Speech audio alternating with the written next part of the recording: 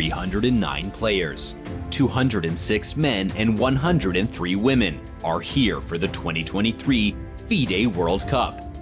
It's the premier knockout tournament in over-the-board chess. All of these players have one goal: to become a candidate for the World Championship. Only 3 players in each tournament will earn this distinction. The winners will also earn a combined 160 grand in US dollars. Not bad. The top remaining seeds in 2023 are Magnus Carlsen and Aleksandra Goryachkina. Neither of them have won a World Cup before. Yes, even Magnus has yet to make it past the semis. It's that tough of a tournament.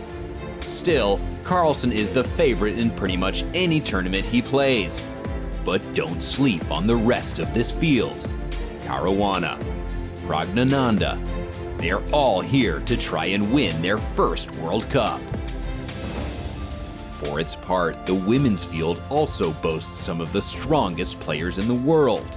Who will take the throne this year? In a knockout like this, it is truly anyone's game. Who will come out on top? Who else will qualify for the candidates? What upsets are in store? This is the 2023 FIDE World Cup.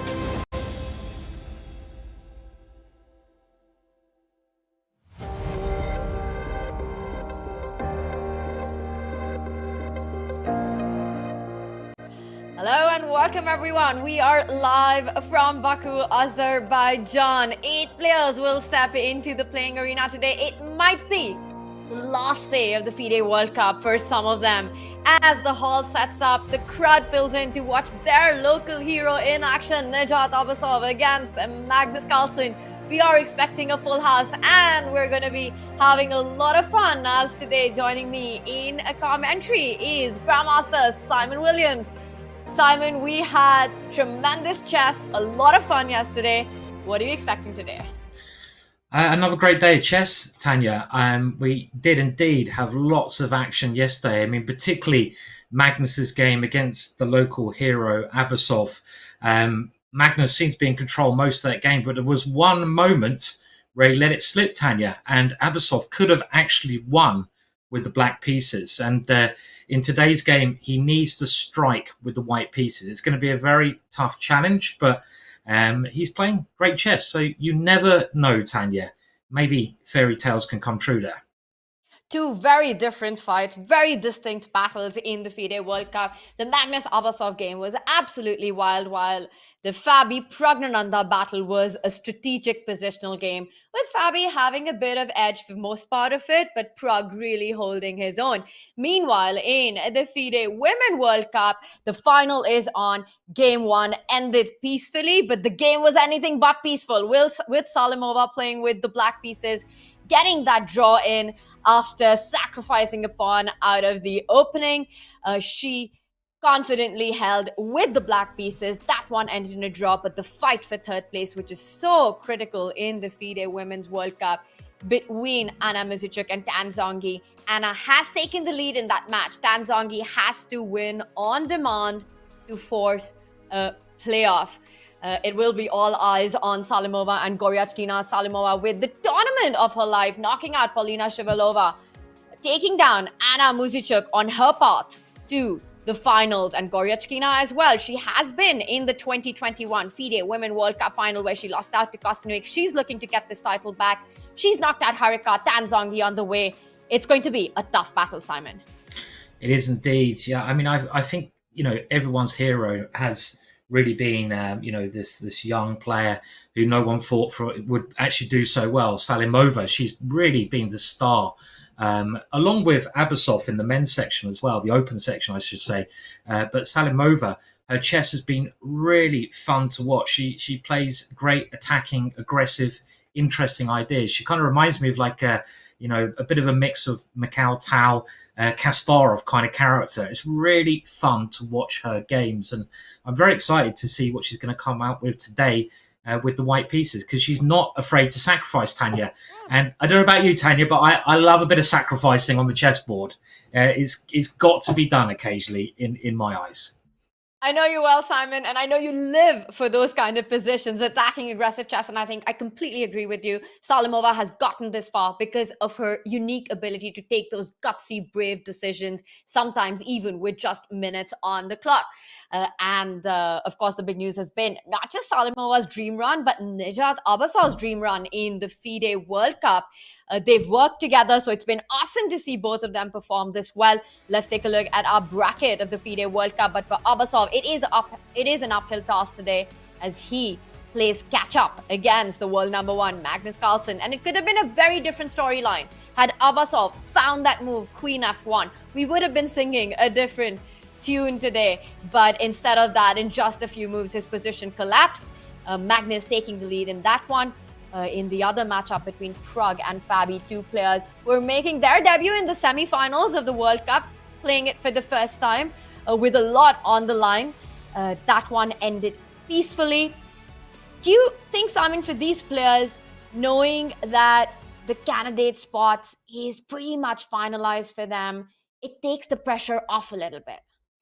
100%. I mean, the big goal, I think, for any player entering into this tournament is to get that place in the candidates, because once you've got that place, you're going to get a very big paycheck and you've got a chance to be world champion. I mean, what more do you want? You know, that is the dream ticket. So all the players should have that, so they can relax. But, you know, there's money at stake, and also there's the title, and the title is massive. I mean, like, you know, Magnus is the favourite by quite a long way after winning his first game. But you mentioned Pragg and Caruana. Well, you know, we all know Caruana has been there at the top, the World Championship final. But Pragg, he's like the new generation. And, you know, it'd be very exciting whichever of those players goes through into the final. It's going to be a great, great final, that one.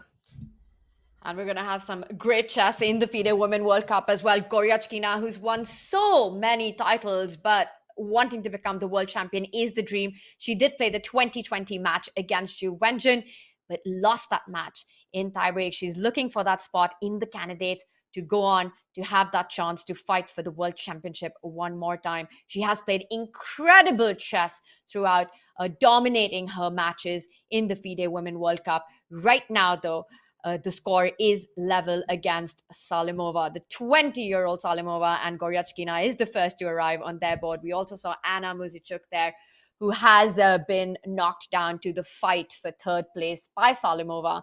She needs a draw to win that third place spot. And there we've got the players. Tan Zhongyi has arrived. Handshakes on the Fabi Pragg both suited up for this big battle. And I think for Fabi, it's also about getting his kind of positions, trying to perhaps outplay Pragg in those positional strategic battles. It would be wise to avoid any kind of mess, chaos, both extremely good, strong calculators, but I think Pragg might be able to get his kind of play if the position gets a bit messy, out of control. Yeah, they're both so well prepared, aren't they, Tanya? I mean, you've got obviously Pragg, who works on chess with your great countrymen and countrywomen over there. He just loves chess, and he's got his openings up to a brilliant level. But then you've got Fabiano, who's played for the World Championship title, so he's got years and years of experience. So Pragg with the white pieces. I think the first question is, can he get either an advantage? Or if he can't get an advantage, can he get a position that he enjoys playing? So if he can get, as you say, something a little bit messy, a little bit complex, I think that would be perfect against Fabiano. Something where he can attack. Pragg really is a bit of a hacker at heart, I feel. And also that would be great for us commentators, because I want to see some hacking today on this Sunday. I love a bit of hacking, as I've said before. But we see Magnus there. He's all ready. And it doesn't look like Abasov is there quite yet, but I'm sure he'll be turning up soon, Tanya. I think when he does, the crowd will be the loudest to cheer. They're all there for the local fan. Just 27 seconds to kick off to those clocks being started. Abasov yet to arrive. A little bit of mind games. It's usually Magnus who arrives late to the board. But this time, he's the first one seated.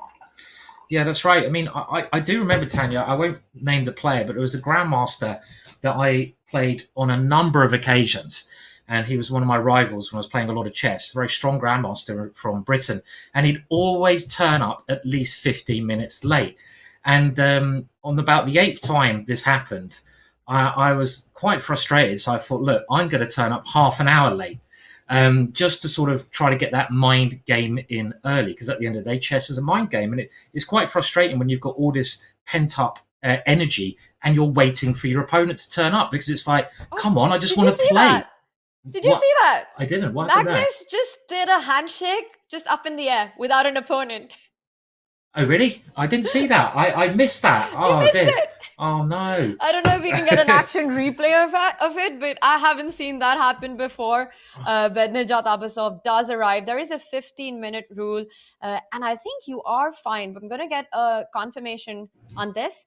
But if you arrive late for the match, you are fined by FIDE. And if you arrive after 15 minutes of the clock starting, that's a forfeit. You lose the game. Wow. I mean, well, they're there on time. And it's kind of good to see that Magnus is in, he's got a bit of sense of humor today, right? It means he's relaxed. It means he's enjoying himself a bit. Yeah, I missed that. I can't believe I missed that, Tanya. But they are Clip it and ship it, chat. Clip it and ship it. I love that. Yeah, let's see if we can get that, and I'll look at the replay. But they are off, and we can see the first moves coming in. And let's remember that Magnus only needs a draw, and this is going to be a really tough challenge for Abasov, because if we remember when Magnus needed, not to lose against Nepo in the World Championships, Caruana, he's faced the toughest players in the world with the black pieces, and they weren't able to beat him. No one has really been able to beat him. We see a London system on the board, Tanya. Bishop f4 and Bishop f5 immediately played, and they're playing the moves quite quickly here. So we just let them play until they slow down. Very standard moves coming in. Magnus just copying White's setup here, and let's remind everyone that draw. Why not try to get an equal structure? Why not try to get a symmetrical structure that you can have, where you don't risk anything too much? And after knight bd2, what is Magnus going to put his knight in front of his queen? I mean, that would be the logical continuation here. But this variation of the London system, I've done a lot of work on the London system myself, and I think it's becoming quite well known that putting the bishop on f5 is one of the most challenging ways that black can face the London system, for a couple of reasons. Number one, this setup that black's adopted with the pawns. Where do you want your bishop? You want your bishop outside of the pawns. It's like a trap door, and you don't want to have your bishop trapped in behind that door where it's quite passive. So positionally speaking, the bishop should be on the other side. And it is just asking White, well, how are you going to get an advantage against this, this kind of style of play? And what White generally tries to do here at some point is either an idea with knight h4. So he's trying to grab that light square bishop, try to, unbalance it a little bit. And the other way you can often try to play, and we can even go back one move here just while we wait for Magnus. Oh, is Magnus? Okay, do we have the clip? No, okay. While we wait for Magnus to move here, if we go back to this position, another key line here is, and Magnus has had this with the white pieces, and this is the main line actually, is c4 on the board. This is actually considered the main line of the London system. The idea of this is to try to punish this bishop coming here by pressurizing b7 very quickly. So yeah, some very interesting ideas here, but I think we may have that clip, Tanya. Do we have it? Let's see if we can get it up. A really nice breakdown there, and we're going to deep dive more into these positions at the London, but take a look at what happened at the start of the game. It was right about now. Magnus arrives first, waiting for Nijat Abasov. And did you see that before he starts the clock? He puts up his hand for an air handshake. Have you seen that happen before ever? I haven't. No, that's really bizarre. I mean, he's playing Mr. Invisible Man there, wasn't he? It just where is my opponent? He's not here. I will pretend to shake his hand. Very peculiar, right? I mean, I think that was a bit of his interview, and you could also see Fabi and Pragg with a little bit of a smile there. Not a moment you get to see every day. But yeah, interesting to watch the start of this game. And Magnus Carlsen needs just to draw to advance to the finals. He's never been in the finals of the World Cup. He's only gotten as far as the semis. 2007, he was knocked out by Goryachkina, who went on to win the World Cup. 2021, the last FIDE World Cup, Magnus Carlsen in the semis was knocked out by Jan Tristan Duda, who went on to win the World Cup. And today, he needs just a draw to do what he hasn't done before, which is fight in the finals. Yes, he only needs that draw. And I mean, I think just the fact that he did that sort of handshake to the sky just shows the kind of mood he's in. I think he's much more relaxed. He said he was very nervous yesterday. Even the best player in the world gets nervous. And just the fact that he did that, it does indicate his relaxed nature. And before we move on to another game, just very quickly, knight b2 is making Magnus think. And the point is, the main line here is c4. Magnus has played himself with white with the idea of queen b3, and you get a very bizarre line now where black actually takes on b1 and can play and will play bishop b4 check. So one idea is rook takes b1, bishop b4 check, just to show you the theory. You can't block with a knight because knight e4 wins a piece. So you have to play this bizarre king e2. And in actual fact, with ideas of queen a4 check, white can try to get an edge here, but it's very risky moving your king to e2.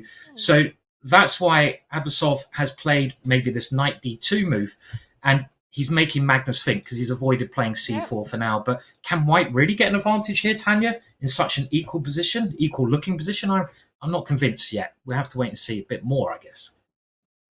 It's definitely too soon to call it any kind of an advantage, but he has managed to get in a surprise for Magnus. Magnus in about a 5-minute think here. A logical way to proceed, something that black wants thematically in these positions, is to try and trade off those dark squared bishop. Bishop d6 is a move that's played in many of these setups, and I think that's something that's on Magnus's radar. The other developing move, knight to d7, also comes to mind. I would be tempted to try and get the bishops off the board, and I think that's something that white needs to avoid. After bishop d6, we can expect that white knight from f3 to jump to e5, and suddenly you understand that this move, knight d2, can act as another key defender to that square e5 by jumping in from d2 to f3 to really overprotect that knight on e5 eventually. That's right. Yeah, knight e5, as you point out, is a main idea in these systems, isn't it, Tanya? And in this position, actually, just having a quick look, bishop d6 is by far the most common reply that black has played here. It's been played nearly 3 times as often as the knight coming to d7, but both of these developing moves, they look very sensible. And if bishop d6 is played in this position, just to try to make some exchanges, let's remember, only a draw. Indeed, knight e5 is the move which white tends to play here. And without this move, the London system wouldn't hardly be as strong as it is. And when you get your knight here as well, Tanya, there are suddenly ideas of g4 and h4 becoming available. So maybe Magnus is thinking about this at the moment. He's wondering, do I want to allow this knight to come into e5, or do I have another way to play this, which is possibly a bit safer here? But he's having a good think anyway in this position. Yeah, it's sure to develop interestingly because Nijat has to keep his chances on the board. He needs to try and create and keep as much tension as he can, while Magnus has a think on how to respond to this move, knight to d2, not as often played as you were mentioning, Simon. Let's take a look at our bird's eye view. Let's bring up all our boards and check in with the opening action all around. And we see in that Fabi Praggnanandhaa board, a Catalan has been played. And should we do a quick deep dive into that one before we move on to the Women's World Cup? Let's do it, Tanya. Let's have a look how that game is developing. And we were mentioning beforehand, and we'll race through the moves, that Pragg, he would probably like to get a bit of an unbalanced position here. So he plays d4, his favourite move. And now we get, after c4, e6, sort of the Queen's Indian defence with the knight coming to f3. And d5 now goes into the Queen's Gambit. Very solid opening from Fabiano. Fabiano, I think, is a great player to mimic as someone's style, because he's got a very classical style.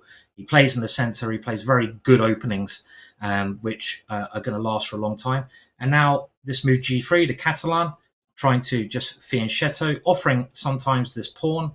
And now we have both sides continuing developing, and black decides to grab this pawn. So the position becomes a little bit more unsettled. Pragg aiming to capture that pawn back. A6, you can take it back now, but then black would be able to play B5 and get the bishop to this long diagonal, which is quite nice. So A4 just aims to stop that idea. So now the bishop comes another way around. White captures his pawn back. The bishop gets this hold on the diagonal. White continues developing, bringing his bishop out. Black now aims to make some exchanges. Bishop D6 and Queen C1 played here. So the queen can take back there. And I guess that you can now play knight to C3 and your queen is not trapped on the other side of the knight. And H6 on the board here, Tanya. So this is the current position as it stands. And what do we think about this, Tanya? Very complex, as usually Catalan positions are, and Catalan has been one of those openings that is so solid, been played through the ages, but I think in the 2021 World Championship match, we really saw it gain once more sort of a resurgence of the Catalan, with being as the main opening of the World Championship match between Magnus Carlsen and Jan Nepomniachtchi. It's the kind of position where you've got all the minor pieces on the board, but because black has less space, you want to try and trade off as many pieces as you can.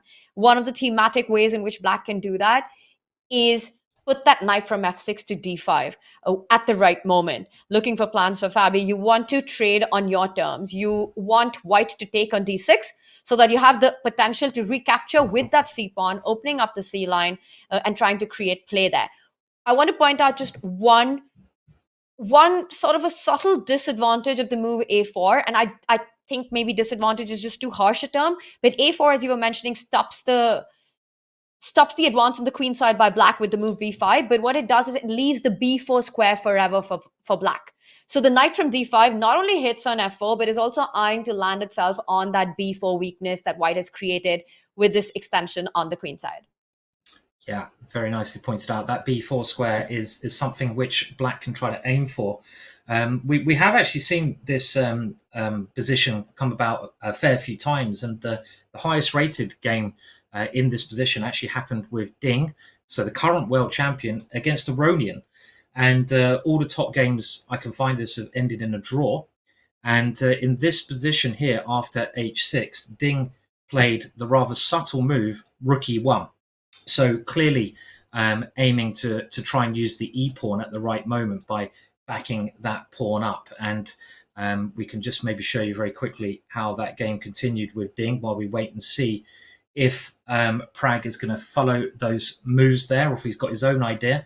Aronian just played knight bd7, developing, and now knight c3. And here is a very important moment, I think, Tanya, because as soon as e4 is threatened, black doesn't want to allow that move, right? So in this position, you've got to try to do something against that. And this is where knight e4 is I think, a key concept here, just trying to keep hold of that square. But it did, to be honest, seem that white got a bit of an advantage in this game after some logical moves here, starting with knight e5. So I wonder if they're going to follow that game or if they're going to play something else. We'll have to wait and see. I mean, Pragg, is he going to play?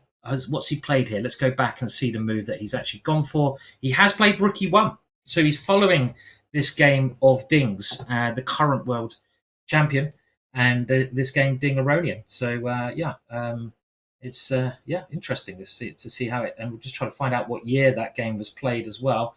That was played actually in 2020 on the Skilling Open. So this is one of the online events. So played 3 years ago now. Pragg's done his homework, Tanya, by the looks of it. Yeah, and I think it was part of the Champions Chess Tour, which definitely everyone across the world, especially these young prodigies, were following. So it's something that they are fully aware of, that game. And also while preparing for this game, I'm sure Pragg checked this. Rook to e1, and now the big question is, how will Fabi respond in this position? There are lots of ways for black to do this, different approaches. As you're pointing out, you could continue with development with that knight to d7. You could also think about trading on f4. At some point, another plan that I've often seen in these positions for black, if your knight is on b8, Simon, is that you can also think about fixing the queen side with the move a5. And the whole point is that your knight from b8 doesn't necessarily have to go to d7. It has another path. It can go from a6 to b4 as well. And that flexibility is only there as long as you haven't developed your queenside knight. So that's another approach that black can think about having in this position. So it's really a rich one with different plans, different concepts for Fabi. And we will check in with what he goes through with. One thing is for sure, that this position will be a slow battle, but it will heat up. And that's because it's an asymmetrical pawn structure. White has already expanded on the queen side. Minor pieces haven't been traded yet. White is looking to expand in the center. So we can expect to have some fun in a couple of moves in this one. Let's bring up our bird's eye view and get an update. But before we do that, actually, you were pointing out a really interesting idea. There's a potential sacrifice on h6. Maybe we can deep dive into that one at some point. But Simon, should we first take a look at our FIDE Women World Cup? Let's do it. Yeah, you mentioned that sacrifice. We'll come back to that because looking at the game Ding versus Aronian, Ding was actually able to sacrifice on h6 a little bit later, gaining a very promising position. But there's also a lot of action going on in the women's section here. And first of all, should we go to the final? We can just have a little look at that. What do we think is happening there? It looks like a fairly standard position we're seeing between Salimova and Aleksandra, right? This is a normal kind of structure there. Yeah, it looks like a very normal position out of a queen's gambit decline, I would guess. This Carlsbad structure that the sides have, but white, instead of developing the knight f3, has developed it on e2. And usually the ideas in this position for white, the plan is to try to expand in the center, Simon. You really want to get that f3, e4 pawns rolling. The knight from e2 often finds itself either on g3, targeting the f5 square, or sometimes even on f4, where you can start hitting the d5 pawn once you get e4 in. Meanwhile, for black, the plan is simple. The moment white starts to push pawns in the center with a move like f3, you want to be the first one to strike in the center with a move like c5. It needs to be timed well. Yeah, definitely. c5. So you can try to get some counterplay, mainly against e3. I know if we just go back and have a quick look at maybe some of the moves that got to this position very briefly, we started off like with the Queen's Gambit, and this knight f6 move kind of allows this to occur. But actually, with colours reversed, they had the same thing yesterday, which is quite unusual. We had this position, the exchange Queen's Gambit, occur after Bishop e7, but in that game, it was Salimova with the black pieces and Aleksandra with the white pieces. They obviously both know this position pretty well. They've got understanding of it with both colours. I don't know about you, Tanya, but whenever I'm playing an opening, I find it hard playing against my own openings for some reason, even though they're normally pretty bad, my own openings, but we won't go there. And yet we go on with this idea that you mentioned, Tanya, of white just developing, putting the knight there, so f3 is playable.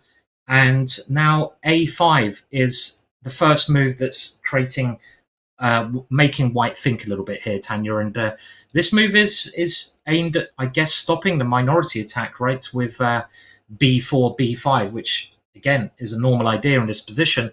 But maybe a bit risky because you're playing a move on the side of the board. That pawn is weakening b6, potentially. I could try to get there later on. It's an unusual move, but I think the trend at the moment is for black to play this move quite early in this opening. So, interesting stuff. Not waiting for white to start threatening with the minority attack with rook b1, a3, but already some prophylactic chess there by Goryachkina. It's also a bit of clash of styles between these two players. Of course, Aleksandra Goryachkina is a universal player, but I think her strengths are in outmaneuvering her opponent, playing positional strategic battles and long games, while Salimova is always looking at trying to make a position more chaotic, trying to look for that initiative, even if it comes at the cost of a couple of pawns. We've seen her do that enough number of times. So I think these kind of positions really do suit Goryachkina, perhaps, where as long as everything is under control, she's happy. But I think at some point we can expect a central break, and that's when it starts blowing up. You're absolutely right, Simon. I was focusing on the pawn break in the center with f3, e4, but of course, white also has the big plan of the minority attack on the queen side. You can still try and set that up with a3, with rook b1, followed by b4 and b5. And the whole concept is trying to create a weakness for black on the queen side when two pawns start marching forward and attacking black's four pawns on the queen side, just to get that weak hook on c6. That would be one of the plans. But I think first white needs to complete development. Salimova needs to connect those rook. A natural move like queen c2 comes to mind. Get your rook centralized before you decide you want to have the approach of breaking in the center or the queen side. Yeah, I like that idea a lot, Tanya. I mean, queen c2 is kind of the traditional way that white plays this position. I mean, I think in the 90s, this idea of knight e2 started to become quite popular. Players like Ivanchuk, Kasparov were even playing it at the end of the 80s. Maybe Kasparov started to put the knight here. And this idea of f3 and e4 was considered pretty good for white. But then it became found that black can play this great c5 idea that you mentioned. And also, black often plays this knight somewhere. So the knight jumps away. And that forces the exchange of dark square bishops. And generally, and when that occurs, the f3 pawn is a bit of a target, the e3 pawn, should I say, after white plays f3. So that's another idea black can do. Let's just say f3 is played in this position. Ooh, this and is kind she goes for it. It's on the board. So no queen c2, nothing on the queen side. Salimova doing Salimova things, just trying to get that play going, the activity going in the center. I like it. I like it as well, Tanya. This is what I like about Salimova's play. I mean, there's nothing like subtle, right? I mean, Queen C2, Rook D1, great idea. Get the rook lined up, prepare for C5. No messing about. She just wants to go E4 straight away. Who cares? We don't need to prepare it. Let's just go for it. Let's just go for E4. And I like this direct approach. I think the other idea, though, Tanya, of A5, it's not just c5, but I think another idea is that black can meet this concept with b5, b4. I think that is something which a lot of top players have been playing, and then c5. So it gets very, very sharp very quickly here. And black's got to think about what to do in this position, though, right? I mean, maybe b5, maybe c5, b5 straight away, Tanya. I think it was a game, maybe Kramnik-Fressinet, where this kind of idea occurred in a very similar structure. And black's getting this counterplay on the queen side now. Yeah, Goryachkina going for it as well. As you said, nothing subtle about their approach. White making intentions clear. Salimova going for very in-your-face play. This is what I want. Try and stop it. You've only got so many moves to make that happen. And Goryachkina knows that she needs to create her own chances on the queen side. The one thing with black here that you always want to watch out for is not to rush with b4, because it kind of allows white's knight to jump on to a4, which looks like the edge for now, but also really gain control on that c5 square. So very often, black would first advance the a pawn to a4 and then think about pushing the b pawn as well. But of course, if white was to go e4, then you can get in b4, really weakening that e4 pawn. And there can be tactics that actually work out black's way. And maybe we can check that out, Simon, because the more I look at that, look at this position, the more I think that e4 right now could possibly not work for white because of some tactical reasons after b4. Yeah, agreed, Tanya. And again, just checking the database here, this position had actually occurred a fair few times, and it occurred this year in the game Shak Mamajarov with the white pieces against a very strong Ukrainian player, Pavel Ilyanov. And indeed, no one has played e4 here. So e4 is a move that they have avoided playing. But let's just see why, as you say, because this is the move you want to play, right? You want to play e4, but there's a nasty little tactic here. And this is the tactic that black is relying on in this kind of position. And the tactic, I think, that stops us is, well, you can go b4 first. That's certainly a decent idea, moving that knight away. But at some point, I think there's a knight takes e4, Tanya, immediately is potentially a bit of a problem where this knight can aim to take on c3. For example, if you go bishop takes e7, we'll follow this line a little bit longer. You can't take the bishop back because you drop your knight, but black has time to play this move, attacking the queen. And if both sides keep chopping, then we get this kind of structure. And now if they both keep chopping, we see at the end of this, black is a pawn up. It's not maybe a clear pawn because this is a bit weak, but it is a pawn at the end of the day, Tanya. And I think this is worth avoiding from the white side here, this continuation. So we can, the game actually between these two players are over 2,700, Mamedyarov and Ilyanov, actually continued in a more subtle way with Mamedyarov playing king h1, rook c1, and playing bishop f2 and really preparing this e4 move. I can't see Salimova doing that. I think she's going to be more direct somehow because that's her style. I wonder what she'll do here. But you said Shakhriyar Mamedyarov. I feel like that's also a Salimova style. So I wouldn't be surprised if she's looked at those games, those ideas. King h1, a bit too subtle for me, but I really like the move bishop f2. Another very thematic retreat by the bishop in this position.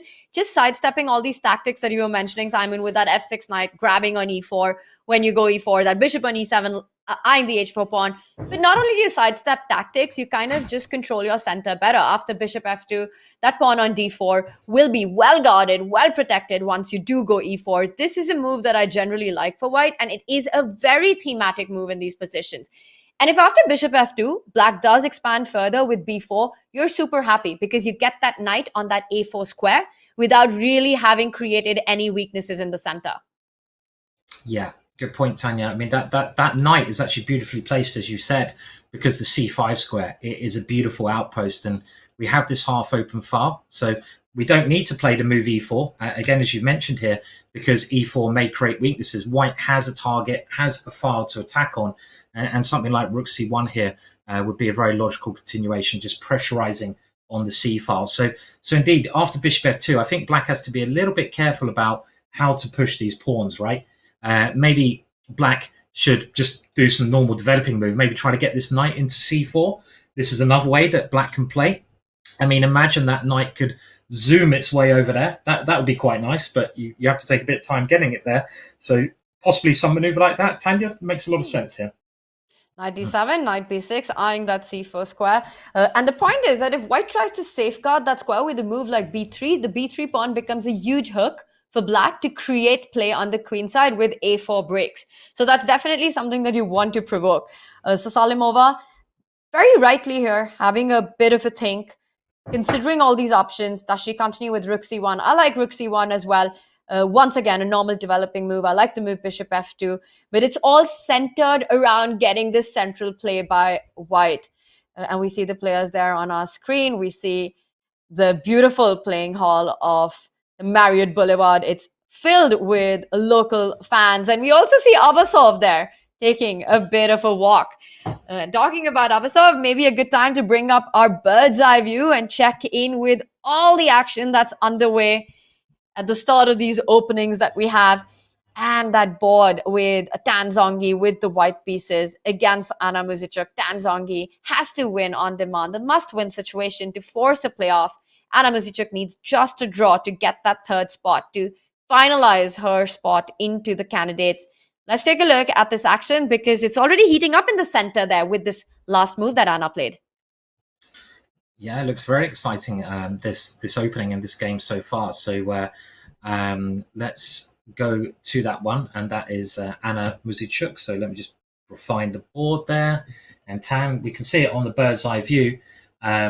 After that little pawn push that Muzychuk has played, what is going on here? Okay, well, it's very exciting, and it's only 7 moves in, so we're not far into this game, and it started, as you mentioned, with white needing to win this game to take it to playoffs, and Anna Muzychuk brings her knight out, knight to f3 played, g6, so this could be now a Grunfeld, a King's Indian defense kind of position that Anna's heading towards. And now bishop f4. So the London system against the King's Indian defense. Seeing a lot of London systems, Tanya. I mean, I think a lot of people probably at home, lower rated players, when they see a London system, they groan a little bit. They're like, oh no, not a London system. And I have to admit, Tanya, when my opponents play a London system against me, I'm a little bit similar. I'm like, no, I hate playing against the London system sometimes because it's so solid and it's so hard to get something dynamic against this bishop move. Do you have the same feelings when your opponent play the London system, or do you like facing the London system? It's the kind of opening that you feel white can never really get anything. But then when you actually face it over the board, it's not that simple. It always starts slow, but then there are all these aggressive ideas that come into play. And I think traditionally, the reason why London system has the repetition that it does is because it was such a slow moving opening. You know, the ideas were simple: bishop f4, put your knight to d2, put one pawn on e3, one pawn on c3. The bishop comes out to d3. You go short castle and play a slow strategic battle, which just felt harmless for black. But now, with the way modern theory has evolved, the Jabava London is an option, which is absolutely insane. When you put your knight on c3, you start playing moves like h4 early on in the London, or even the position, the setup that we're seeing right now with white having advanced in the center. Tanzongi's pawn is on e5, already being challenged by black on f6. The London is no more the London of the past. It's kind of grown to be this opening which has so many options. Earlier, we would see it usually played in speed chess and rapid and blitz, and not very comfortable to face. But now we're seeing it at elite level chess, often played in classical over the board. We saw it at the World Championship match, Simon. We did. I mean, and I think you very cleverly pointed out just how many different kind of types of London system there are. It has developed actually in the last 10 years a lot. You've got, with the knight coming to c3, the Jabava London system, which I like playing a lot.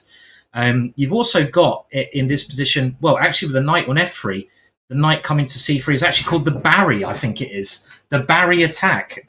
So there's loads of little variations of this opening. And even though I hate facing the London system, I quite like playing it, Tanya, because it's so annoying. And I always play it quite aggressively here. But let's catch up with the game, because it is quite interesting to see what's happened. Because after knight bd2, you would have thought here that black has quite a big decision to make, because there's clearly this idea of white playing e4. And in the match situation, I'm a little bit surprised about the move played, because it allows white to play e4 and the position becomes very dynamic. I mean, d5 would be a much more solid approach to the position, but Anna castles, and this allows white to get 2 pawns in the center. So the position already is becoming quite dynamic. And now after this move, you have to really fight in the center. So d5 seems a logical idea. This must be Anna's, the point to Anna's play. So now Tan continues forwards. Again, very logical, attacking the knight. The knight gains a tempo against the bishop. Very interesting stuff. The bishop slips back, has to move somewhere. And now black needs to fight against these pawns here. If these pawns remain here, I think white's going to be doing very well. So f6, and this is where we're currently at so far, and trying to open up the center of the board. And this looks very interesting, this position to me at the moment, Tanya, with white playing in a very direct style here. Let's just have a look, see if we have any games in this position. I'm assuming this position has been seen before, but I can't find at the moment really any games in this position. This might be a new position. It could be a relatively new position, which I find quite strange, because they're quite logical moves from both sides here. But it's really risky for black to play like this, don't you think, Tanya? Because you only need a draw, and you're playing very double-edged chess here. You say it's risky for black, but I think it's equally risky for white as well, this position. My first feeling, and I see Arya Valbar says it's fine, maybe even white is doing good out of the opening here.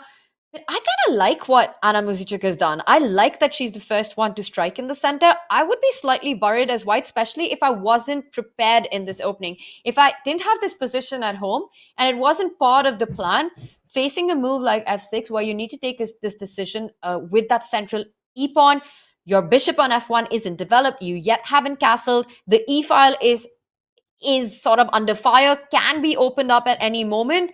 Imagine you take on e5, that bishop from c8 jumps over to g4. Things could start getting tricky for white really soon. I would be worried as white. And I think Tanzongi needs to know what she's doing right now. And the fact that she's taking her time here makes me question whether this is part of the prep or not. Yeah, it's true. I mean, they're both taking a bit of time, haven't they, Tanya, here, though? Because we look at Anna's time. Anna's already taken 15 minutes. It's only moved 7. This position, as far as I can see, is a pretty new position. I can't find any games in it myself. So it's a unique position, which I think also might favour the player who needs to win, just because they're out of theory. You've got an interesting dynamic position, and Tan does need to win this position. She needs to win this game, shall I say, to have a chance. And you've got, I mean, we could look at some moves here. I mean, f6. So what do you do? Well, you either allow black to take on e5, opening the position up, or you take on f6. I would assume, Tanya, that if you take on f6, black should be fine. I'm not sure the best way to recapture. I'd probably take with a knight here, so my knight can threaten to come here, and I can play quite energetically in the center with black in this position. It feels like black should be okay.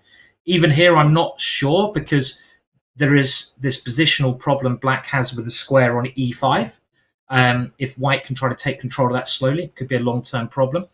The other idea I'm just thinking, Tanya, is can you play bishop e2, develop a piece, and start to take aim at that strange knight over there? So if you now take on e5, I'm going to take with a knight, and I'm going to threaten to take that one. It's a really weird position, right? Really complex position already. Lots of interesting ideas, and we're seeing these openings develop. We've got a Catalan on one board, we've got the Queen's Gambit decline, we've got the London system, very rich, complex middle games answering across all the boards. It's going to be a lot of fun following this action, because the players have come out all guns blazing. Praggnanandhaa, Fabiano heating up, Magnus Carlsen there with head in hands facing the London system. And we will be deep diving into all this action after this break.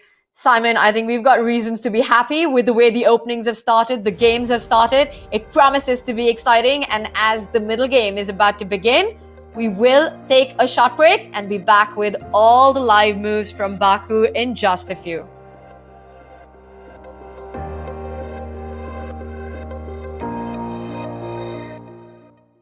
What's the best way to follow any chess event, from the Champions Chess Tour to the Candidates, Speed Chess Championship, Title Tuesday, FIDE World Championship, and so much more? Chess.com/events has all of the top chess tournaments played both over the board and online.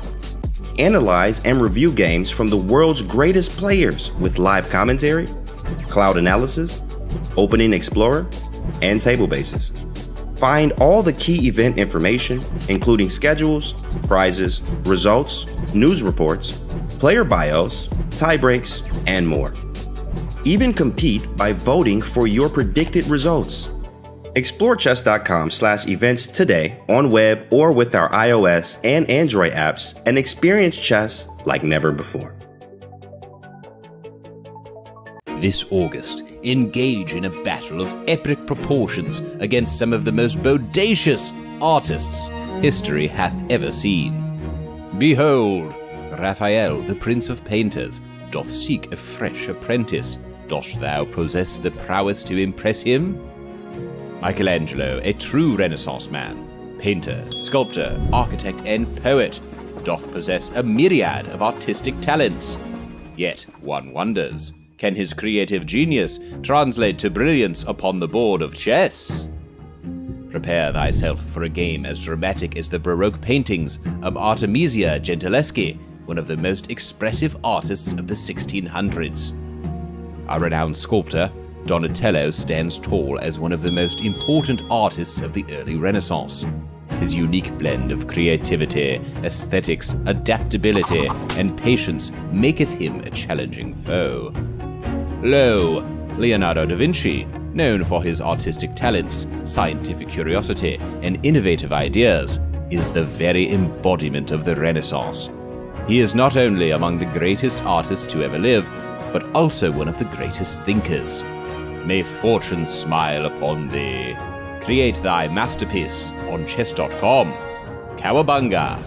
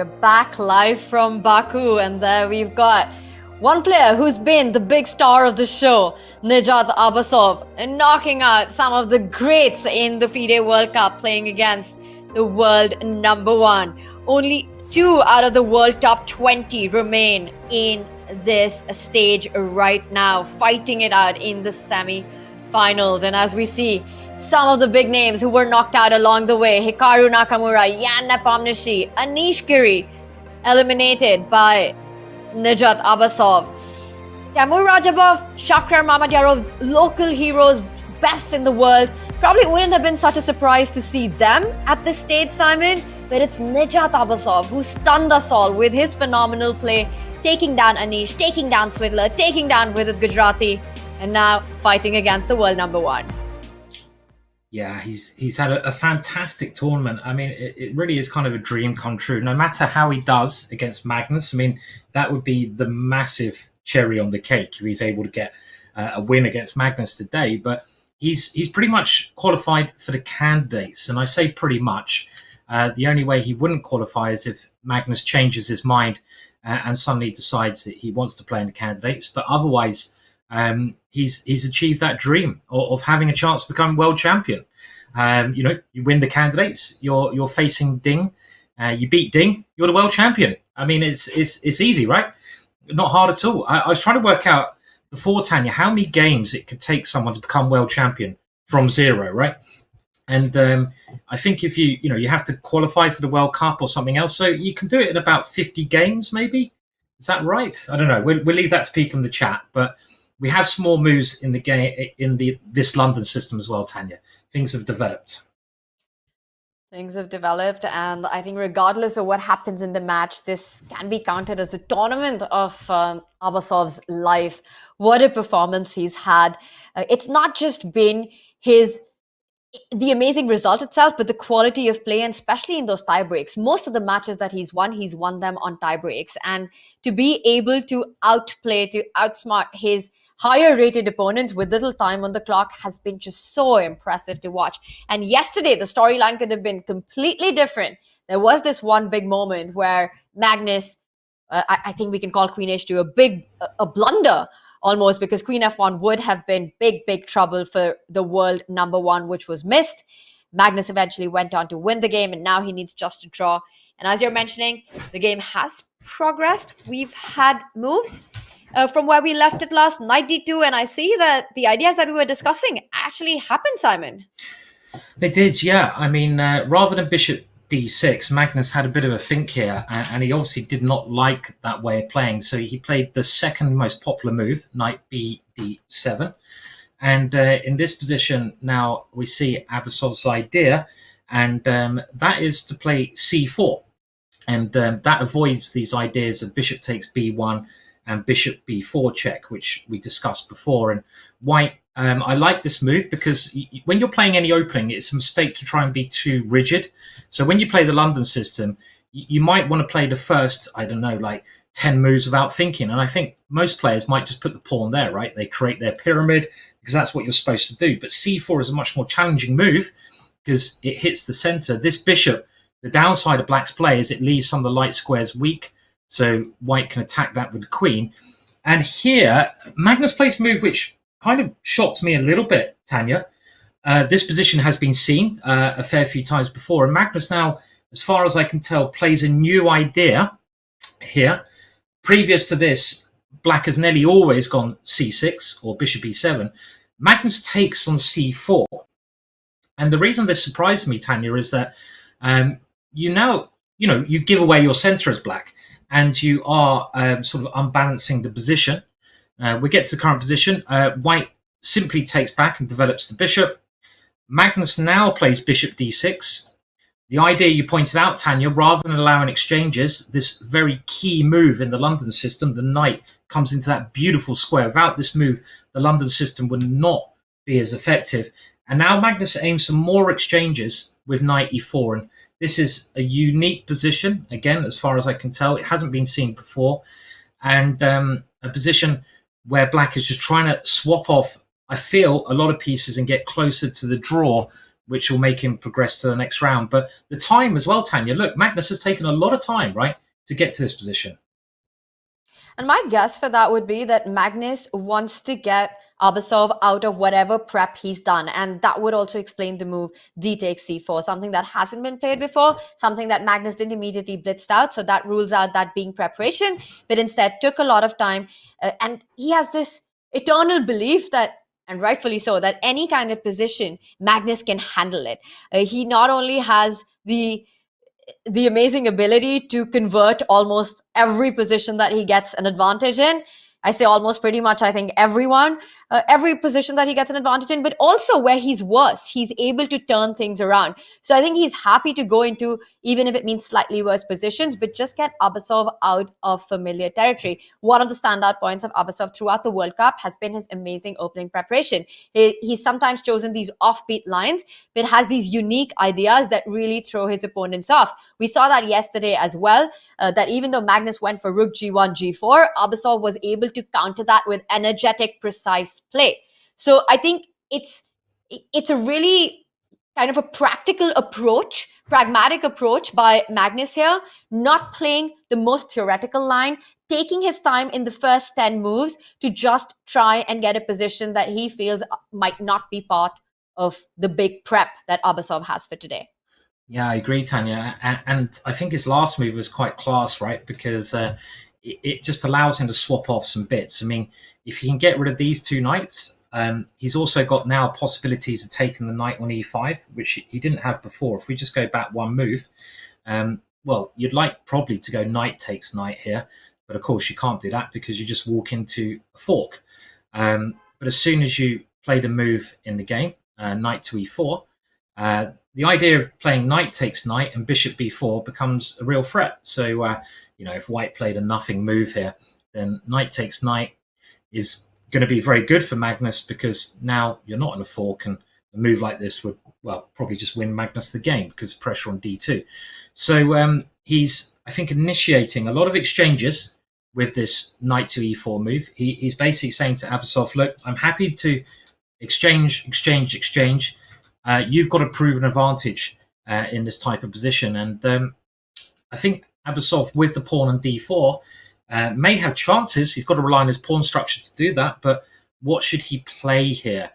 Should he simply castle and ignore things that are going on? Should he make an exchange of one of the knights? There's quite a lot to think about here, Tanya, in this position for white. The right way to transform the position. I don't know, what would you play here? I mean, it's not convincing which move is right. I mean, maybe castles is the most sensible move to play. I would agree. I think if you're not super familiar with these positions, like I am, I do not play the London. I'm not really sure how subtle white needs to be, how direct white needs to be. Castle just seems like a natural approach. But then again, for white, the aim is to try to keep as many pieces on the board, which looks like a bit of an impossible task right now. I think minor pieces are going to come off, but you need to decide which ones you want to keep and what you want to trade and how you can trade on your terms. For example, if you were to take on e4 right now, Simon, knight e4, bishop e4 feels like you're trading on black's terms. Black has the threat of bishop b4 check. Even if you were to go f3 and let's say black doesn't have that threat, even a move like bishop d5, and I think black can be happy with the outcome of these trades. You're gaining tempo. It just feels like the pressure from white has been neutralized because white has more space. White wants to try and keep as many pieces as possible. If in the initial position, white was to trade on d7, I think that's another trade that black can be super happy with. Knight d7, queen d7, and again, a big question, do you keep the bishop on f4? How do you keep it? Bishop b4 is a threat. You'll just end up trading more pieces, which is good news for Magnus, who needs just a draw. So castle feels like the kind of move that could work, but I think we might have to do a little bit of a deep look into that because after knight takes d2, there is a potential of some pins along the d line. So you take queen d2 here, and you will end up with a doubled pawn on the e file. And how happy are you with that? Let's say you take with the knight, knight e5, d takes e5, I'm guessing is the move you want to make. And do you think white would have chances in this position? Well, let's have a look. I mean, the bishop on d6 clearly has to move here. And it looks a little bit loose on c5. I don't see any positives of the bishop going there. So let's keep the bishop very safe. Put it on e7. Does, as you say, the big question, does white have any winning chances here? And I think I'm quite liking white's position here because I can see a rook very quickly coming to the d file, and the black queen doesn't have a good square to go to. So I'm definitely going to keep the queens on the board. I don't know, maybe I come to e2, threaten e4, trying to make that bishop bad, or I could also come to c3, one of these two squares. Let's say I go to e2, for example, because if I go e4, that bishop is going to have to be blocked in. For example, we'll put some normal moves on the board. Let's say you castle, I play here, this is pretty forcing, the bishop drops back, and now I gain a nice tempo against the queen, and the queen also has to go to a funny square. And it feels to me, Tanya, that black's pieces they're getting a little bit traffic jammed there, right? I mean, they're not as comfortable as they would like to be. I mean, if white even just plays the move f3, white could be, right, I've killed that bishop for the rest of the game. That bishop is not playing a part, but my bishops are free to roam the board. So even something very simple like this, I think would offer white a very small advantage. So I think castles looks like a good option here. You're right, though. Magnus will be looking for ways to make exchanges in the best way in this position, and he's just got to work out. I think taking on d2 looks right, but I'm not sure how to continue after that. Maybe black should just simply castle as well, Tanya, there. I completely agree with your evaluation of that final position that we had. Even though material is equal and a lot of minor pieces have been traded up, but it just feels that white has more harmony and more piece activity, while black's pieces are sort of getting in their own way.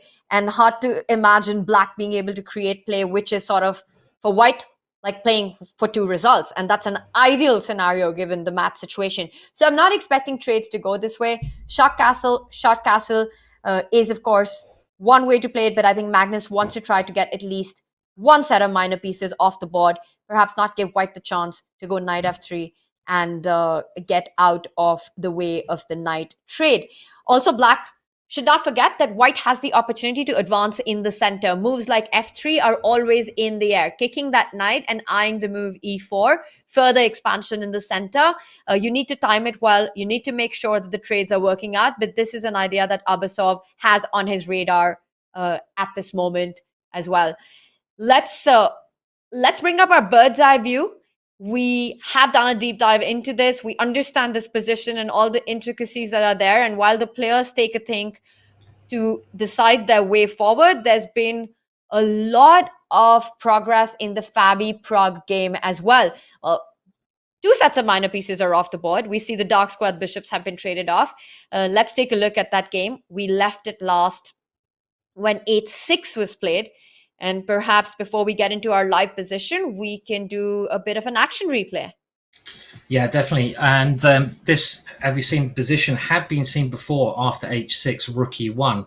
And actually, Ding had played this position against Aronian with the white pieces. And in that game, Aronian decided to play knight bd7. I'll just show a couple more moves of that game, Ding Aronian, because it's very interesting. Because at some point, after some fairly natural moves, I'll put them on the board, knight e5. We had more exchanges in the style of Magnus Carlsen's game, actually. And we had this one being exchanged and this one being exchanged. But suddenly, this was a big hook and white took there.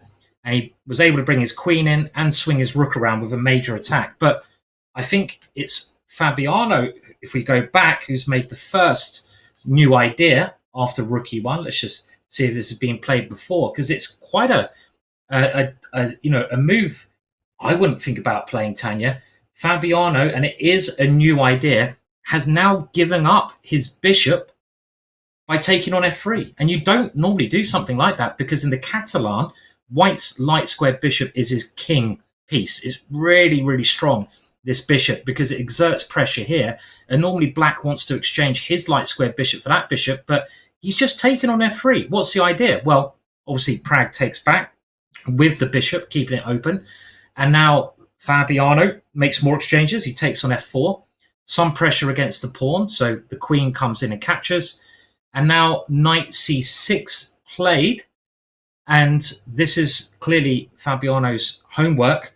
that he's getting, or thinking he's getting, enough counterplay against d4. Maybe even, Tanya, with some e5 ideas. For example, if you go rook d1, which would be a logical way to defend, e5 seems like a very strong move because you can't capture that pawn because of the pin on the d file here. So this has made Pragg think in this position, and Pragg now plays a move which I don't know. It could be a mistake, Tanya, and the reason I say it's a mistake because it's Fabiano's clearly in his preparation, right? And he's clearly looked at this position after knight c6, and he suddenly started to think after this quite bizarre. It looks bizarre because you're gambiting the pawn on d4, knight to a3.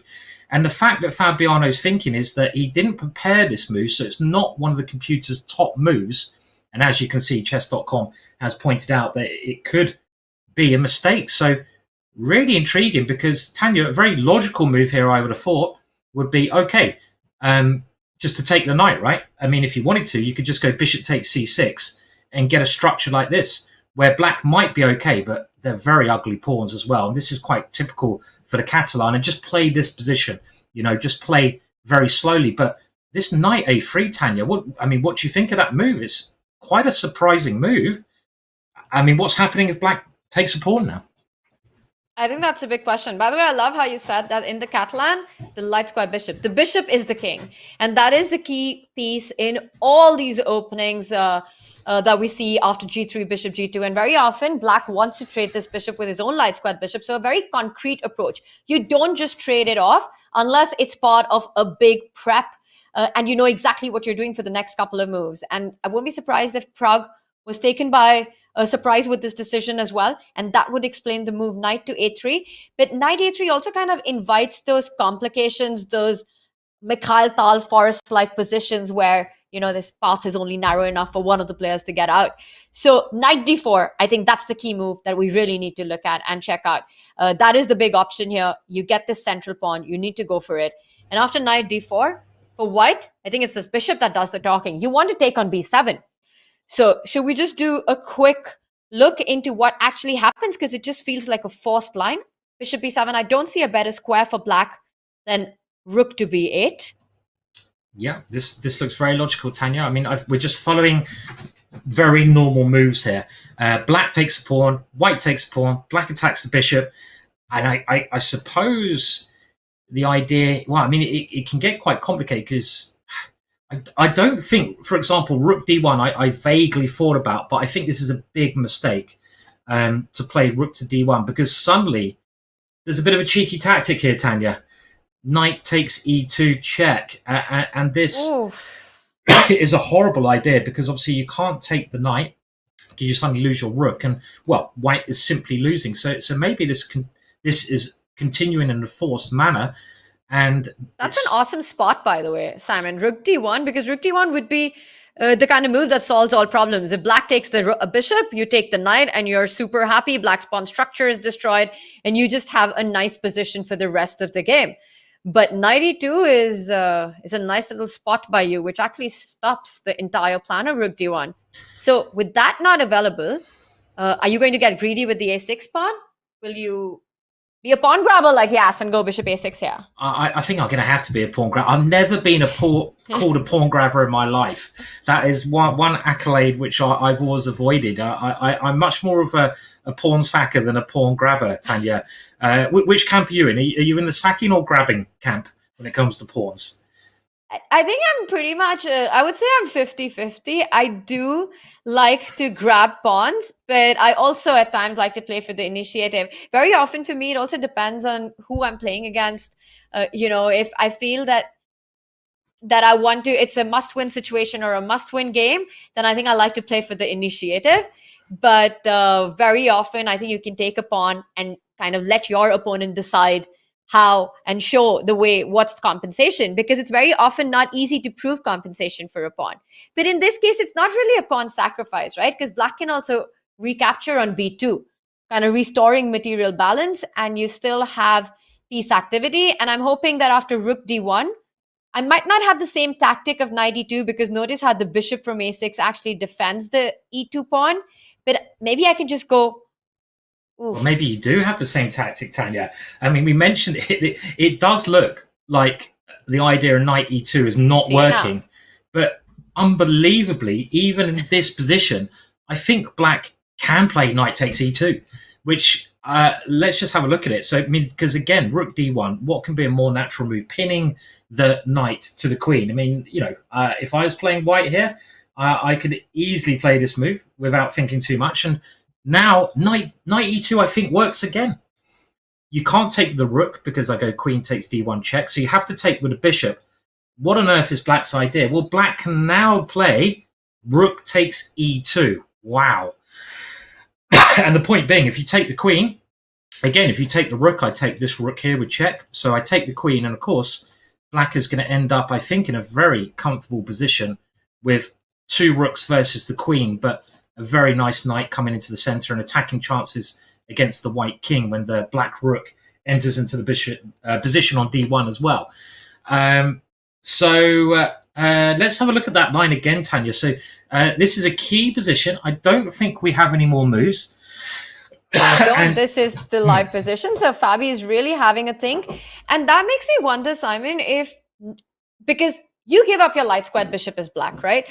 Trying to get into the mind of Fabi, not going to be easy, but let's give this a go. You give up your light squared bishop. You obviously have a concrete plan in mind. You know what you want to play in the next few moves. You don't ever give up that light squared bishop in the Catalan. So bishop f3, you blitz out knight c6, which is the most obvious follow-up after trading the minor pieces. You're hitting d4. And now Pragg makes this move knight a3. We saw that it was kind of given the question mark by the Chesscom evaluation. It's perhaps something that makes Fabi feel that it is not the top engine move, because otherwise he would have blitzed out his move. Had Pragg played the right move in the position, which perhaps we can also see what it was. Maybe it was a trade on c6, just give that bishop back, destroy black's pawn structure, keep everything together. And that's something that Fabi would have been prepared for. But after knight a3, the fact that Fabi has taken 13 minutes in this position, that implies more that he feels that there could be something here, that there is a chance to perhaps get a little bit of an initiative, rather than Fabi feeling any kind of heat or trouble in this position. And I think he's looking at knight d4. It's the most direct approach, and there's a big chance we might have it on the board. Yeah, I think you've hit the nail on the head, Tanya. I think it's kind of as simple as that. Fabi has prepared this position. Knight a3 was not part of his preparation. So his alarm bells are going to be ringing, and it's going to be, well, the computer doesn't like knight a3, so it must be a mistake. And the most logical move is obviously to go knight takes pawn. Now, maybe we can mention very quickly why queen takes pawn is not as effective. Well, in these positions, you get the same kind of thing, but you don't have these annoying tactics with knight e2 for a start. So I think the critical move, which is now calculating, and we should look at this a little bit more, because I really think this could occur on the board. And I think Fabiano will play the most critical move. He nearly always does. This is one of the things I love about Fabiano's play. You give him a challenge, he nearly always accepts the challenge. He's got no fear. He relies on his calculation. I think he'll play this. And let's have a look at this again, because it looks quite forcing. The bishop wins the pawn back. The rook activates. And now after bishop a6, we can actually even here have a look at other moves. Rook takes b2 is probably, again, the move that Pragg has prepared for. I'm cheating now a little bit. I've just put the computer on, Tanya. There is a really bizarre move here, which gives black a very nice advantage. It's a move, I'll be entirely honest, I would never find without putting the computer on. But there is a great move for black here. It's a really, really bizarre move. And I don't know if could a human find this move without a computer telling them? I don't know. I mean, it is Fabiano, but obviously it's easy to see with the computer on, as I've just flicked on. But do you want to know what the move is, Tanya? It's bizarre. It's really bizarre, but it is a tactical forcing idea. It is. I'm really excited to know. While you were talking, I'm trying to think of what it could be, and I'm struggling to come up with an idea. For me, rook b2 just feels like the natural move that I want to make. But I will give it a go, and I think I'm probably not going to hit the mark. But is it something like rook b4 with ideas of taking on e2 and some threats like that? Rook b4 is a really nice idea, Tanya. It lines up against the queen, and you do threaten knight takes e2. And this is it's not an absolute disaster, by the way. No. I saw the eval bar creep up just a little bit. Yeah, I actually think black is even better in this position, right? I mean, black has these threats and black has good control, but there's an even stronger move, Tanya, and I just don't know if you will find this. I'll show it because it is a move which maybe Fabiano could find after a lot of think. It's the move e5. And this is attacking the queen, obviously. But the question remains is, if he finds this, what's the idea if white takes the pawn? Well, the idea now is to gain another tempo, line the rook up. It's all to do with the strength of this knight here. You play the move rook to e8, and the queen suddenly is a little bit short of squares. And the line continues, Tanya. Let's say the queen comes back to f4, for example. Now, the next move is kind of key again. And black is winning here with g5. I mean, really bizarre, because look at this queen. It has to go to c1. There's nowhere else safe on the board. If you go queen d2, knight to f3 check, and I win the queen has nowhere else to go to, so it has to go here.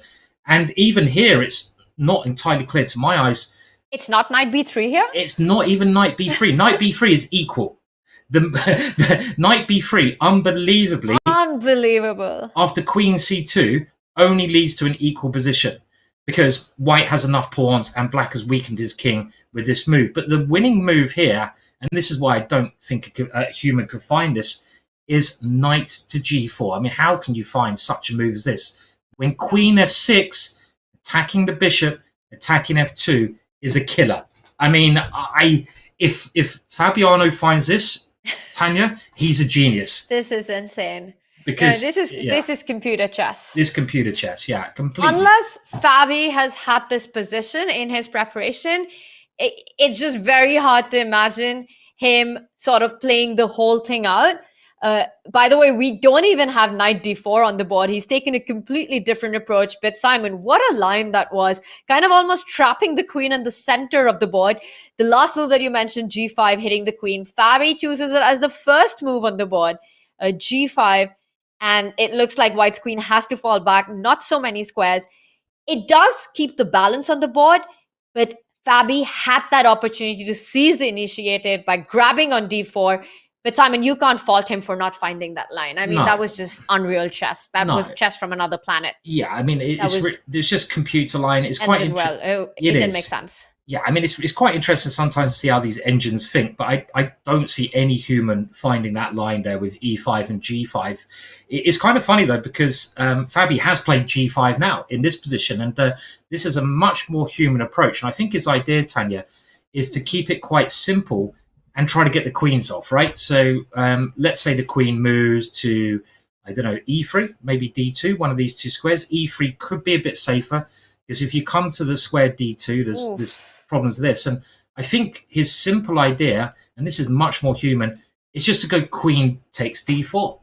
And he's figuring that the move g5 has helped him out, because it's actually with the queens off the board, his king is going to be quite nice coming to g7. He's got a bit of space over there. And we might get this same line we kind of saw before, Tanya, with now I think white probably has to go for something like queen takes queen. And I think white has to grab on b7. Rook b8 is possible, but you've also got rook a7 now. I don't know which one immediately black should prefer, because if you go rook b8, you're going for activity. You're taking on b2, but you're losing the a6 pawn. And this a pawn that white has is very strong. If you go rook a7 here, you're keeping that pawn and keeping it kind of risk-free. Maybe it's safer to play rook a7, Tanya, and just gain a tempo on the bishop. The bishop has to move, and we get some middle game structure like this. Who is better here? This is something like this again could very likely occur. I would have loved to see knight d4 on the board. And even if not e5, those lines that we were seeing with rook b8 and jumping in with the rook, snatching up the b2 pawn, it would have been a fun position. But it's going to be interesting to see if Fabi actually does follow it up with the queen trade, or perhaps take on d4 with the knight anyway. But I think if you had to take on d4 with the knight, then you want the queen on f4 for all those tactics on knight e2 to work out. Because similar ideas with the queen on e3, and let's say the rook lined up on and maybe we can just play it out, queen e3, knight d4, and now bishop b7, rook b8, and I think white does have the luxury to play rook d1, because suddenly knight e2 doesn't work, because your queen can grab on e2 and everything is fine for white in this position, and white's a happy camper. So after queen e3, it will be surprising if he decides to grab on d4 with the knight. We might get an endgame, but in that endgame, I don't see Pragg having any issue at all. There might be some positions where black might need to be slightly careful about a potential a passer. Let's say queen d4, knight d4, bishop b7, and you want to go rook to a7, you said. You need to keep that a6 pawn alive. I think so. I mean, it looks to me too dangerous to put the rook on b8, because I'm just scared of this a pawn coming up the board. I don't want to give you a passed a pawn, so I'm just going to go rook a7. I'm hoping this rook can re-centralize after maybe c5 later on, and we could get some middle game position like this, which I think is very likely. I think this is what Fabiano is aiming for, and it maybe comes back to one of the points you mentioned, that the move a4 has actually kind of weakened white's position quite a lot, and black can still get maybe a little nibble here by putting the rook on b8. The b2 pawn is very weak. Is the bishop a really strong piece? I don't actually think this bishop is really strong, even though it looks great because it's on the open diagonal. It's not actually. What happened to bishop as king in Catalan? What happened to that? Well, it's done all its job. I mean, it's taken the pawn. It can't do anything else, right? I mean, it's literally. It's true. What else can it take? There's nothing else it can take, and the knight here is really annoying, right? With ideas of coming to b3, maybe potentially later on, but. Again, quite a hard position to assess, but I think after a simple move like rook b8, black is certainly not worse here, because I think the knight is as good as the bishop, and the pawn on b2 is the target. Black's target is c7, but white can't easily attack the one. I think I'd rather be black slightly here, with this rook also being able to zoom in. Maybe a little bit preferable for black. This and we position. might see this being played out, because g5, queen e3, queen d4 is on the board, so offering that queen trade. And I don't believe that Pragg will allow Fabi to trade on e3, because that would just mean a destruction of the pawn structure on the king side. So queen d4 is what we're expecting. Pragg reaches out. We are seeing this trade. It almost seems like a forced sequence of moves. Once the knight jumps in, you're hitting that bishop on f3. Bishop b7, I think, will be played. And it is without a blink. And now, because you don't want to give white the a passer, rook a7 by Fabi, I think, should be played pretty soon as well. Yeah, I mean, these moves, Tanya, they all look very obvious. They're pretty forcing. This is the whole point behind g5, and I can totally understand why Fabiano is playing this, because I think he's kind of figured. Nice. I think he's figured that he's got a very safe position after rook a7. I mean, of course, he's got to consider going active here. Maybe this is an option. We can have a look at it very quickly. Let's say you go rook b8.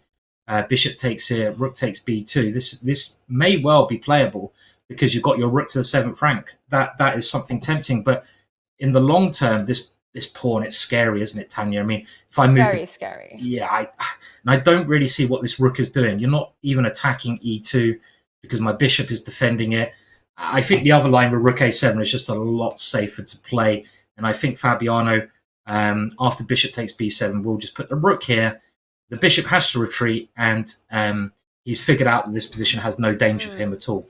And for the reasons we said, maybe he can even claim a little advantage with c5 coming in, the rook being able to re-centralize, and then just at some point attacking b2 as well. Looks okay for Fabiano, but not too bad for Pragg as of yet either. And the nice thing is that your other rook can jump onto b8. So it's not necessary to play the a rook on b8, but keep the a rook to defend your pawns and get the other rook in for activity. And I was thinking about it, that I said, it would be awesome to see Fabi go for knight d4, keep the queens on the board. But for the players, they're not playing for the galleries. They're not playing to make it exciting. They're playing objective chess, what they feel is the best move. And what we're seeing how this is being played out, that's some really good calculation by Fabi.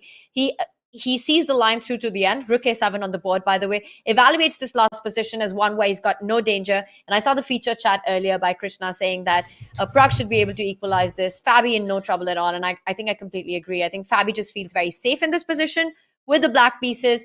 With the activity that he has on this B line, the A pawn guarded, the knight's jumping around, it offers enough compensation for that destroyed pawn structure on the queen side. So this looks like black has solved all problems, and a nice pragmatic approach against Praggnanandhaa by Fabi going for this G5 line. I did. You did. Okay, I did spot that one. Pragmatic. I like that. Okay, very, very pragmatic approach. And Rook B8 played, by the way. And it's funny how in this game, the last one, you remember in the first game, Pragg put his Rook on A7, right, as black, and that was kind of the move we were quite surprised about. But he got the Rook to A7 and he went Queen A8. And in this game, black's got the Rook to A7 as well. So they're kind of following some Rook A7 theme tournament they're playing at the moment. And the game is basically going, it's going along the way we thought. Rook B8 played, but yeah, it's kind of fairly even, I'd say, at the moment, right? The idea of Rook A7 by Pragg in the previous game, it was hard for us to understand, but his next few moves really, in retrospect and hindsight, made it clear. It allowed him to queen trade.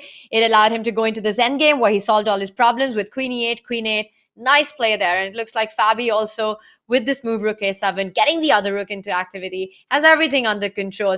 Huge chances of this one going into tiebreak. I would love for that to happen, Simon.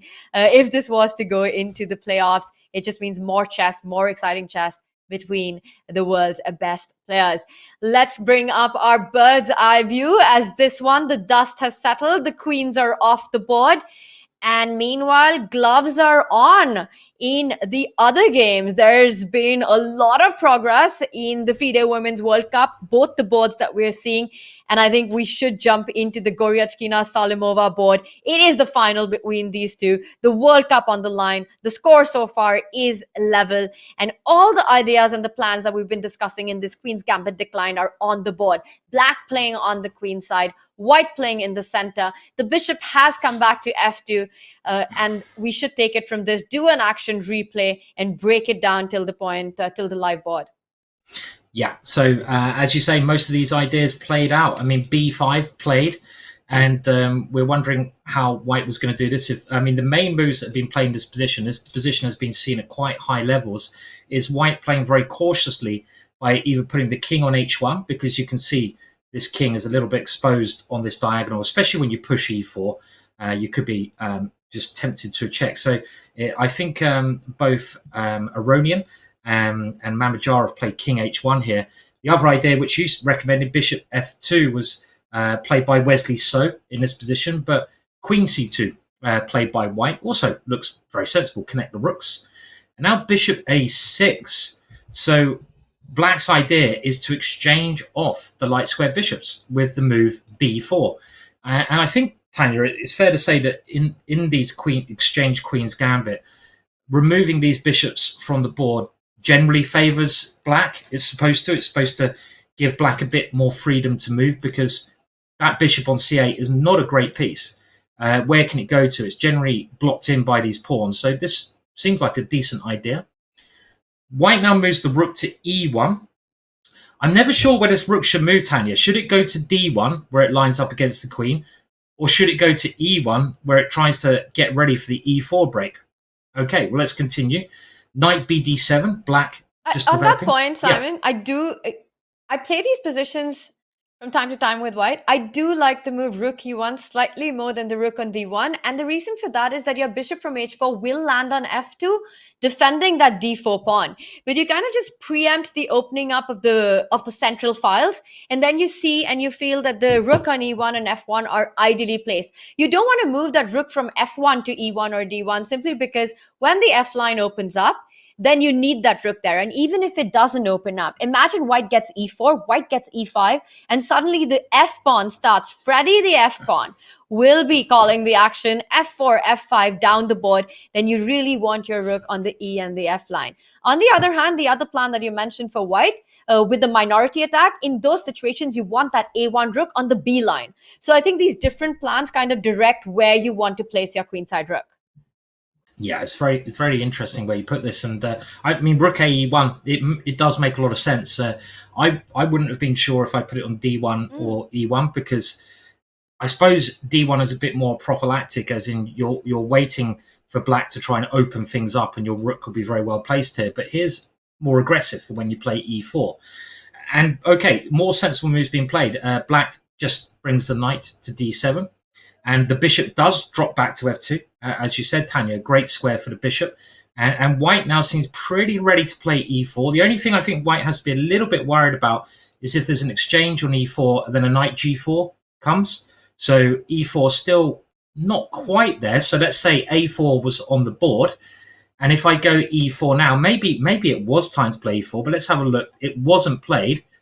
I guess black's idea is to take here when you want to take with a pawn. So you've got these two pawns like this, but knight g4 looks a little bit annoying, right, for white here. You don't really want to lose your dark square bishop and lose your dark squares. Even here, the computer tends to like white, but we'll go back and just catch up the current position. King h1 first, and this makes a load of sense because the bishop has g1. If that same plan occurs with the knight coming to g4, it can just slip back. So queen a5, and the next move, I mean, black is doing, black is now getting ready, I think, to play b4, right? So black's got this counterplay going. And I really want to play e4 here. It's kind of a race between white playing e4 and black suddenly getting a lot of counterplay with b4. Black faces knight f4, though, and b4 occurs. But the idea of this move is knight ce2. And this is where we stand at the moment. I mean, the move c5 scares me a little bit as white here, because black's making a lot of progress on the queen side, Tanya, I think, in this position. All those pawns coming very quickly down the board, right?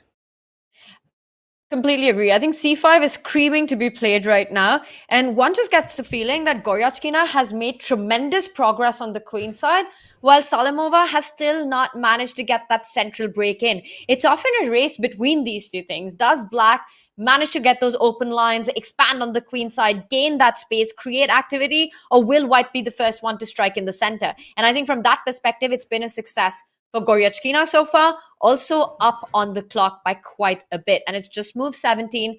And I think that will come into play in a couple of moves. Under the 50-minute mark for Nurgul Salimova. E4, hard to achieve. I will not be surprised at all if Goryachkina feels that this is the right moment to strike with c5. The one thing that you can consider is, do you want to trade on d3 first, bishop d3, queen d3, then go c5, or immediately go ahead with the pawn? And I believe we do have a move on the board, and boom, it's c5.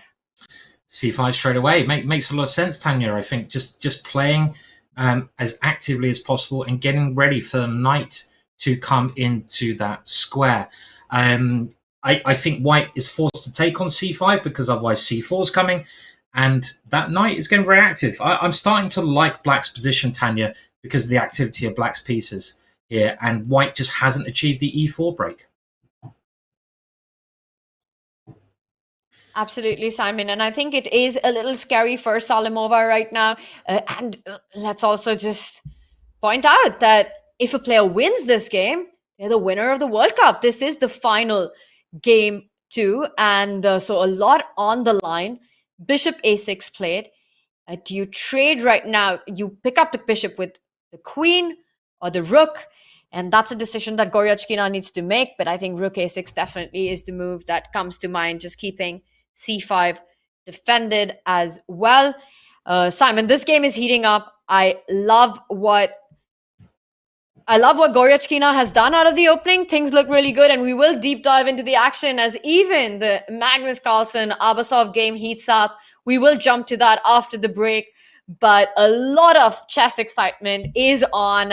And chat, you've got to mark your calendars for the Chess Clash, the greatest chess clash universe crossover you didn't know you needed. We're teaming up with Supercell to bring your favorite creators together for an epic series of chess and clash challenges. It's a star-studded lineup with Aleksandra Botas, with Gotham Chess, Clash with Ash, Sapnap, and many more as they battle it out in the ultimate strategy game competition. Which clan will prevail? Tune in to Chess Clash on September 7th at 2 p.m. Eastern Time. Use the command Clash in chat for all the details. And with that, we're going to go into a short break and we'll be right back with the 2023 FIDE World Cup.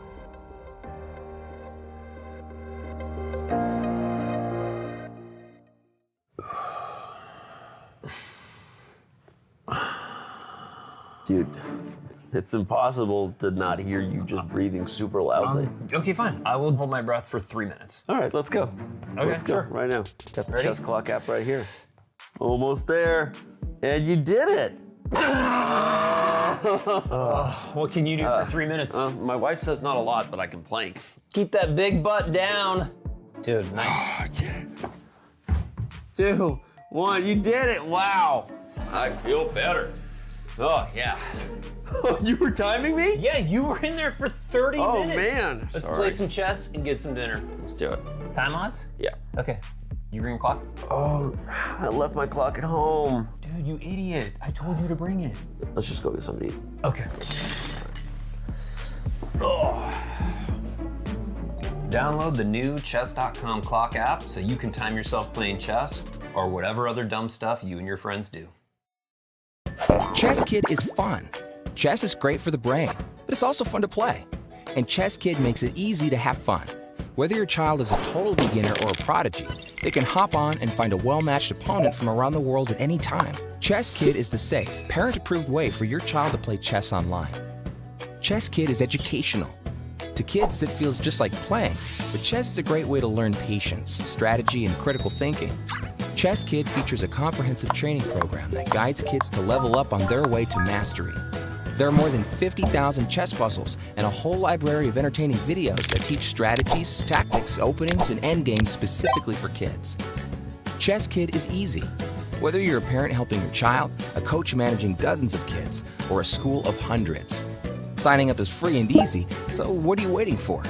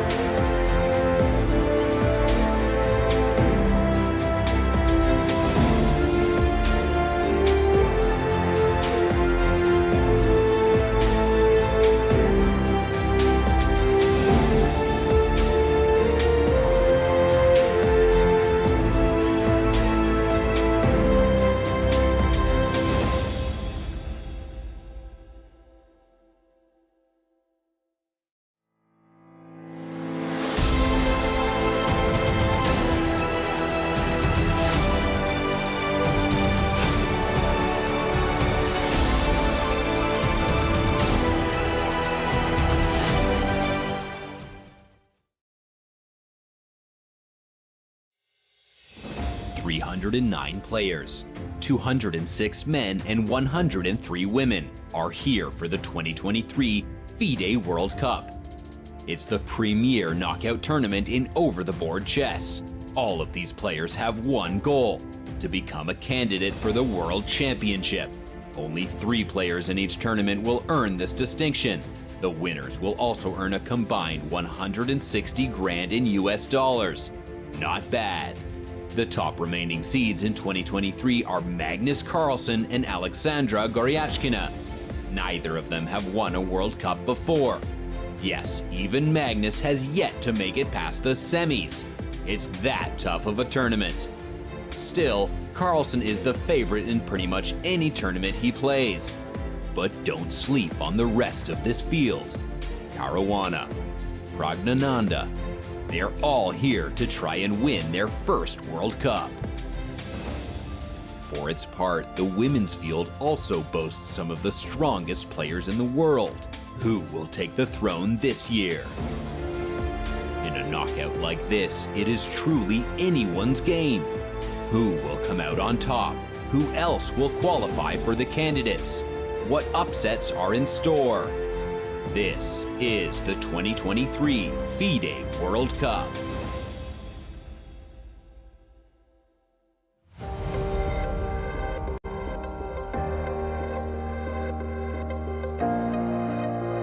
Tension is high in the Marriott Boulevard playing hall as the crowd is feeling it as well. And there we see it is a house full, a packed house. When we started the show, Simon, I was watching. It was empty seats at that time. And so all these kids just rushing in to take the front row seats to watch their heroes in action. Yeah, it's great to see, Tanya, isn't it? And the thing I like about the video feed is that they're so young in the crowd, right? I mean, there's quite a wide range of ages, but generally you've got loads of people around the age of 10, it seems, and it shows you the interest that they have in chess in Azerbaijan, which is the way it should be, Tanya, right? It should be loved throughout the world, right? Chess. It's a great game, and it's getting the popularity now which it deserves, I feel. It is loved throughout the world, and all these people in the playing hall, they're rooting for their local hero to make a comeback against world number 1, and we see that position, the leftmost board there, and it's quite fiery, the action on this one, as we saw in our bird's eye view. A lot of moves have happened, a lot of development, Simon, and after this move 94, Abasov showed us the way to keep the tension on.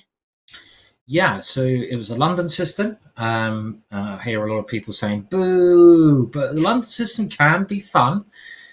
First played in tournament in London in 1922. So over 100 years ago, 101 years ago is where the opening got its name from. And here White played f3, which is another quite sensible idea, because this does try to build up a center eventually with the move e4. Magnus's idea is to make exchanges, and he does. He only needs a draw, so he exchanges off a piece on d2. And now he forces another set of exchanges by playing f6.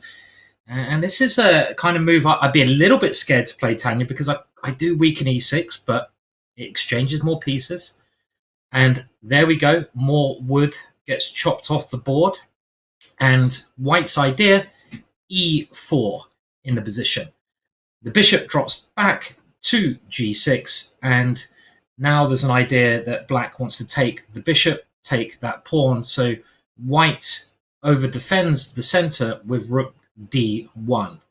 And I mean, does Abasov have any winning chances here? I mean, I guess my first thoughts, Tanya, are he's got at least a bit of an unbalanced structure, but the danger is, and there's another piece getting exchanged. There's many exchanges here, right? But I don't know. I do feel he's got something here, Tanya.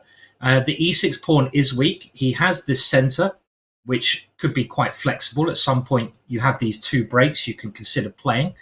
But it's Magnus Carlsen, right? I'm always, when it's Magnus Carlsen, how do you beat Magnus Carlsen? It's not easy. And obviously, White will play bishop queen takes f4 here. I mean, what do you think about this position? Can White turn this into a tangible advantage somehow after queen takes f4.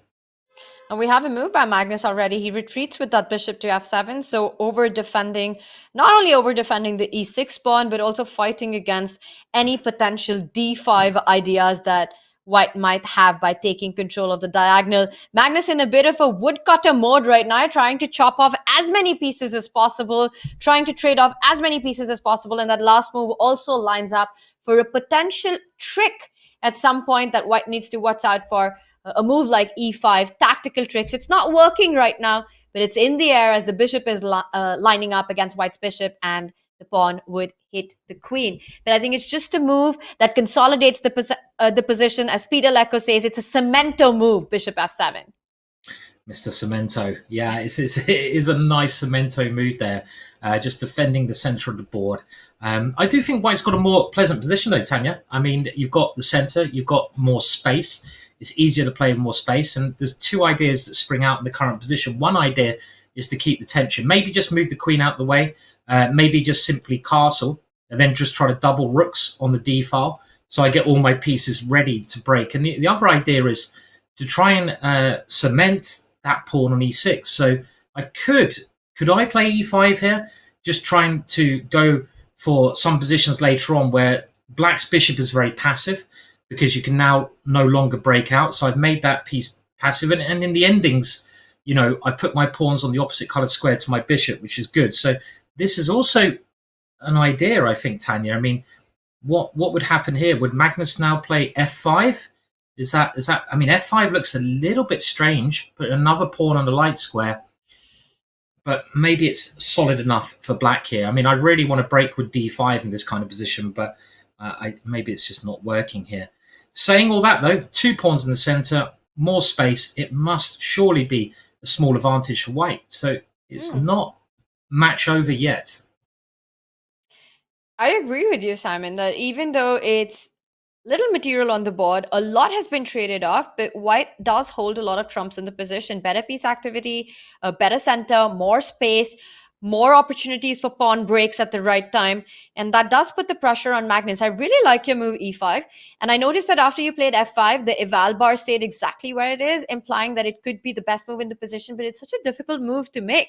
When you've got a light squared bishop, putting and blocking your own pawns on light squares and kind of making your bishop a prison in your own position is something that you kind of never want to do. In this position, you're like, bishop? What bishop?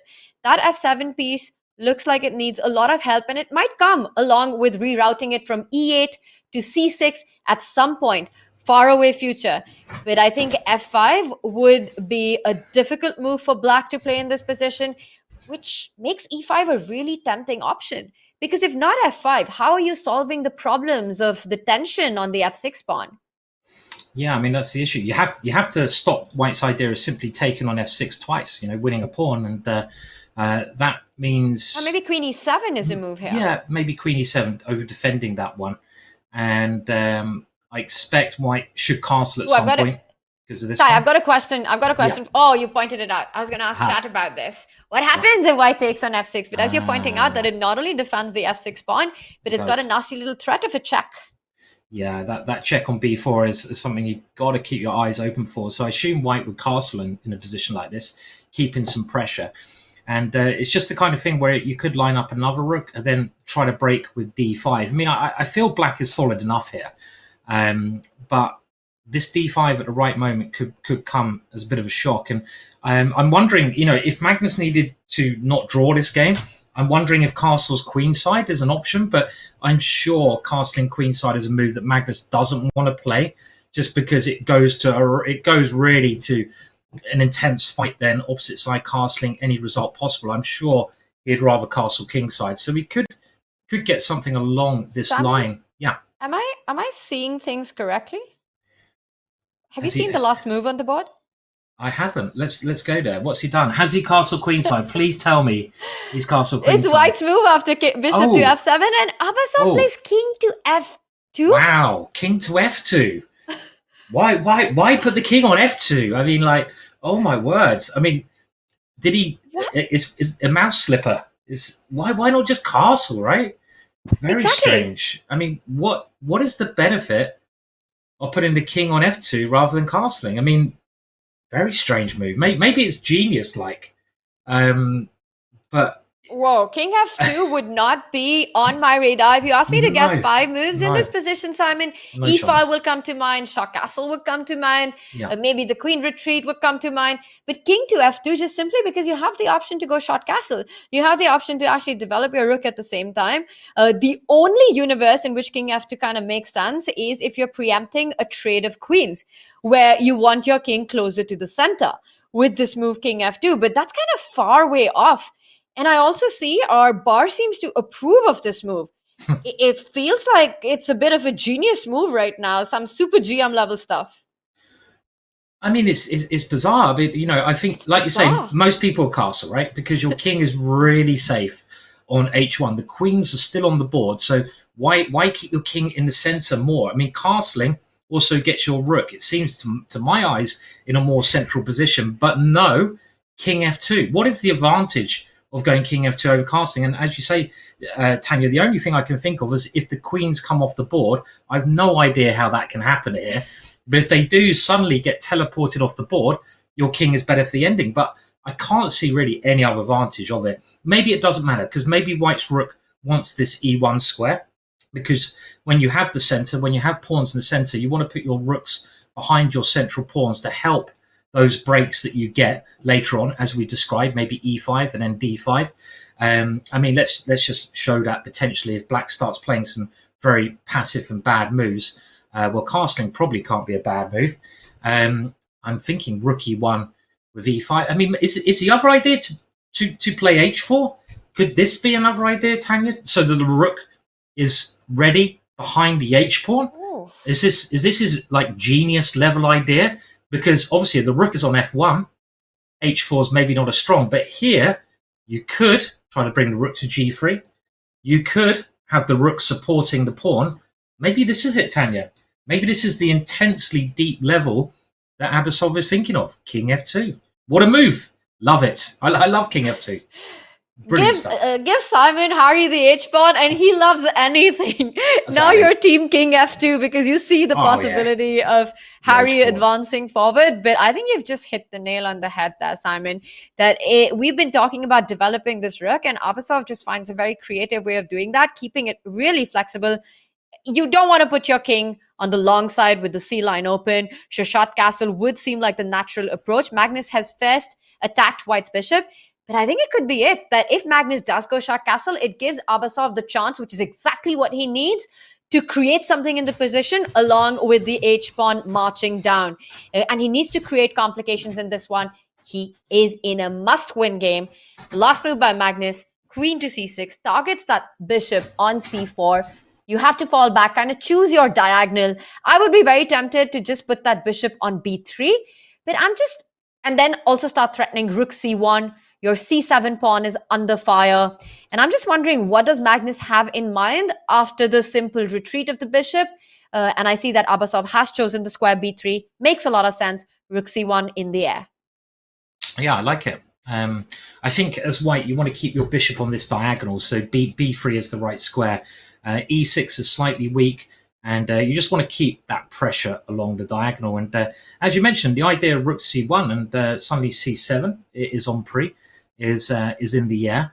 I'm assuming that Magnus is trying to take advantage of the fact that white's king is a little bit exposed and he wants to play queen b6 at the right stage, maybe now, with ideas of e5 in the air, using the pin on the d-pawn and the attack on the queen. So queen b6 would seem to me like the logical continuation of Magnus's play.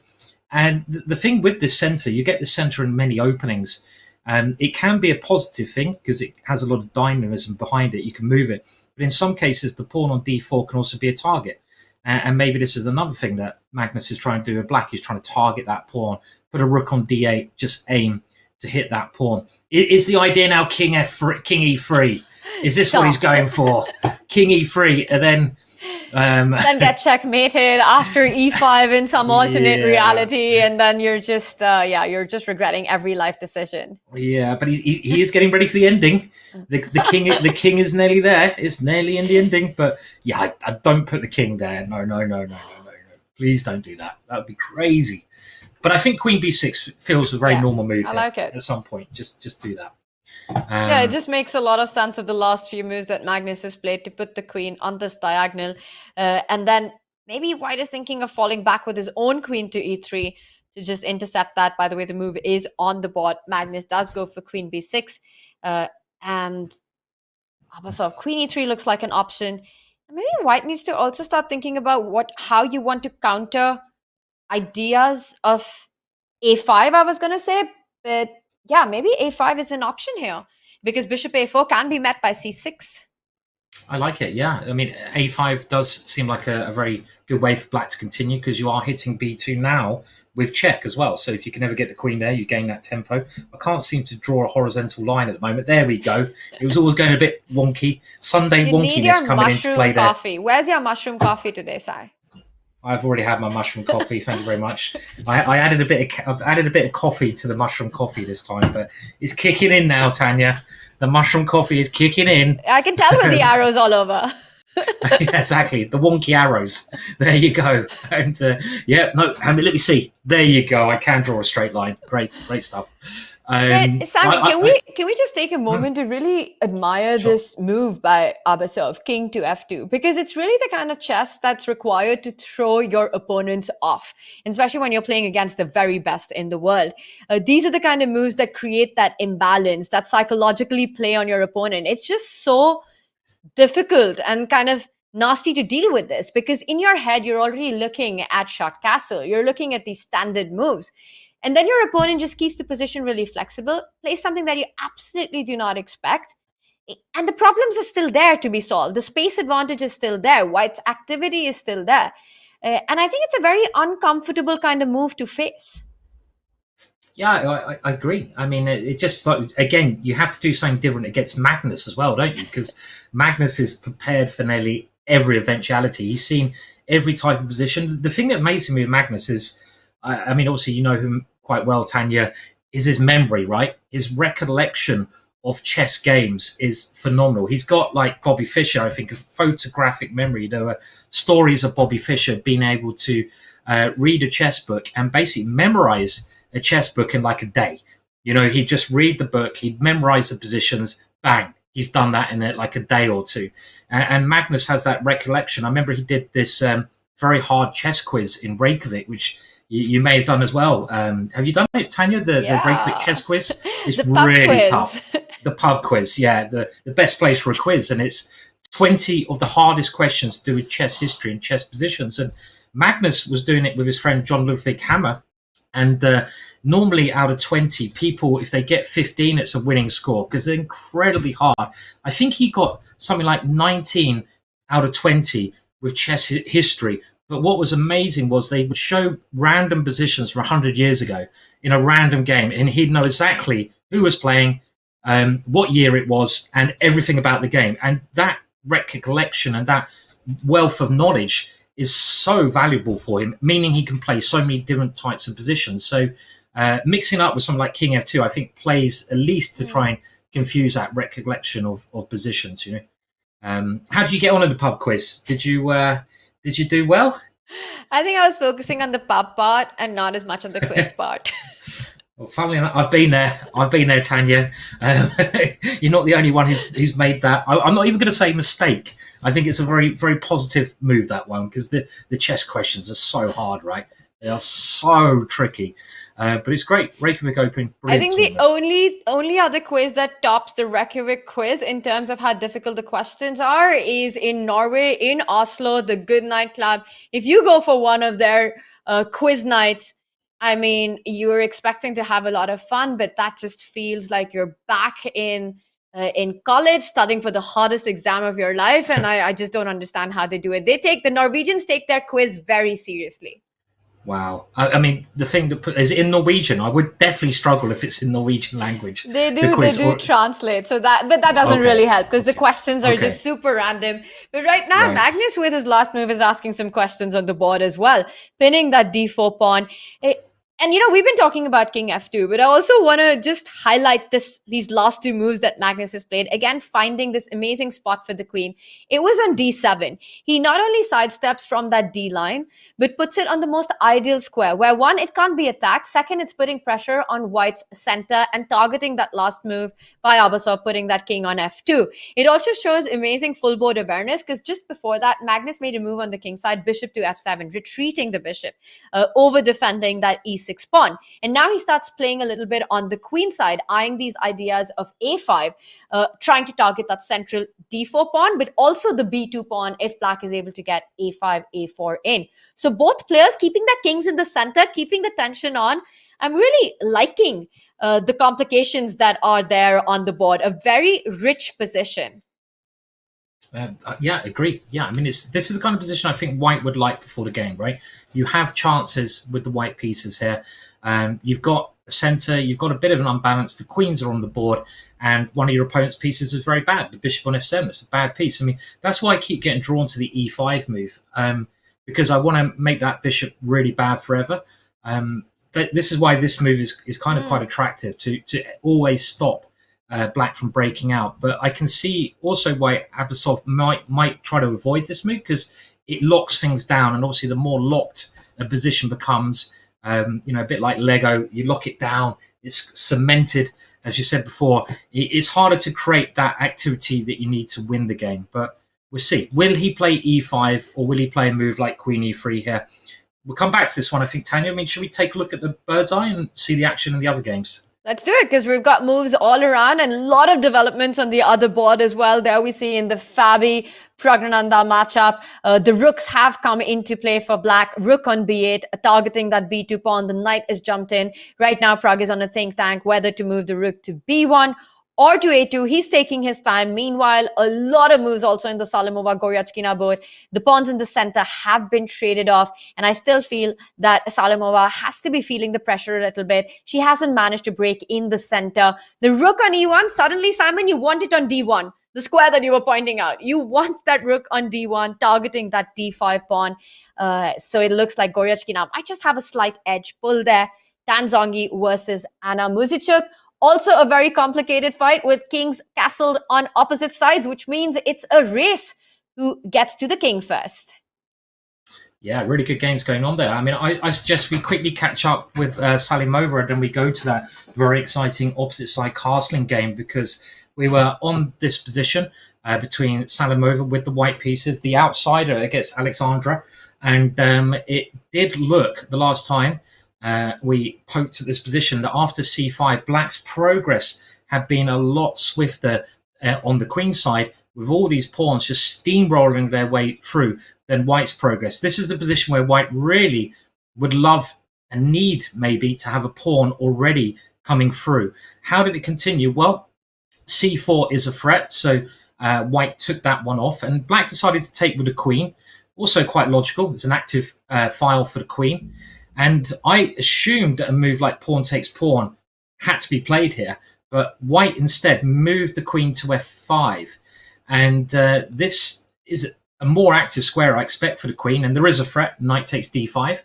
So Black now rerouted the knight to F8, a standard move in this position. If knight takes D5, then Black is going to get some chances here, I guess, just by taking this knight off and maybe just playing C4 here. This is a bit of a wild position. Let's keep with the game, though, because this didn't happen. Instead, D takes C5 was played, bishop takes C5, and knight G3 is on the board. The current situation, I think what Salimova's trying here, all the bits, as usual, are coming towards Black's king. This is typical play from Salimova, right? She just wants to go direct to the opponent's king. This is why I really like her style of play. On the other hand, Black has now pressure against E3 and more space in the position, more space on the queen side. So it's still very balanced, I think, this position here with Black to move at the moment. Very double-edged, but right now you're pointing out a potential attack on the king side with the two knights jumping in. And I'm also wondering if white has a very simple threat of grabbing the d5 pawn next. It might not be so black and white because after knight d5, queen d5, you could open up the position further for black's rook to gain tempos along the d-line and enter. And just to kind of show what I'm trying to say here, Simon, let's say there's a move like knight e6 that's played. Now, you could trade the knight, you could jump onto h5, but I think you have to be really careful about taking d5. I think that could land you in big trouble. Knight d5, queen d5, and why I wanted to play knight e6 was to defend my c5 bishop, and now I can use this tempo to bring my rook into the attack. Let's say I make a move like rook a d8, and then I jump in with, regardless of where you move your queen f5, a very natural square. Rook d2 comes to mind, although I don't know if I'm walking into knight e4 in this particular position. Maybe I need to be slightly careful. But the point I'm trying to make is that black has so much play here. You could also start with a move like a3, trying to fix that pawn on the queen side. Bishop e3 tactics you're pointing out as well. So there are all these ideas, and that's what makes me question how much of a threat is knight d5. Goryachkina goes for a very direct approach. She does decide to not sacrifice any pawn. No need to get into all of that. She first hits the white queen on f5, also taking away some key squares from these knights, h5 and f5. So now when the queen falls back, at least you know that the white knights are not jumping around, and knight e6 is always a move that you have in hand. If white was to fall back with the queen to c2, you invite black's rook to c8, not only defending that bishop, but also creating threats along the c-line. Yeah, well explained. It makes a lot of sense, g6. I mean, you're just trying to limit your opponent's knights, right? And this is a good strategy when your opponent has knights near your position. Use your pawns to take away squares for where they can move into. I mean, if I was white here, I'd be most tempted just to move my queen all the way back. I mean, I was also thinking about this ending, Tanya. I don't think this is in Salimova's kind of style to go for the ending, even though she's a great endgame player. She's ground out some endings in good style in this tournament. But you know, the pawn on d5 could also be a weakness if the queens come off. So it's kind of like decision time, right? Do you keep the queens on and try to generate an attack against black's king side, or do you go for the exchange of queens? I think my choice would be queen b1, but this comes back to probably personal preference more than anything. I like keeping the queens on the board. I like attacking. I'm not sure how I'm going to increase the pressure here, though. G6 is well defended, so I can't sacrifice there. Your knight on f8. Is that little saying, knight on f8, it can't be mate? And what do I do here? I mean, how do I bring any more bits in? I mean, this knight bishop is really crap. On f8, it can't be mate. Then what is its fate? Is the big question, mate. Oh, I like it. Knight on f8, it can't be mate. What is the fate and of its mate? Is that right? Something like that. Something like that. Something like that. Yeah, nice rhyming chess slang. It's rhyme time, but in the position, you're pointing out queen b1. I think this decision is pretty critical for Salimova, and it's going to show us how she's evaluating the current position. If she goes queen d3, it means that she senses a lot of danger in her position with black's advance and expansion on the queen side and wants to neutralize, go into an endgame. Because, and I do see that queen d3 is on the board, Simon. I think queen b1 is a difficult move to make. You love the middle game. You want to keep your chances alive in the middle game, trying to always go for the attack. But there's also pressure that black has with moves like a3 in the air, really clamping down on the queen side, creating this long-term a2 point that you can start attacking. After queen d3, if black was to trade, you take back with the knight, you're hitting that bishop, and it just feels like white can start controlling the c-line. White can reroute that knight from g3 now that it doesn't have squares on f5, h5 from e2 to d4, and things just seem more in control with these central knights for white. So I kind of like queen d3, and I feel that would have been my move of choice as well. Yes, yeah, queen d3, I have to say, it does look like a very sensible and safer choice. And because of the match situation, I mean, let's just remind, if either player loses this match, they lose. Simple as that. If you win this game, you win. You're the World Cup champion. So it's a massive one-game encounter. And keeping the queens on with something like queen b1, it is a very risky approach. Queen d3, much safer. And I mean, I would expect black to exchange queens. There is an argument that black could also just sidestep, keep some pressure on the weakness in white's position e3. This doesn't look like a stupid move, because you mentioned this knight coming to e2, coming around here. This may stop that maneuver because of the pressure you have on e3. Now, bishop takes e3 is something that white would really have to think deeply about. So I might even keep the queens on here and play queen b6. And another reason for queen b6 is black has more space. White's pieces are all quite cramped here. And when you have more space, it makes sense to keep pieces on the board, because your opponent has less squares to move their pieces to. So something like queen b6, applying pressure to e3. And black has normal moves here. Like you say, I love the move a3. Maybe put a rook in the center. You could even double up against the weakness. And I would prefer to be... I think I'd prefer to be black here. The only thing you've got to ask yourself is knight takes d5 a move that can be played? And now we come back to what you mentioned with a rook coming to d8. And I assume we move this rook to d8. And is there enough play here with... Well, again, maybe knight is a move. I keep forgetting about knight e4. Knight e4 is a killer, right? Otherwise, this would be very strong. And knight e4 would be a very strong move. So maybe it's just not working, this pawn sacrifice. It looks like black has a lot of play here, but there's nothing obvious to increase the pressure in this position. We'll wait and see. Queens off or queens on? What would you do? Would you like to keep the queens on or get the queens off as black here? I think white would be more relieved if the queens are off the board. I think Salimova is hoping for a queen trade in this position. Goryachkina needs to make this decision. I really like to move queen b6, but then you need to be sure about your compensation. One feels like it should be enough based on the piece activity, but that's kind of easier to say sitting here, having the eval bar as a commentator who's not playing it out. But when you're on the board, you kind of still need to make the moves.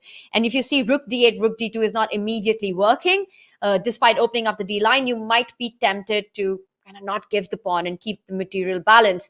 Queen d3, knight d3, bringing that knight to d4. I think that's an endgame that I would be happy to get as white.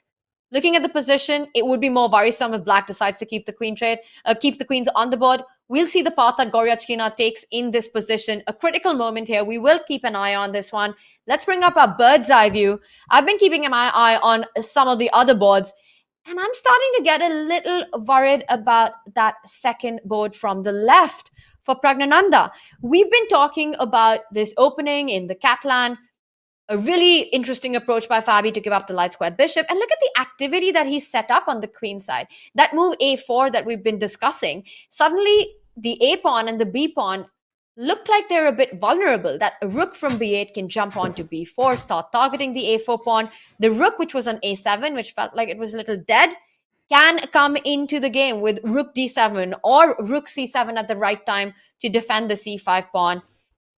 I feel like Fabi has made progress here. Simon, what's your take on this one?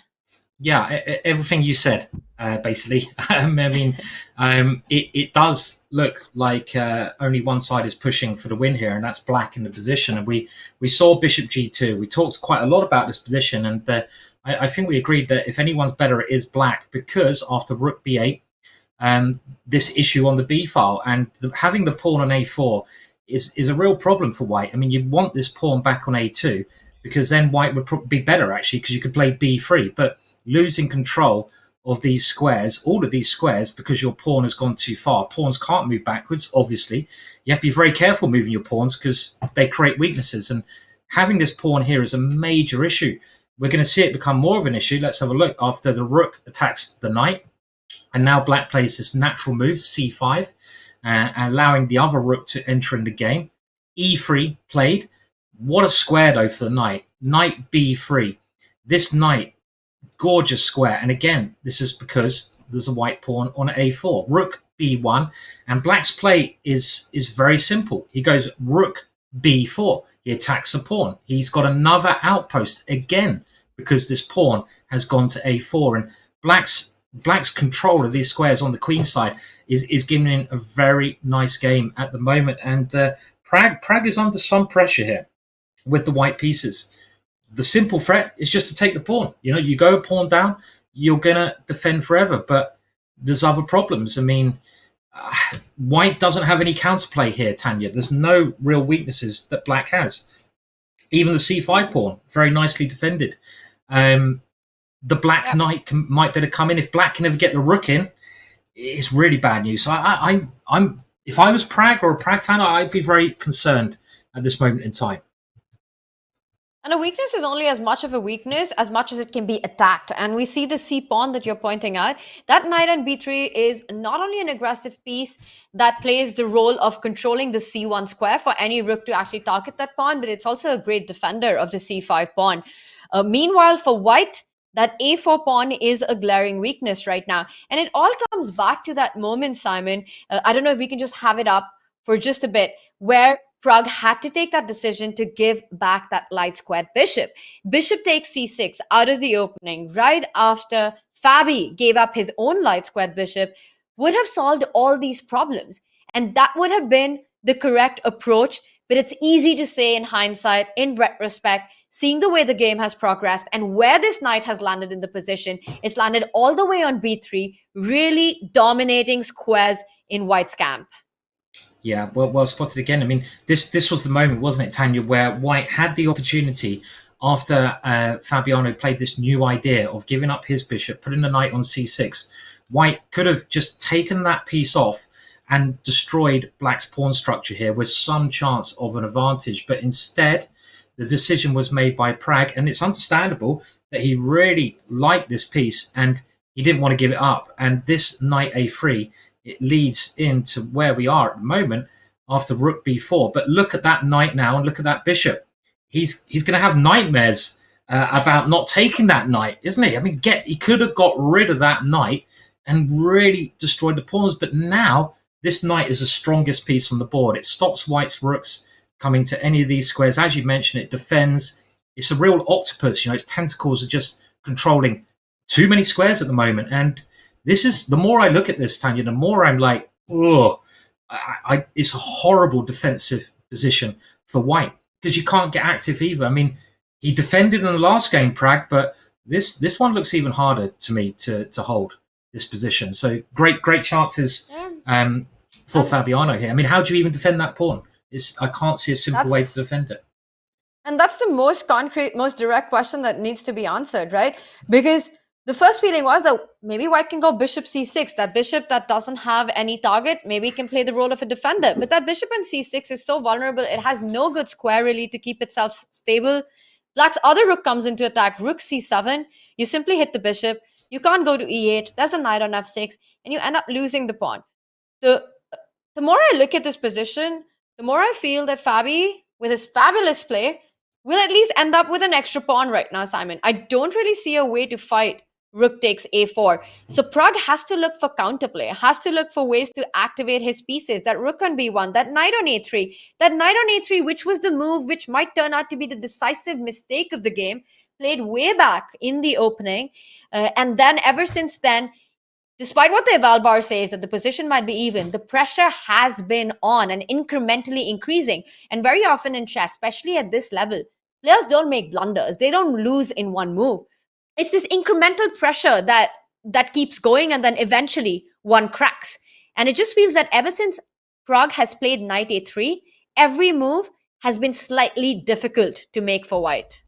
Yeah, I mean, white would love to play knight c3 now, right? I mean, if you could go knight c3, you'd be like, yeah, I'm okay.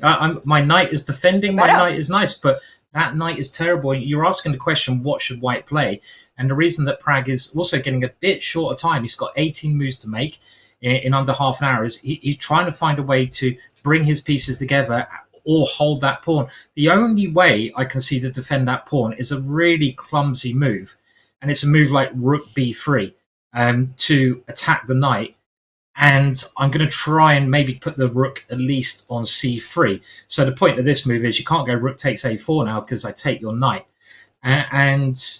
But it looks weird to me, this move. There's maybe ideas of the black knight coming around, or maybe I just get rid of my bad rook. It's still very uncomfortable. This move would make a lot of sense. The rook on a7 is a bad piece. Let's get rid of the defender of the rook there, bring it into play. So rook d3 is a very passive way to defend. But it's on the board, and I like on the it. board. I think it's a really nice point, Simon, that you make, because rook d3 hits the knight, like you said, kind of indirectly defends the a4 pawn. The move rook d7 can at least be met by the other rook coming to d1. And you've also sort of solved the problem of this rook on b1 being a slightly ugly rook by trading off, getting it on the open file. So I think rook d3 is a very clever way to still keep everything in balance. Yeah, great move. I mean, Pragg is a brilliant defender, and he's going to have to be in this game. And you're right, at least this way is making use of those white rooks. So you pointed out rook d7, a potential idea to try and get rid of this rook so you can win the pawn. And now rook d1, and white's pieces coming together. And let's just have a look at what could occur if the rooks are exchanged here. It's black to move, and I can't see anything obvious. I'm trying to make the move c4 work, but we see another tactic here of c4 is ever played. You've got knight c4. And knight c4 is a very nice tactic again, where you're hitting the knight on b3. So if you can't play c4, nice move. It's not easy to find another response. I mean, I'm now looking at knight c1, but it looks very odd, that move. Knight d5 maybe, but that's just going to be taken as well. So Pragg, I think, maybe finding the only way to sort of hold in on this game, rook d3. And Fabiano's got to have a good think about how to improve the position here. I really like it. I mean, it's a difficult position, but that's what makes these players just so strong. It's not only their ability to find ways to complicate their calculation, but their resourcefulness. In modern chess, resourcefulness and resilience is such a big strength to have. And to play a move like rook d3 in this position, to find these very critical moments, to keep the balance is super important, especially when you're playing against a player like Fabiano Caruana, who's clearly creating his chances right now. He's once again the player in driver's seat in this endgame, just the way he was in his game one against Praggnanandhaa. This one's going to be a bit of a grind. Praggnanandhaa will again have to show some amazing endgame resourcefulness, defensive skills. The other games are also heating up, and this endgame, though queens are off the board, the gloves are still on between these two players, and we will be taking a short break. Get your refill of the caffeine, get your popcorn. It's going to be a big day of chess as action continues in the FIDE World Cup.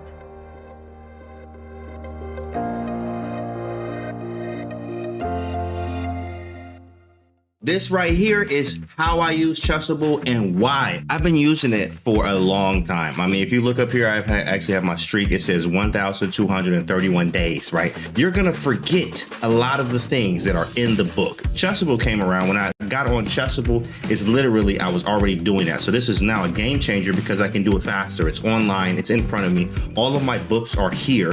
There's gonna be folders now so I can categorize by white, black, and all tactics in game. But I literally have everything in one area. As you see, I'm scrolling here. This is why I like this. So they're like, how many Chessable books you got? I'm like, all of them. How I use Chessable is actually, I do a lot for the opening training. I do tactics on here. I do calculation. I do in-game. I do everything but the database. All my training on here all the time. Chessable is the wave. This is why I like to use Chessable. It's actually helped me. I remember even online, I was only like capping out at 2350, almost 2400 and Blitz and Bullet. My chess comm is 26 with a high of 2774 in Bullet. And I blame all of this, like success really is just working on Chessable, just being honest with you.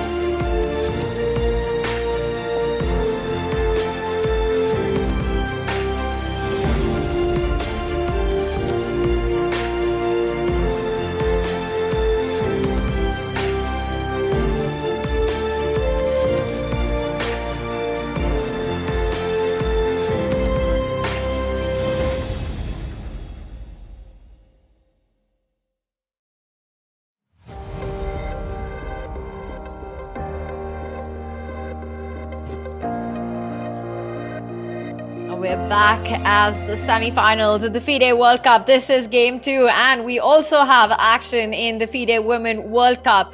Not only the final, but also the fight for third place between Ana Muzychuk and Tan Zhongyi. A very important third spot, which will confirm a place for the player in the 2024 candidates to fight to become world champion. Ana Muzychuk leads the match with her win from round 1. Playing with white, Tan Zhongyi in a must-win situation with all the action on. Simon, we haven't had the time to jump in or take a closer look at this position. But what I see in front of me right now, you compare the bishops, you compare the rooks, you compare the pawn structure. It feels like Ana is in driving seat. Yeah, agreed. You have opposite side castling, so it's going to be a sharper game here.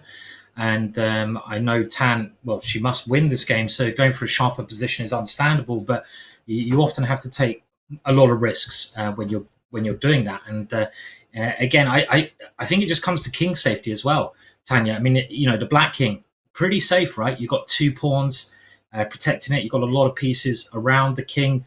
White doesn't have any open lines towards that king, but the white king has this glaring open diagonal.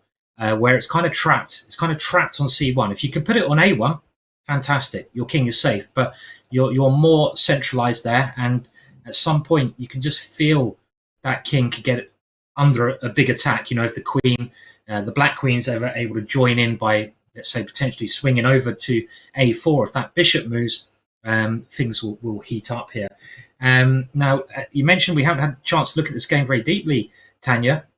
So far, and it's maybe the most important game out of the whole competition because everyone else has a place in the candidates, but only one of these 2 players, the one who wins this match, will get a place in the candidates, right? So they're playing for a lot, aren't they, Tanya? It is the dream to get to the candidates because it's the only way you can fight for the world championship. And this match is also a bit of a grudge match. We spoke about this yesterday. Let's remind everyone, there is a lot of history between these 2 players. They've played for a fight for the third place in the 2021 FIDE World Cup as well, and also the World Championship match in 2017 between Tan Zhongyi and Ana Muzychuk. Tan Zhongyi has got the better of Ana Muzychuk in both those matches, but right now Ana is on the lead. So many tempting options as well for Ana in this position. You pointed out ideas of getting the rook into play. Rook B8 comes into mind. Rook E4, hitting that bishop on F4, trying to target that F2 pawn. Just a lot of pleasant choices. Meanwhile, Tan Zhongyi feeling a lot of pressure. And Simon, Tan, a former women world champion, she's such a strong player. But I feel ever since her match with Goryachkina, it feels like she's a bit off form. In that first game, she lost without much of a fight, and Goryachkina just advanced to the finals, made it look easy. And I feel like Tan Zhongyi has been struggling the last couple of days. Yeah, it's going to hit you back. It's going to be a massive strike, isn't it, when you lose a match like that? And you've got to bounce back somehow. And obviously, I think losing yesterday would have been pretty big thing to get over because she had great chances to hold that position against Maria, where she was only slightly worse. This is the big question in chess. Magnus is like the king at doing this. When Magnus loses a game, generally he plays much better the next game. He bounces back immediately. That bounce back ability is key in a long tournament. It's something I didn't really have very well, Tanya. I wasn't able to bounce back that much. I don't know about yourself. I mean, I think it's a lot to do with your resilience, and sometimes I would, get a bit annoyed with myself after I lost a bad game, and the next day I'd still be suffering from that.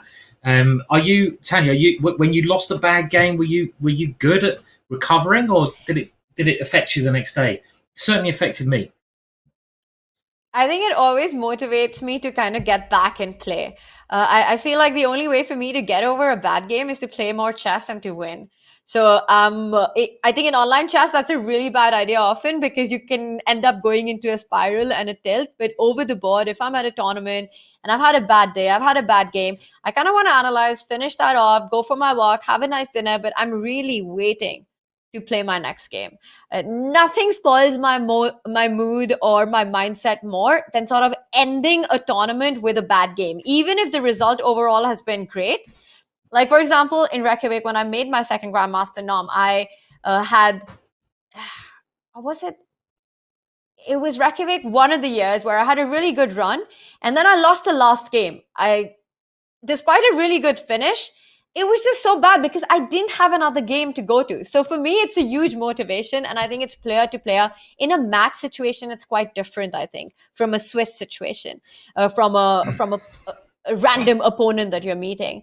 So it kind of depends, but for me, it's a bit of a motivator.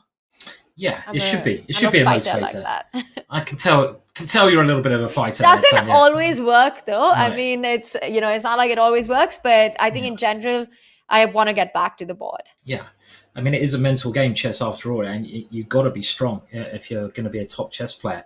And that's what both players need to be here. I mean, looking at the position, you've mentioned a couple of moves there, Tanya. You've mentioned bringing the rook to b8, potentially trying to get some threats started along this file. You've mentioned also bringing the rook to e4. There's nothing immediate I can see that black can do to start generating some kind of attack here. Black's pieces are better placed, but I can't see anything that is going to force the issue here. I would love to get rid of this bishop because it feels like the black queen's on the wrong side of the board, right? I want to get my queen over there. So I logically then think, well, if I move my bishop, I can do that. So another idea could be a move such as bishop to e4. Just try to get that bishop out of the way. But the problem then is, of course, my bishop is in the way of the queen. So even though I feel black's better here, it's not clear what the next move is. I mean, let's try one. So let's try your rook b8. I mean, this move is lining up down there, but I don't think there's even a threat here. But sometimes in these positions, I find, Tanya, it's actually even more uncomfortable for the opponent to play a move like king h8. Yeah.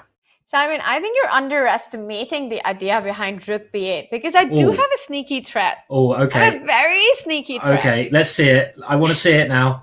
Am I walking into something? Okay, so rook b8. I'm going to play make like a non-move. I'm going to play h3. Let's see it. Oh, hello. I see it. Yeah, I see it. Oh, hook, line, and sinker.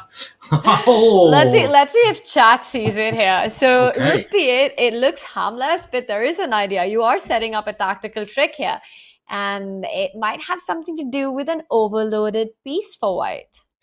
Yeah, it is actually quite a logical move here, and we do have it in the chat now.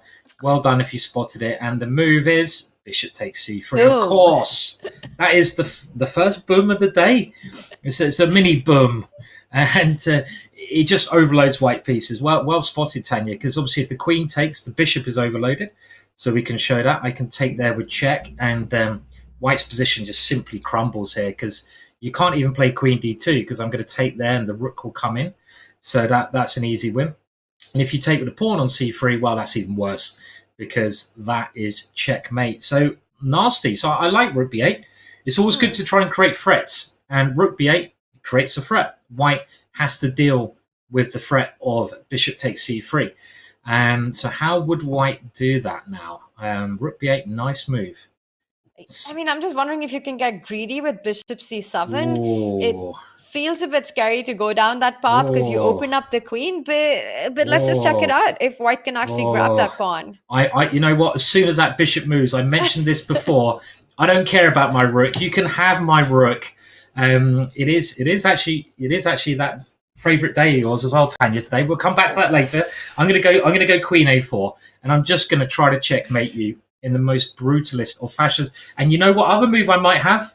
I might even have a little bishop h6 at the right time. This is I don't know. Let's say you take the rook. We'll just look at it a little bit more.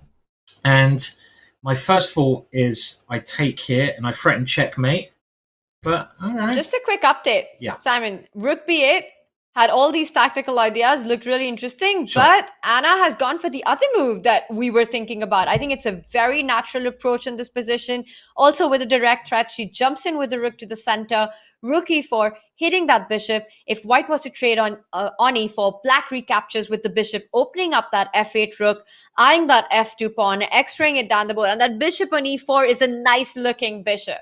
It is. That is a nice bishop. And it's got its hair cut well. And Yeah, I mean, it looks like you have to take this rook. Let's just show it. It's a rook e4, and white would probably take this one, and the bishop slips in, and this rook still has the potential on the f-file, and even coming over to b8 if it wants to, with the same ideas. And it's certainly black is pushing in all these positions, and I think, Tanya.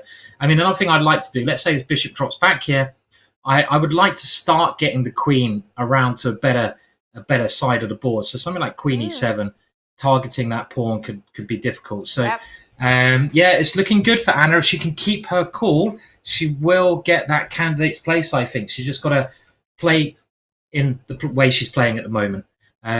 Shall we bring up the bird's eye view and have a quick check at the other boards now? Anna well in charge in that game, but still chances for Tan. Let's do it, because look at the Carlsen Abasov board.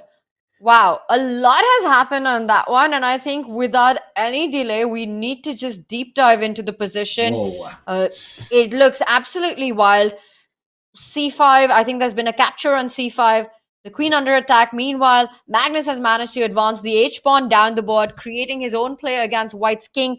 Queen c5 is coming in with a check. We will get to the live position, but let's do an action replay and see how we actually got there. Wow. Okay. Yeah. Loads of stuff has happened. So we're going to go through it quite quickly.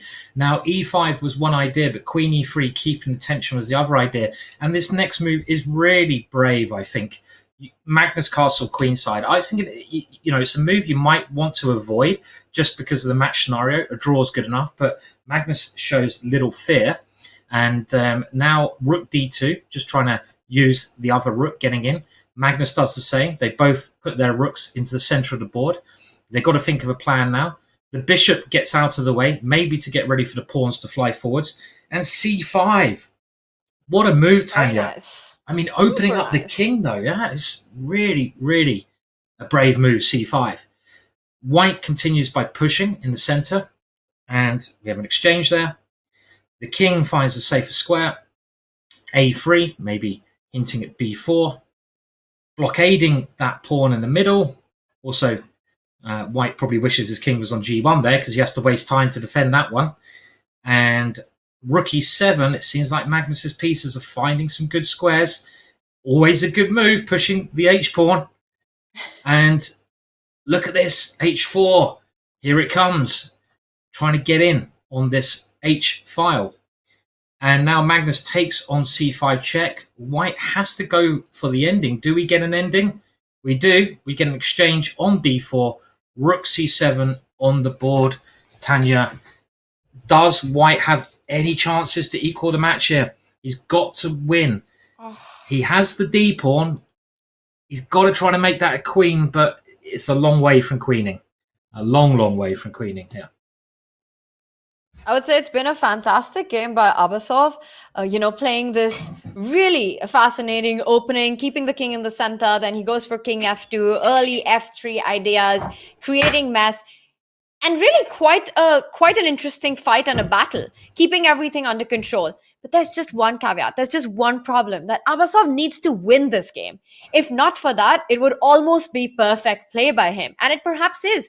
But it just doesn't feel like it's going to be enough to get your chances here.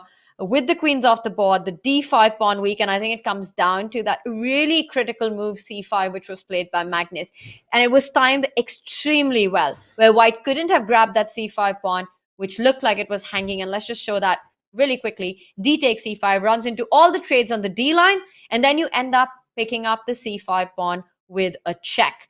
And not only do you end up picking up the c5 pawn with a check, white ends up losing the bishop as well. So c5, when it was timed, it forced white to take the decision to push the d5 pawn. And now with this push, you get more trades into the position. Black's king gets into safety. And this pawn is a bit of a weakness for the rest of the game. And with the black king so close to the d line, all the pieces lined up on the d file, the bishop already targeting it, I don't really see a way for white to create this weakness into a strength by being able to push it. As we saw later on, Simon, the queens get traded off as well.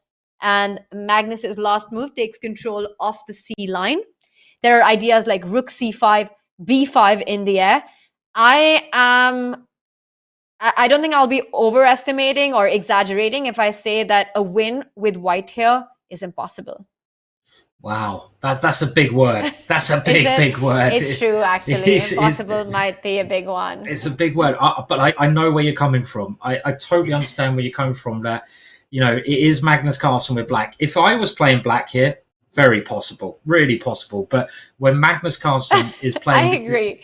That could have something to do with my me using the word impossible. The fact that Magnus is holding this with black.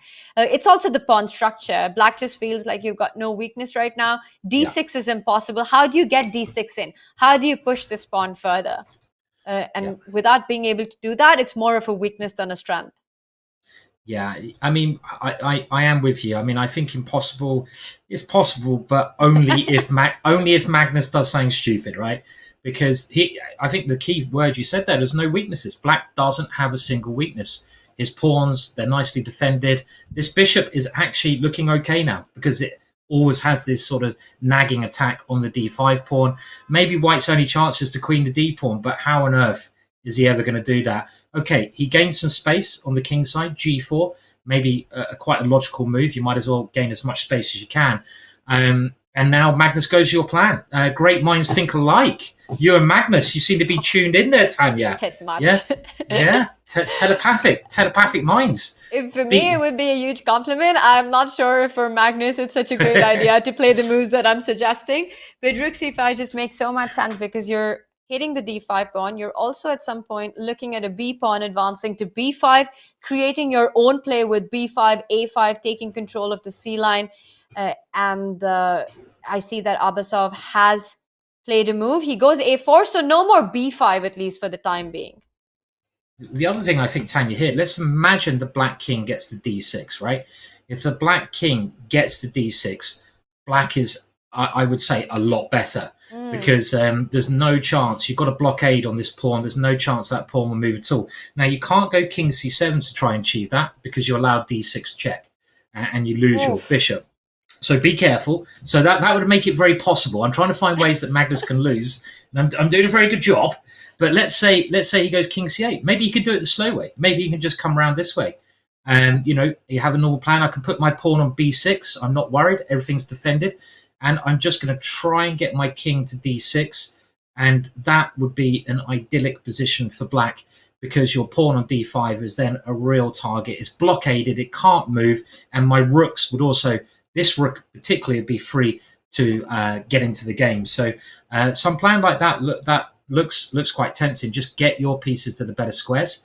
So king c8, move around. I mean, there's other options here as well, Tanya. So Magnus went in charge. You could be right. Impossible.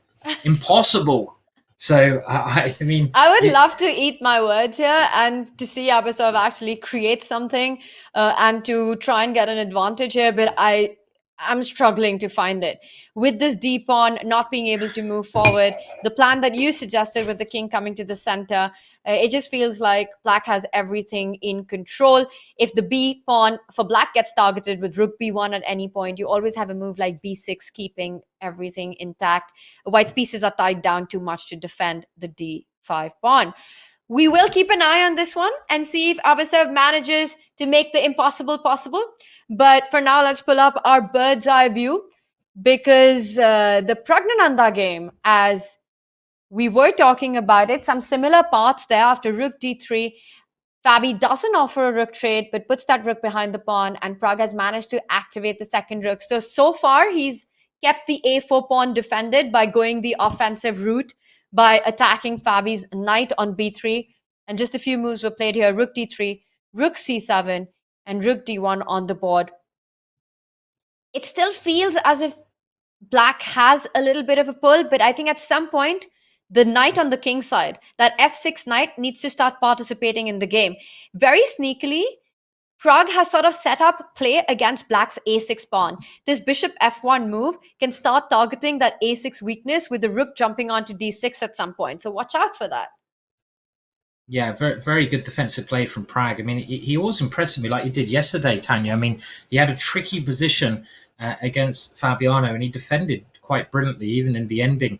He knew exactly what to do. And again, he is in a tricky situation because this knight's dominating the weakness of these two pawns, but he's finding good resources, rerouting the bishop, trying to get the rooks to better squares. It's still certainly worse for white here. This king g7 move is a nice move to play.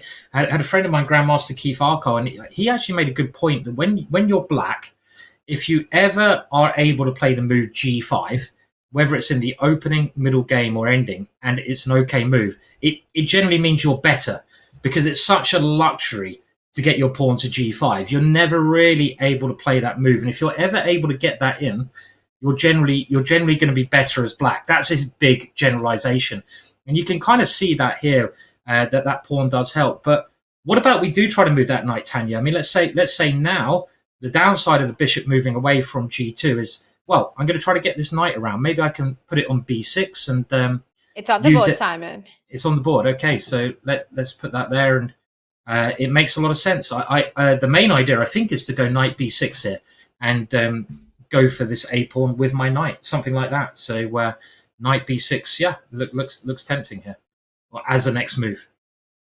And perhaps what white is counting on is to get the rook into activity with a move like rook d6. But let's not forget that once black's knight jumps to a4, you can lose the a6 pawn because you're also targeting the b2 pawn. So knight p6, knight a4, knight b2 is definitely a plan and an idea that Pragg needs to start thinking about.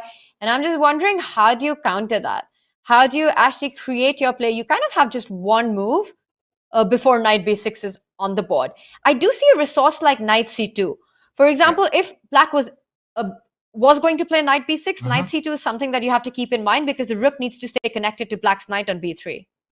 That's a nice idea. So let's just show that. Let's say I go king g2 just to waste a move, and knight b6 is a move I want to play, but maybe it doesn't work because all of a sudden, yeah, I'm one move away from winning. Yeah, look at the bar. Knight c2. That's knight c2 is a killer, isn't it? And you need to be able to move the rook back to one of these free squares. So actually, knight b6 not a threat at the moment, but the knight's still in quite a commanding square there. Yeah. I mean, I suppose you could go knight c2 straight away as well in this position if you just want to keep it very simple. Could you then go e4? Should we have a look at that? I was just thinking of that. It was just on my mind. Because e4, you can't take it with the rook. You can't go knight b6. So you kind of have to fall back with your knight right now. Do you just say, I've provoked e4, it's a weakness, and now I'm going to get it with knight f6? Yeah, maybe that's the very clever idea of black's, because e4, a very interesting idea. You can't go rook takes, as Tanya points out, because you drop your knight. We've shown that knight b6 discombobulates the rook there.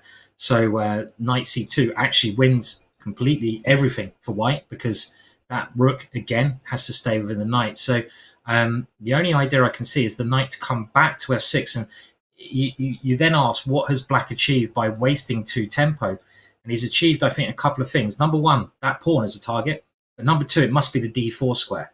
The d4 square is now under black's control. And knight d4 is a possibility that he didn't have before, because that square was very nicely protected. So this could be the high level. You don't normally lose a couple of tempos like that in chess unless there's a good reason, but I think that's the reason, right? These two squares more weakened. So I don't know. I mean, e4 might still be playable, though, because I can now go knight c2, for example, and I'm getting control of d4. Your rook is attacked, and it has to go back to one of these free squares. So let's say it goes all the way back to b8. And can I now even go e5? Quite tactical, isn't it, this position?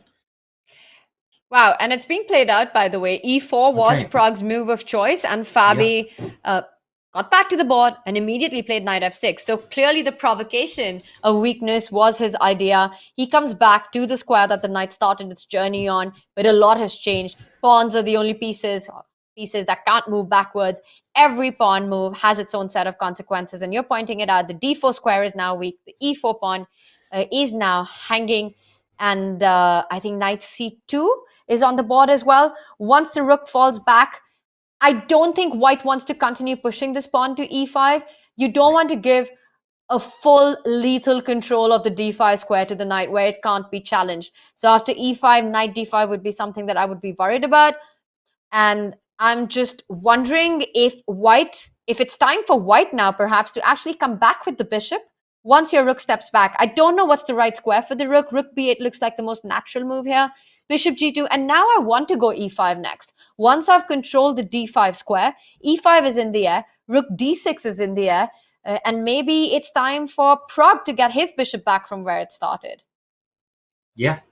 There's a lot of subtle maneuvering going on, isn't there? I mean, it's still white who's worse because of this knight being so active, because of the weak pawn here that's targeted. But at the moment, Pragg's up for the challenge. He's holding the position together. And I like your bishop g2 as well, just trying to prepare e5 at the right moment. I mean, mate, again, like you say, I don't know if rook b8 is correct. Does a trade of rooks work? The other option is you got rook d6 as well. You know, white does have the open file. This is a really useful file for Pragg, where he can create counterplay with the rook having two ideas, coming into d8 or coming into d6. So I think it's in the balance, and we'll come back to this one a little bit later. Maybe we can bring up the bird's eye view. We had a look at Magnus Carlsen's game. Not much has changed there by looks of it. Magnus went for a different idea, but in no danger whatsoever. And what about the final of the women's game? Maybe we could just see if there's developments there as well. And Salimova with the white pieces against Goryachkina. The queens have come off there, Tanya. But as you mentioned, that perhaps today the most important match is the Anna Muzychuk versus Tan Zhongyi, because it's really a place to fight for, a place in the candidates, and only one player will get it, the one who wins this match. And visually, it also looks like the most exciting position that we have on the board right now. Simon, do you want to take a quick look at that? Because last we left it, rook e4 was played, and we see a couple of moves have happened. The rooks haven't been traded off. The bishop was attacked. The bishop fell back, attacking the queen. Queen to e7, controlling that e line. And we see the players continue to start their moves. So a lot is going on, and a pair of rooks is off the board. Bishop d3, and now black, as you say, does take on e1, and rook takes e1's played, and what they're moving very quickly in a very tough position now. And the big question is, and black has taken the pawn on c5. This looked like a good idea with d4, bishop takes c3 ideas, but is white now able to get some initiative? White does take on f5. Cool, they're playing so quick, Tanya. They're banging the moves out, but I'm thinking, is white getting a bit of initiative with the rook maybe coming in? Or but you've got rook f8. You just simply defend and guard everything with your rook. And let's not forget that Tan Zhongyi has to win this game. Yeah, and okay, so the king's gone to b1, and black's a pawn up, right? Black is a pawn up at this moment in time. Instead, Tan Zhongyi is just getting the king safe. It does look like king a1 is a safer square, but it's a pawn, right? It's a pawn down for white at the moment. The evaluation bar not as much in black's favor as I might have thought, though, here. Black to move. What does black do next? I think it would be sensible to take the sting out of this rook e8 move. Rook e8 does seem a little bit scary. How can we take the sting out of that, Tanya? I don't know about king here. King f7 might be a big error, because suddenly the queen can threaten to come in. We've seen the king move enough, right, today, I think, in Magnus's game. So maybe just rook f8. Maybe I just cover that square. Yeah, you don't play king f7 with a spot in the candidates on the line. No, you have to be crazy. Yeah, so let's do that. Let's go rook f8 and just cover white's idea. And maybe next move I can even try to go d4 and open things up. I like rook f8, Simon, but actually the move that you just suggested, d4 to be played afterwards, that was the move that's on my mind. Because I feel that when you go in with a check to e8, I do have rook f8. And it feels like a safe option, and Anna very well might choose it, but d4 is I think, the super fun one. And I see the eval bar didn't exactly approve of it, but I would love to see that on the board. We do see a pawn move. It's not d4 opening up the bishop, breaking into that pawn chain, but Anna with another plan, a4. She wants to go a3 next. And that's also a very critical idea. Very nicely, she places a pawn on the light square. If white stops that threat with a3, that is progress for black. Just putting all of white's pawns on dark squares where they can become targets, and d4 is always in the air. I think we're going to see d4 at some point. Yeah, I really like A4 actually. It's a nice move because you can use this as a little like I think they call it a bayonet attack. You know, the point is just to jab into White's position and try to force some weaknesses. Because you know, let's say White does a nothing move like H4. Okay, it has gone A3, but these two moves, as you mentioned, really help just Black because all the endings now the pawns are on dart squares. There's dart square bishop there. Also, your pawn on B2 can't really ever move because it's going to be on pass on. This little guy doing a great job. D4. I love D4 though, Tanya. Can we put it on the board? Let's do it. Let's do it. Let's go for checkmate. Let's put it on the board. D4 with the idea of making the bishop have more range here after exchange on D4. And what does White do? Well, you have to get rid of this pawn at some point. I think you have to take it. You take can't it. just leave it hanging. There's too much tension on C3. Yeah. And now we've got to take with the bishop, haven't we? I mean, queen takes is okay. It's probably a good move, but it's a bit boring. You know, they're not our pieces. It's not our spot in the candidates. So let's take with the bishop.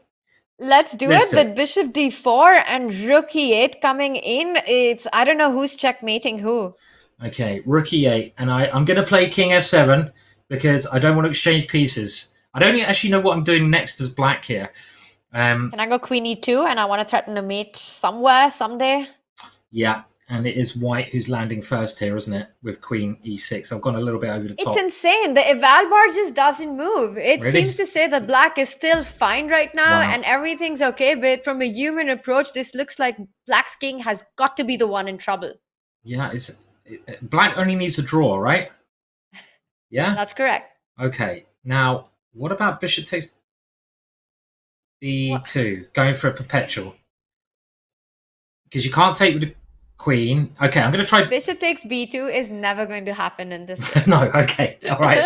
Okay, yeah, okay. That is just a simple and good answer to me going a bit crazy. Because bishop takes B2, queen takes, we take the rook. And if you go king takes B2, I'm going to have a draw here, aren't I, somehow? I mean, maybe even queen B5 check. Oh, God, no, maybe not. I wanted to do that. I don't know. It's never going to happen. Let's go back to reality, get myself down off the ceiling. And D4 might. D4 might happen. Are you thinking Black's going to take the queen here? Is that what a sane human being would do in the position? Just get the queens off.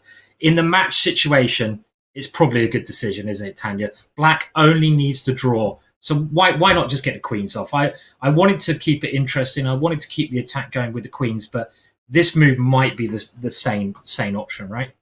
Just get the queens off. You've still got pressure against B2.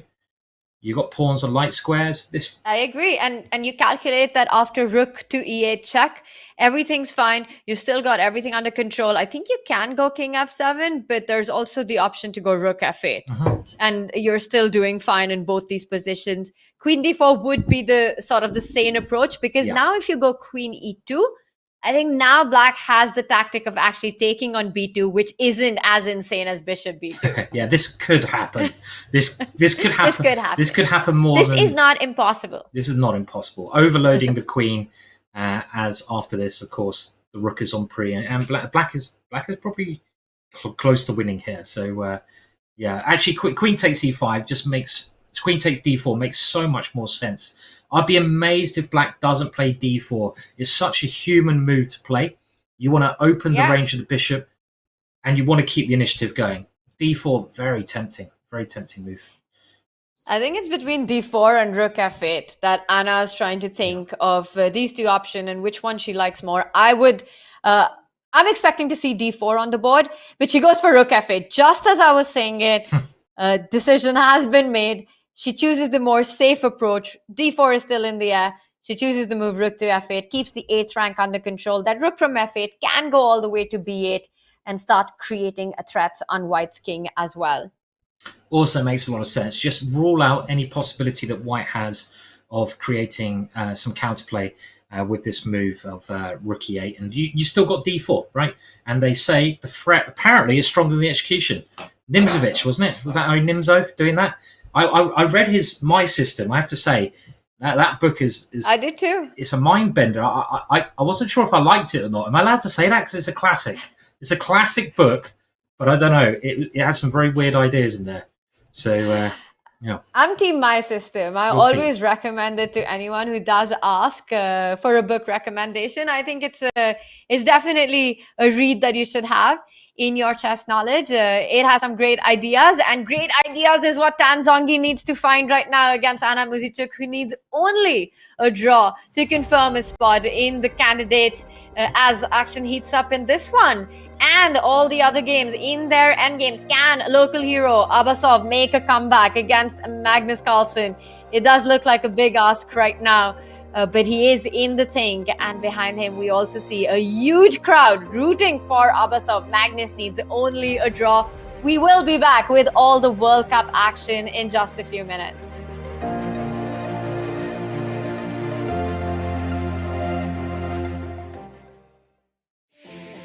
Looking for a new way to learn chess?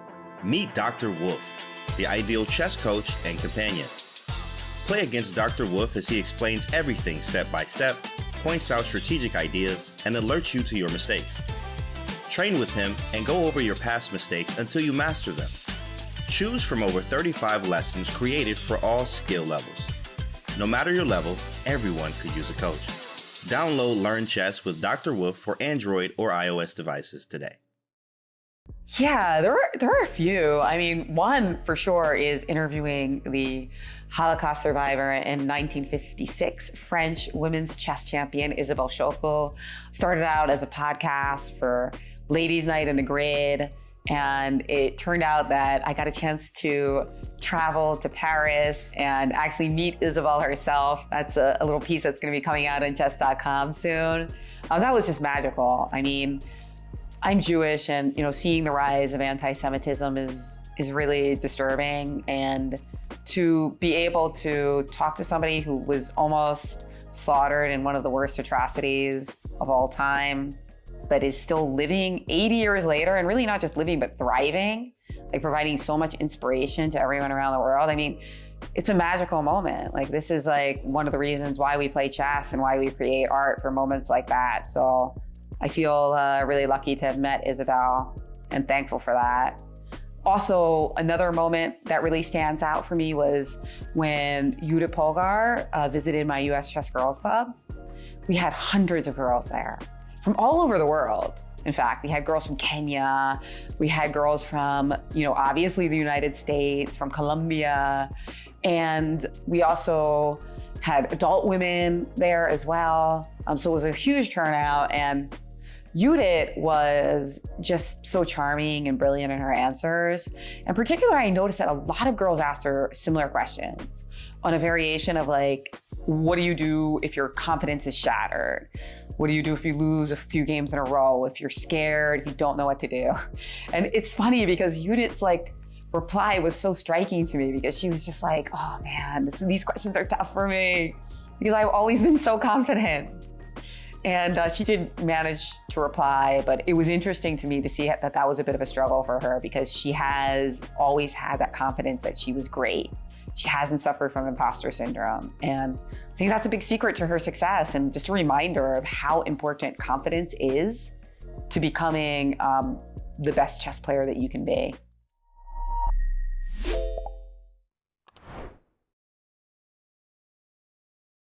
Chess grandmasters can lose 10 pounds and burn 6,000 calories just by sitting. Yeah, so I've actually been spending a lot of time getting in shape. Wow, that's great. What are you doing? Mostly like rook lifts. Oh, I've never heard of that. It's a thing, don't look it up.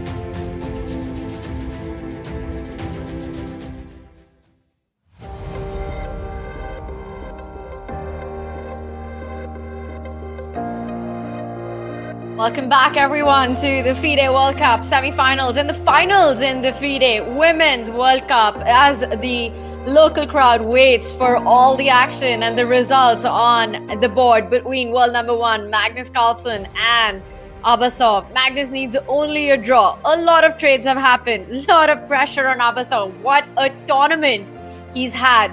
But this might be the end of the road for him. Let's bring up our bird's eye view, because I think, Simon, we're looking at the last few moments for Abasov in this World Cup. Yeah, I agree as well. I mean, it looked like, as you said, an impossible task, pretty much, for White to win this game against, one of the best players in this type of positions, an endgame position where there's no weakness for Magnus. And, what's happened here? Well, a lot's happened. Pieces have been exchanged, and the Black King is finding that perfect blockading square, right, Tanya? We could even have a look just how we get there briefly, but I'm with you, Tanya. I think now it is definitely impossible for White to win. So after a4, what did Magnus play? Well, he played actually bishop e8. He finds a target, he attacks the target. And now bishop b3, one of the only ways to defend that one. And this allows Black's rook to come in. And the more exchanges that are made, the easier the position comes. And this was really clever, Tanya, because without the bishop being on f7, you don't have to worry about the d6 tactic, so you can play king c7. And when the king gets there, only Black will be better. So rook e3 played, bishop g6, and now g5. White trying to find a way in. But Magnus's idea, exchange more pieces off. And he does that very shortly with an exchange of rooks, king e3, a5, clamping down, another star move there, Tanya, making sure that that pawn remains on the light square where it has to be defended by a piece, and also giving ideas of b5, bishop takes b5 and a4, and now king d4, king d6, f4, and there's no way Magnus will lose this position. Do you think he will even try to win this position with Black? Because he did this the other day, Tanya. I think he did it against Ivanchuk, right? He only needed a draw with Ivanchuk in the second game. Ivanchuk offered him a draw. Magnus turned down the draw and went on to win the ending because he was so confident. And there's no way in a million years Black could ever lose this position now. I mean, you've always got b5, swapping things off. Maybe he can't win it either. I don't know. But he could try. He's gone bishop h5 here. Would you now say, Simon, that it's impossible for Black to lose? It's impossible. Absolutely impossible. I totally agree with you. It would need a miracle of miracles, a miracle of all times for Magnus to lose this position. And I agree with you. If anyone can actually push here, it's Black. And the reason for that is, look at White's pawns. The one on d5 and the one on a4, which have been blocked by the king and the a5 pawn, are on light squares, which make it an easy target for Magnus's bishop. Meanwhile, none of Black's pawns can be made into a target or a weakness. It's impossible to imagine White being able to come in with the king. Let's say an idea like king e4, it always runs into a check from g6. You take away the f5 square. You can also go bishop g4 or bishop g6, but you basically don't allow White's king in to attack the f6 pawn. If White tries from the other way, goes king c4, that would run into a check from e2, bishop e2, so taking away the b5 square as well. I think bishop h5, of course, there are a lot of moves. Black doesn't have a reason. There's no precision required here as Black. But again, I think there could be a little bit of precision here required for White to hold this position. But I say good news, but the thing for Abasov is that Magnus only needs a draw, so he perhaps might not end up pushing too hard. Yeah. I mean, maybe if White does nothing here, he's just got to avoid falling into something like bishop d1. If White does nothing, I don't know if Magnus can really progress this position too much. The thing I thought he could try to play is b5, then a4, but that might not be enough. So as long as I keep my bishop controlling d1, it's not easy though, because I could get in a zugzwang position. Let's say you go bishop, okay, it's king e4. We've got moves, king e4, so he wants to come in with king to f5. And you can give a check from g6. You could go bishop g4. Basically, all you need to do is control that f5 square and not allow Black this activity. I won't be surprised if we see bishop g6 King d4, bishop h5. Yeah. I think if Magnus wants to draw, he can go check now. F5 will put another pawn on a light square, so white should avoid that. So king d4. And now, if he wants to draw bishop h5, I just don't see anything that white can do. If you've pointed out that what happens if the king moves, it will go backwards and forwards. This bishop doesn't actually have anywhere it can go. White's running out of moves. If it goes bishop c4, you can go bishop d1. You attack that pawn. The only way to defend it is bishop b5. And now you come this way around, and white's defense is too stretched. He's just going to lose a pawn, probably lose the ending. And a similar thing can be said if the bishop goes another way after this check. Let's say we repeat. Let's say it goes to e2 to c2. Well, in some position, if white tries to hold, you could get zugzwang, couldn't you, a bishop f3, where white is kind of running out of moves here. Because again, we saw bishop c4 allows bishop d1. If you go bishop c2 now, I take on d5, and you can't move the king to c4. I take there, and I think white has now run out of moves. This is what we call zugzwang, where every move white plays makes his position worse. And this is also probably just winning for black, this kind of position. So it's I think a draw could just be agreed very shortly. You're not going to win this position against Magnus, as you say, impossible. Will Magnus try to win though? I mean, if he doesn't go bishop g6, if he goes bishop, And he hasn't. He hasn't. He hasn't. Oh, he's gone for the other one, bishop g4. Wow. And these concepts of zugzwangs are so prevalent in these bishops of same color complex positions, especially when you've got weaknesses that are fixed on the square of your own bishop. In this case, the d5 and the a4 weakness. What black wants to somehow do is combine threats with his own bishop on d5 and a4. As you pointed out, a square for black would be b3 to be able to do that, for example. And if you can do that, for white to keep both these pawns defended is impossible.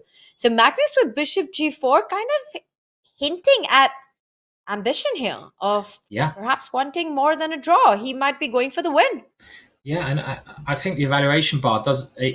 I'm amazed it's 0.00. I guess the computer just sees that white can defend, but there's many ways white can go wrong. You've pointed it out, Tanya. Let's say the white king goes back. Yeah, that seems like a normal move. Well, again, we've worked out that bishop f3 is actually zugzwang, and all of a sudden, white runs out of moves. We've gone through this position already. And it's not easy to play. And has he? Yeah, so this would be bad. And maybe another plan is to put the bishop on g2 in some squares, just move it around this way. So it's a really hard position to hold, and the evaluation bar not really appreciating the difficulty that white is facing in this ending. Maybe even king c5, that's another move white has to watch out for. The black king trying to come in and play on the queen side as well. So the only way Magnus could lose this is if he overextends, and that's just not going to happen, is it? I don't even see a way for black to overextend. You can play this another 100 moves and you'll be the one who's pushing. The one thing that is in Abasov's favor, and I know this is far off, but it needs to be pointed out in all these positions, is that notice how the A pawn is of the wrong color than the bishop that Magnus has. So any position where the b7 pawn and the f6 pawns are off the board, let's say white manages to trade one of the pawns, the a pawn for the b pawn, and sacrifice his own bishop for the f6 pawn. Those positions are theoretically drawn. White's king just needs to come back to the a1 square, and that will be a draw. And I understand right now it's hard to imagine, but this is a defensive resource that Simon, I know, and probably all of chat knows, that this is something that's always on our minds. The color complex of that last queening square with the bishop. Yeah, agreed. We could try to just make some exchanges to show it, because this is the kind of thing you have in the back of your mind when you're playing this kind of ending. And, I'm going to play some rather artificial moves now, not the best moves. We know king d4 probably loses to this, but let's say you ever did get, first of all, this break. If Magnus runs out of ideas, he might want to play this break, for example. And let's now say that in some position, again, I'm playing some artificial moves, but white is able to play this one. Well, all of a sudden, all that white needs to do is put the king on a1, and it's actually a draw here. So this ending, for example, there's no way you can make progress. Even though you're 4 points up, when your king gets to one of these two squares, it's all stalemate. That's the issue you get. So it's kind of looks a little bit hypothetical here, but it's something that could arise. Now, we have one more move. Abasov playing bishop c2. He's got to keep his king here. He's got to stop Magnus's bishop creeping into the position. But now the king does come out to c5. And Abasov goes back with the bishop to b3. So king d6 would be a repetition. Yeah. And what Abasov wants is, if Magnus does come forward with the king to b4, trying to get ambitious, then suddenly he might get chances with the d pawn at the right moment. And I'm looking at some crazy lines like king b4, d6, king b3, and does f5 win for white there? Oh, okay, let's have a quick look. Then I think we've got to go over to the ladies section. It looks like Magnus very comfortable here, but let's just show that one very quickly. So actually, it's quite hard to find a move for white here where I can get that in. But let's just say you get the same. No, he's played bishop to b3, so it's black's move. So let's say you go king b4. Okay, so this is now d6. And if you did take this one, going, oh yeah, I'm going to win, we found a way that Magnus can lose. And this is one of the only ways where f5 is a really nasty move. That pawn is ready to come through to d6. But shall we go over to the ladies section? This Magnus in no danger. He's now deciding whether he's going to take the draw or if he's going to win. If he does take the draw, we'll come racing back there, I think, because it'd be nice to see that handshake. But we have this big game going on in the final of the women's competition.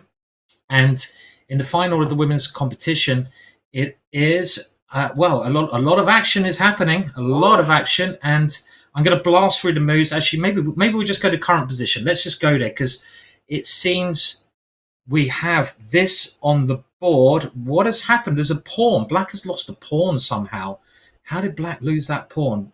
Well, let's have a look. Simon, I think you just have to have a look at how we got here. Yeah, okay, let's do it. We've done that for the rest of the lines. So we had this exchange of queens occur, and now it looked like white is doing quite nicely because of the isolated pawn and that white knight. So now black trying to take over the file. Both sides fighting for that file. The white knights maneuvering to good squares. Great maneuvering both sides, it seems. The white knight attacking the rook. The rook has to come back. And now using some tactics. Look at that. That's a horrible tactic. There's a check there, taking that pawn. There's a check there. The d5 pawn, the isolated pawn in trouble. And white just continues with this activity. Rook c6, grabbing a pawn with check. The knight has done its little ninja mission into the position. Out it comes again. Black playing bishop a7, bishop e1. Another target is alive. And we find ourselves in the current position where black is now a pawn down. Oh my God. 12 minutes left on the clock to make 6 moves each. But white has that extra pawn. And also, this pawn is looking quite weak. The B pawn and also could the be quite... B3 pawn. Yeah, definitely. Could this be the game? If either side wins this, they are the winner of the World Cup. What a story this would be if Salimova manages... I mean, no one predicted that she would go all the way in this competition. No one could predict that from the start. But she's playing great chess. What does she play here, though?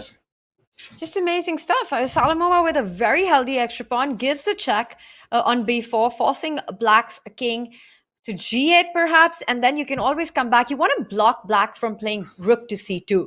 I feel like that's an activity that you don't want to allow.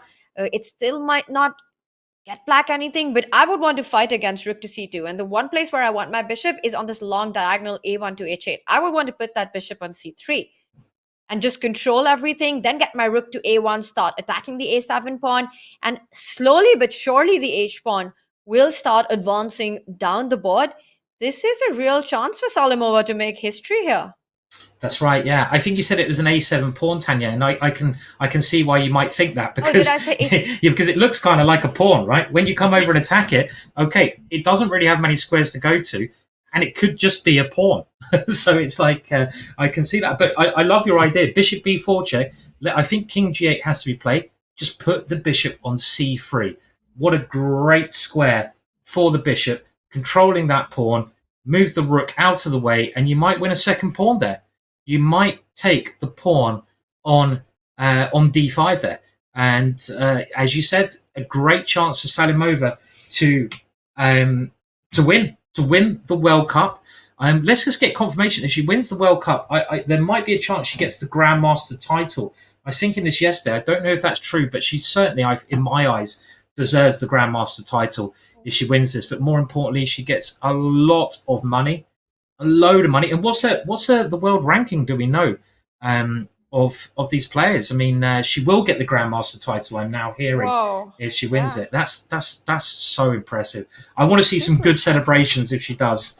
You've got to be so happy if you win this amazing title. So, yeah.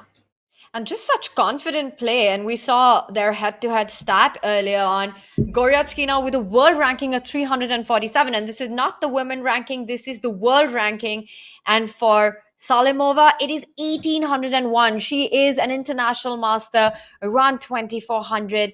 If she wins this, she's the winner of the World Cup. Potentially the youngest ever player. And we're going to get a confirmation on that as well. The youngest player to win the World Cup. And Goryachkina, she's a grandmaster, one of the best women players in the world, has won the national championship in her country multiple times, represented her country in the Olympiad multiple times, winner of Olympic medals. And this would be not only a huge upset, but also a massive milestone in Salimova's career. Right now, she's up a pawn. It's not completely winning, but she has a huge advantage. It will be about technique. Goryachkina is going to fight this out, but this is a big, big moment. Massive moment. You don't get better chances than this to win such a prestigious tournament. I mean, you're a pawn up, but it's not just being the pawn up.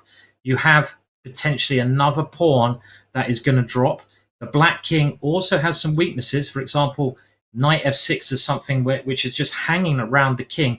And I think, as you pointed out, Tanya, as well, the white rook can start harassing on the queen side as well. So it's looking...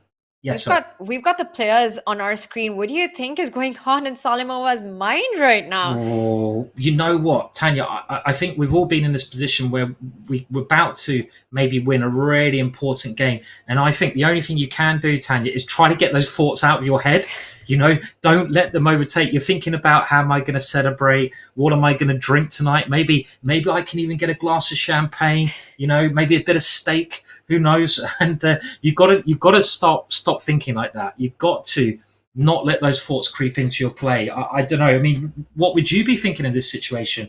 It's really exciting, right? You could be World Cup champion. What a and how much money is it? I mean, it's a lot of money as well. $50,000. That's a big paycheck. But more than that, it's the glory that comes with it. Being the World Cup winner, you've already booked your spot into the candidates. You're already going to be fighting for the World Championship. You confirm your Grandmaster title with this win. And look at the players that Salimova has taken down on her journey. If she manages to win this one, but she's already defeated Polina Shavalova. She's already taken down Anna Muzichuk. It's already been the tournament of her life so far. And this would just be that chef's kiss if she's able to convert this position. And Simon, it's a dream position that she's managed to get. She's looking confident on the screen, but she's got to be feeling those nerves right now. She knows that she's close. Yeah, she knows that she's close. She's just got to keep her cool. She has 12 minutes to make 4 moves, plenty of time. And I mean, what do we think Goryachkina is thinking here as well? I mean, she must be thinking, I mean, I'm on the edge of defeat here. I mean, even though both these players have their place in the candidates, that's the main thing. It's still the prestige of winning this World Cup event, and it is a major event. So we have a move played on the board, and I understand this. Aleksandra has played f5, lashing out, trying to create some counter chances in a position which looked very dangerous. I didn't think this was possible because the white knight could simply come in, attack the rook, and get ready to take some of these pawns. But black's idea is to create, I guess, counter chances on the pawn and e3. So let's analyze this a little bit more. After f5, I'm going to continue with knight e5. Why not? Let's get that knight in there with a fork against the rook and the pawn. And if you can't go bishop takes e3 now, because I'm going to take one rook and then I'm going to come and take the other rook with a check and taking on c8. So you have to move the rook, and she has played it. So we're going to see this happen. Where do you move the rook now? Where does that rook go? I'm guessing just move it back to c7. And you just got to play very accurately here. Do you know? C7 on the board.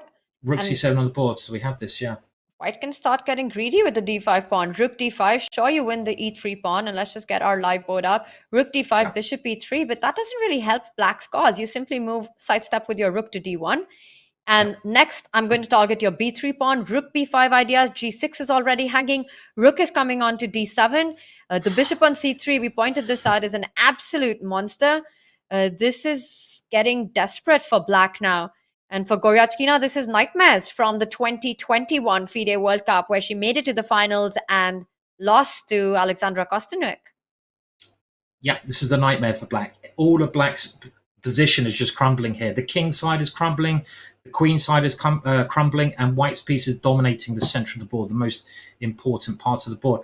And the funny thing is, Tanya, I'd never heard of Salimova before this tournament. I certainly won't forget her anymore. But are you aware of her play? A lot. You must be a lot more. And also, Tanya, why are you not playing? Is it because you prefer commentating?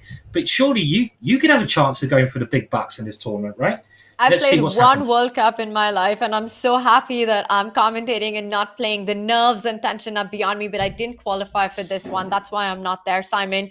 But it's truly, of course, prestigious to be here and to play in this event. You were talking about Salimova. The first time I heard about her was when I read that she actually played in her National Open Championship and not the Women's Championship. And she actually finished second there, ahead of several strong grandmasters. And I think it was Grandmaster Kirill Georgiev, who won that national championship, and Salimova finished second, ahead of many, many GMs.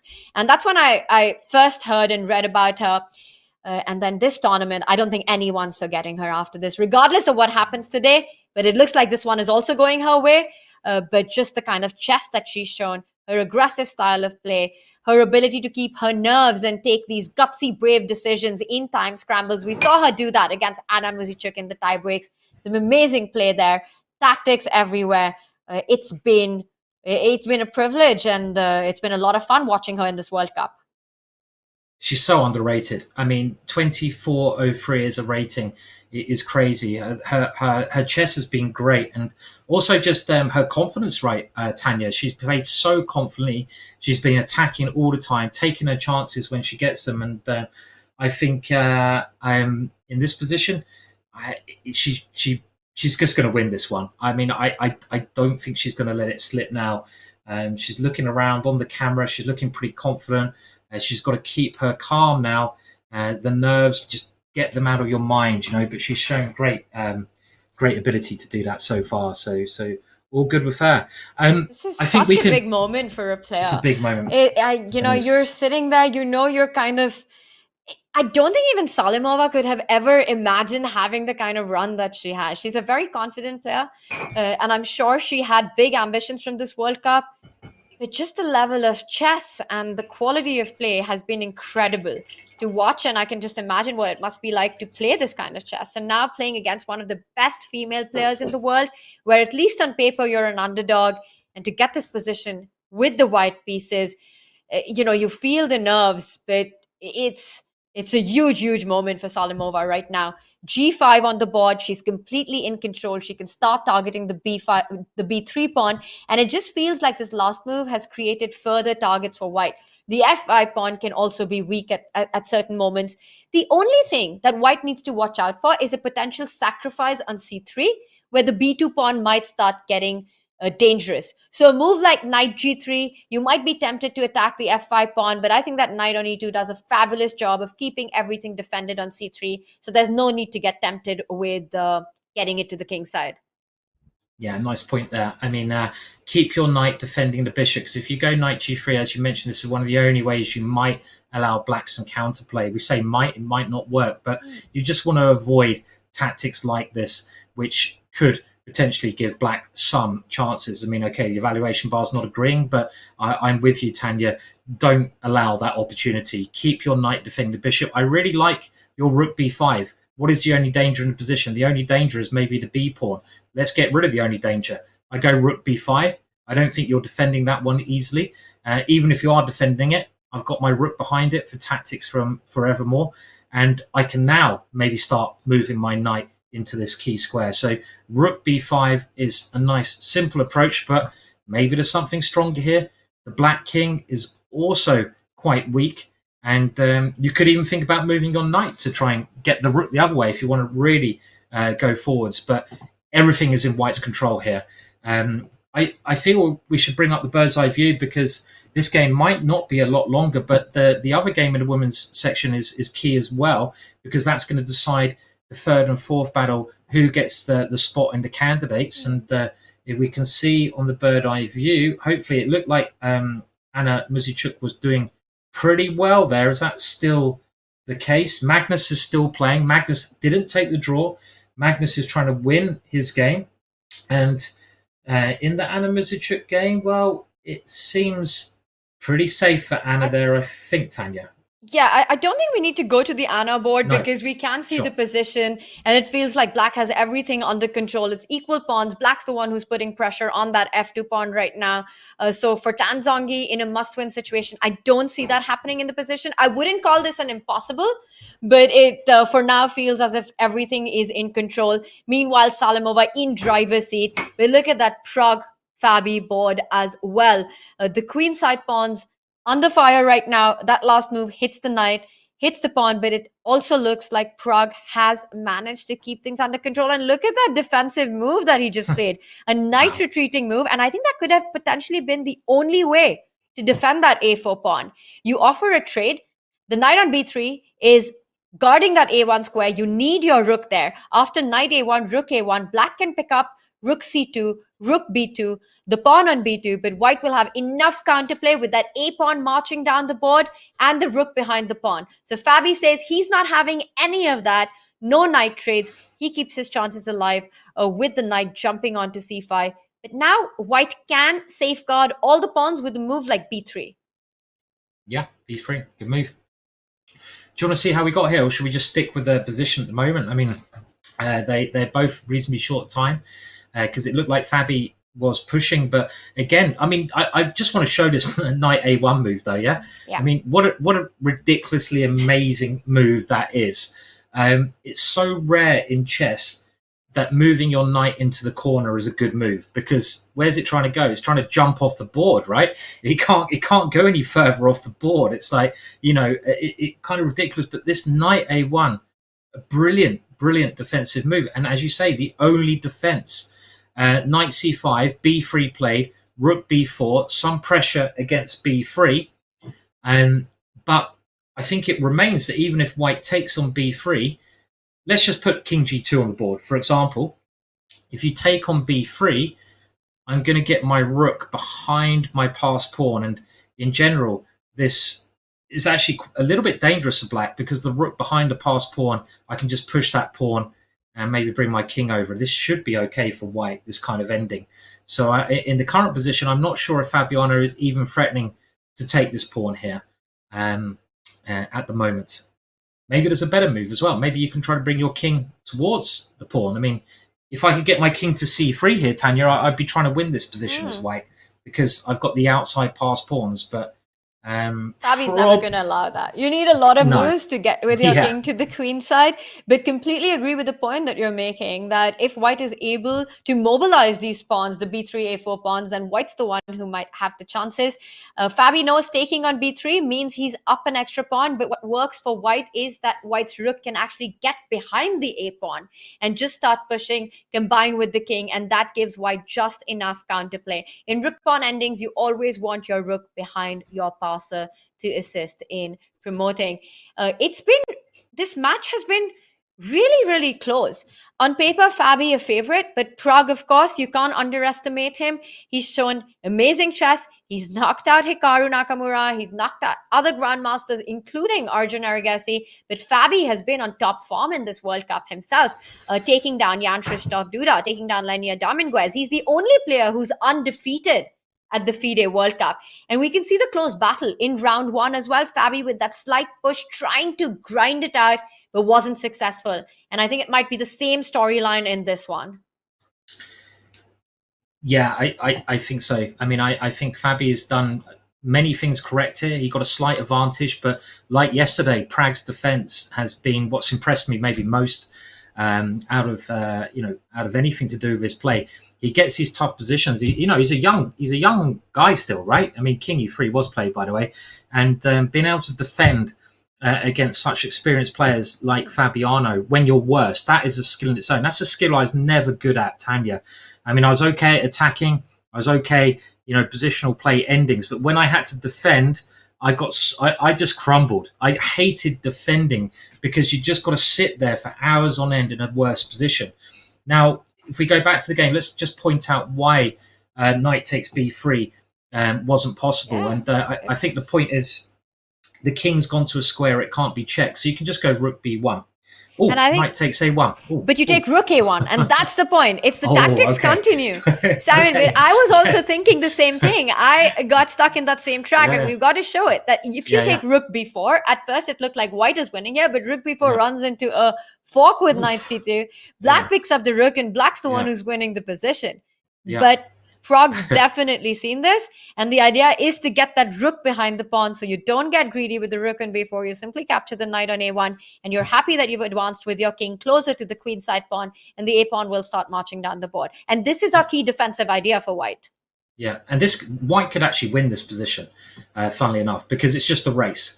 You're going to push the pawn, your king's going to come over, and it's the kind of position that actually Fabiano should avoid at all costs, because he could lose, right? I mean, he has to put his rook passively in front of the pawn, and he has to at some point give his rook up for the pawn. So do not go for this ending.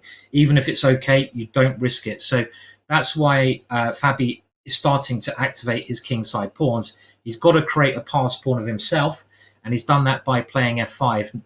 I would love to get my king to c3, as I've said, Tanya. Can I do that now? I mean, can I go kick? I think I mentioned with the king there, I can try to play for a win. Let's go king d2. Let's see if I can get my king to c3 and try to break your blockade on my pawns by doing this. Now knight b3 definitely runs into king c3. So I think that's a really terrible idea. Knight b3, king c3 might just be lost. Whoa, what's happening, Simon? What am I missing? Yeah, I mean, I think I don't know. It looks. Let's just leave it. It looks good for white because white's going to win a piece. It might be. I mean, rook a4 you might hold, but this is going to be a struggle. Yeah, white's clearly better here. White's got the extra piece, right? Of course, the computer doesn't think that's the case, but I want to have the knight in this position. Thank you very much. Give me the knight. I will take it. And again, this is something that you don't want to do. As Fabi. So kind of king d2 looks kind of tempting to me because I want to push that rook away and queen a pawn. I see a queen, I try to get a queen. Just play very blunt chess here. What would black do? I'm not sure. King d2, one option. Coming around here. Let's say you go knight e4 to try and stop my king getting there. And I go king c2. I'm trying to bring my king nearer. And I want to go king b2 and knight c2. I mean, this is a very complex position. Whose pawns are going to advance? Black's pieces are better placed. But if I can get a couple more moves in, I'm going to break the blockade. And then I'm going to start pushing my pawns. So even though, again, the evaluation bar says this position is kind of even, did he go? He went king d2. He did. Well, okay. Even though the evaluation bar says this is even, Tanya, this could be a win for either side, right? Because they both got pawns. They're both pushing. It's not a dull ending by any means. And Fabiano's just trying to get a queen himself here, pushing that pawn to f4. Sensible chess as well. And you mentioned this idea of getting the king to the queen side, and at that point I thought that's never going to happen. It's not even a possibility that white will manage to do that without Fabi picking up the pawn. But we see that it's actually ended up being a race on either side. King has arrived on c3, and I fully agree. This is the kind of position you take that eval bar, you take our silicon front and throw it, chuck it out of the window, and just understand that this is a game, an end game for 3 results. Because black has got the passes rolling down the board on the king side. White will start pushing down his own pawns. on the queen side, and it's anyone's game. And very often, draw is the least likely outcome in these kind of positions. Yeah, this is the kind of position which could go either way, right? I mean, whose pawns are going to be quickest? I mean, as you say, these pawns are coming, but let's say I just go a5. I mean, I'd love to go b4, but I don't want to lose my a pawn. So let's get it one space nearer queening. They say pass pawns must be pushed. Let's go f3. F3. Oh, okay. And now I'm going to go. Well, can I go b4? No, the valuation bar says no. No idea why though. Maybe it's because I can give a check on e4. Knight e4 is tempting, and because your king can't stay connected to that b4 pawn. For example, king b3, and I'm already going f2, knight d2.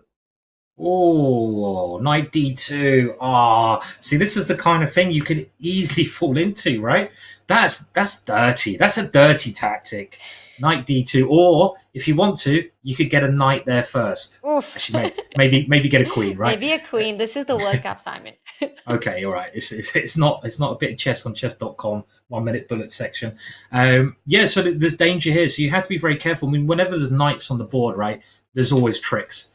And Black's knight is more active than White's knight. So Pragg just has to be careful how he pushes the pawns. But then, really complex. Simon, if he can't make hand moves like the ones that we were making, right? A5, it feels like could end up in a bit of trouble after f3. You need to be precise here. Okay, a5, f3, I see that there's still balance in the position. But what is the move? You can't move your knight from a1 anywhere because the b3 pawn hangs.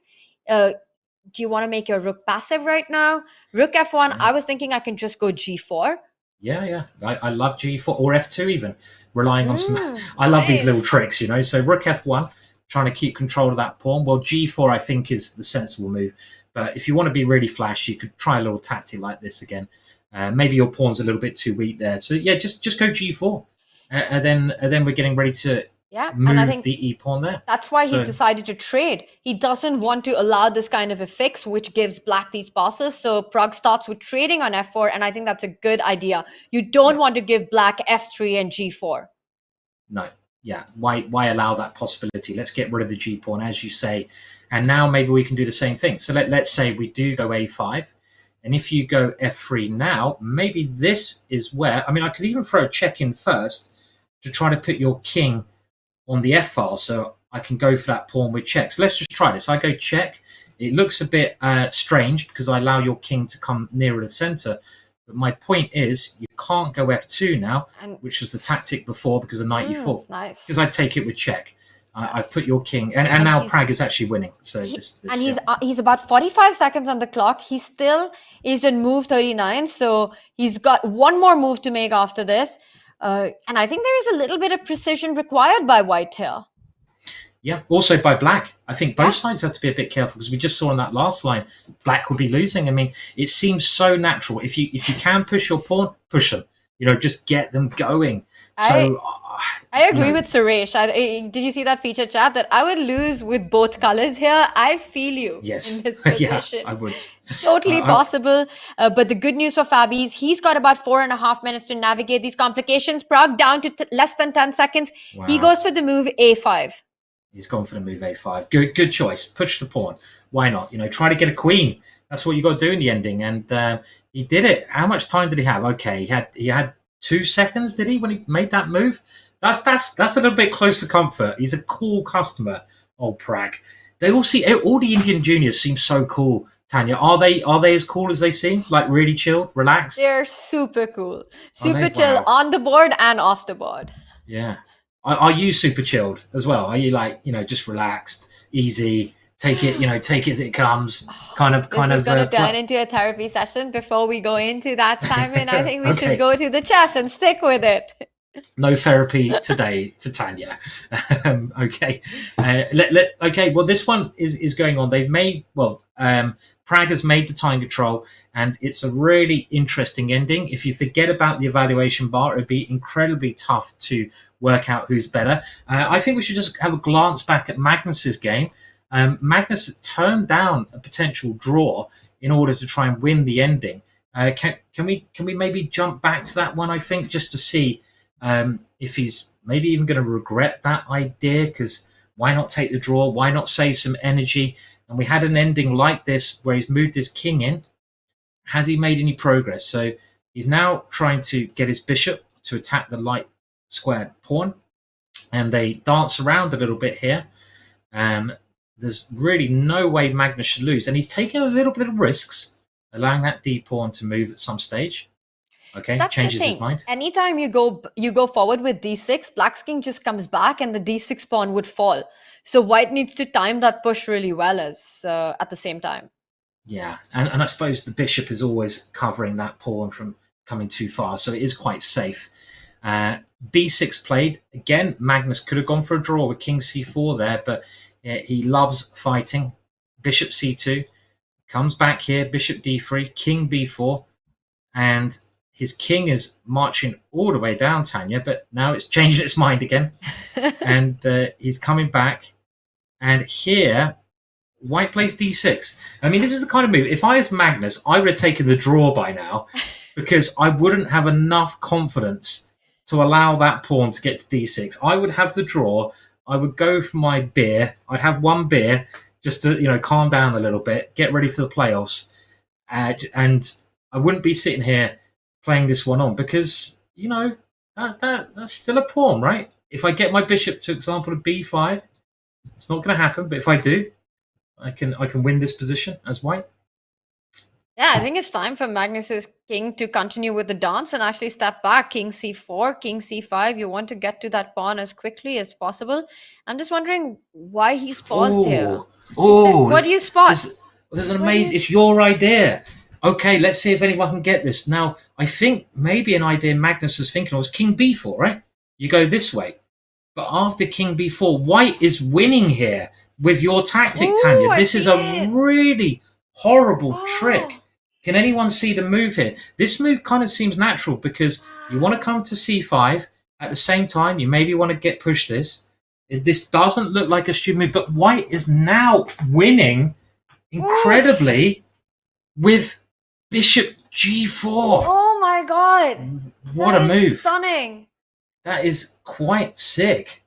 Because, okay, if you take on a4, well, I mean, maybe D7? you have some chances, but d7 is going to be a piece up for White and great chances to win. But the big trick is if you go bishop takes g4, now the move you point out, Tanya, f5, and you can't stop that pawn from queening. Is Magnus... he's not going to fall for this, is he? But if you go king c4, I think it has the same problem. King c4 also should run into bishop g4, right? Wow. So king c4, bishop g4 again.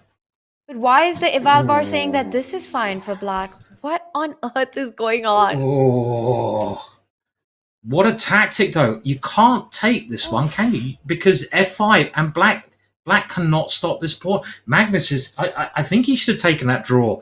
He's really... he's pushing the boundaries a little bit here. Oh, God, and you can see it on him. He's feeling it. He's feeling a little uncomfortable. He's, of course, spotted king b4, bishop g4. But intuitively, I felt like king c4 should be the way. And I'm not really sure why, because I was thinking king d5 gets stopped. You want to get in with your king to c5. But for me, it's really interesting that bishop g4 doesn't work here, but works if you go king to b4. And what's the big difference, Sai? Well, I mean, the difference is that you have this check and the White king has to go to a passive square. So in the previous example, so if we go back to the position here where the king goes to b4, the king is not controlling these three squares, so which it is on c4. So if we now go bishop g4, for example, you go, I think this is the reason, you go check. I'm assuming I can go king d4, and my king is just a little bit better placed here for the ending. And again, this is one of those ones which, without the evaluation bar, I wouldn't. I'd have to calculate very deeply because I'm kind of guessing. But in the other line with king c4, let's say we do the same thing and we go check here. My king cannot come towards the center, so I can go to f5, but then I get in the way of the bishop. And if I go to e3, then the king is a lot less active. So there might be some draw here where these pawns are coming through. Even this is really complex, Tanya. And I bet Magnus is has spotted this, and I bet he's like thinking, hang on a minute, why didn't I take the draw? Because even in this position, you know, you're going to have to give your bishop up. Is Magnus going to lose his bishop?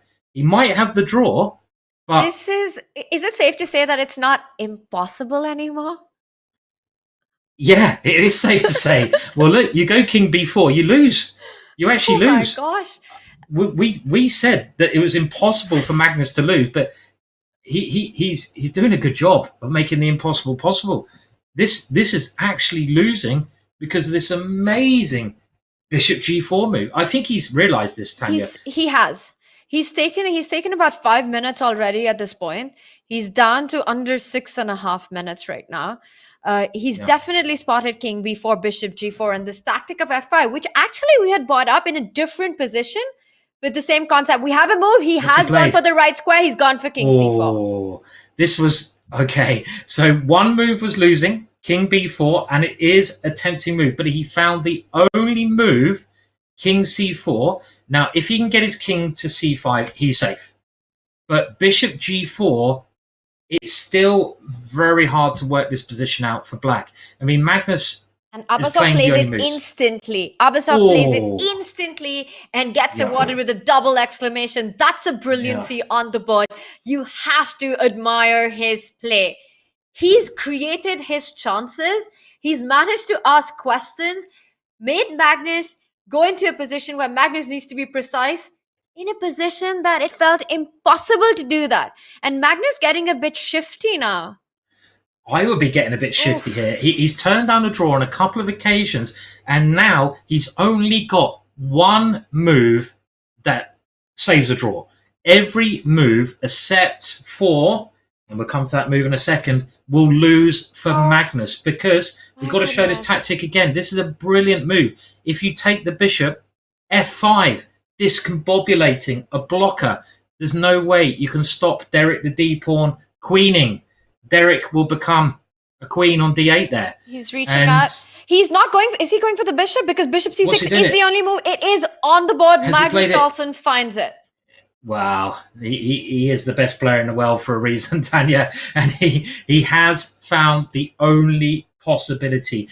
And this check, I mean, again, finding this move's quite hard, Tanya, because another tempting move, I say, is to take on a4, right? This would be quite tempting. And do you know why this move loses, Tanya? And again, I'm using the computer here to help me because I can't work this out quick enough. Bishop e6 check first, forcing the king to a bad square, and then I queen. So Magnus has found it. Bishop c6 check, forcing the white king to a bad square. And then he can take on a4 and apparently give his bishop up for the pawn. But even this, Tanya, without incredible calculation, it's very hard to work out. Let's just show some variations, Tanya, right? So let's say the king goes to e3. Let's have a look at this first. You have to get rid of this pawn because you're going to have to give your bishop up.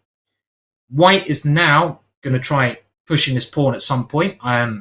I don't know if you give a check first, but let's just say he does push the pawn.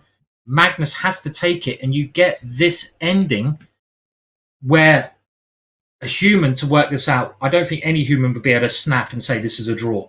It's not possible, because White's idea is maybe to take this pawn and try and cover the other pawns of the bishop. I mean, could you do a snap call here, Tanya? I certainly couldn't. I wouldn't have no idea who's winning this position at all. And we have the luxury of the eval bar telling us that everything is in balance. King c4, king b4. We can work it out because we see when things go wrong with the eval bar guiding us. For Magnus right now, he doesn't know what the objective evaluation is. He doesn't know if he's played all the accurate moves. He's playing on calculation and his feeling right now. And his body language, it does show, Simon. I think it's echoing what you said, that maybe I should have just taken the draw. I should have just repeated when I had the opportunity. Now, White is the one who's pushing. He's got the extra piece. Magnus needs to be precise with calculation. The balance is still there, but one wrong move, and it's into playoffs. Yeah, I mean, I expect he may have worked it out, Tanya. He may, because it's Magnus. I mean, not many people could, but it is Magnus, and it is kind of a number crunching thing. You kind of think b5, okay, these pawns are going to come from. Let's have a look.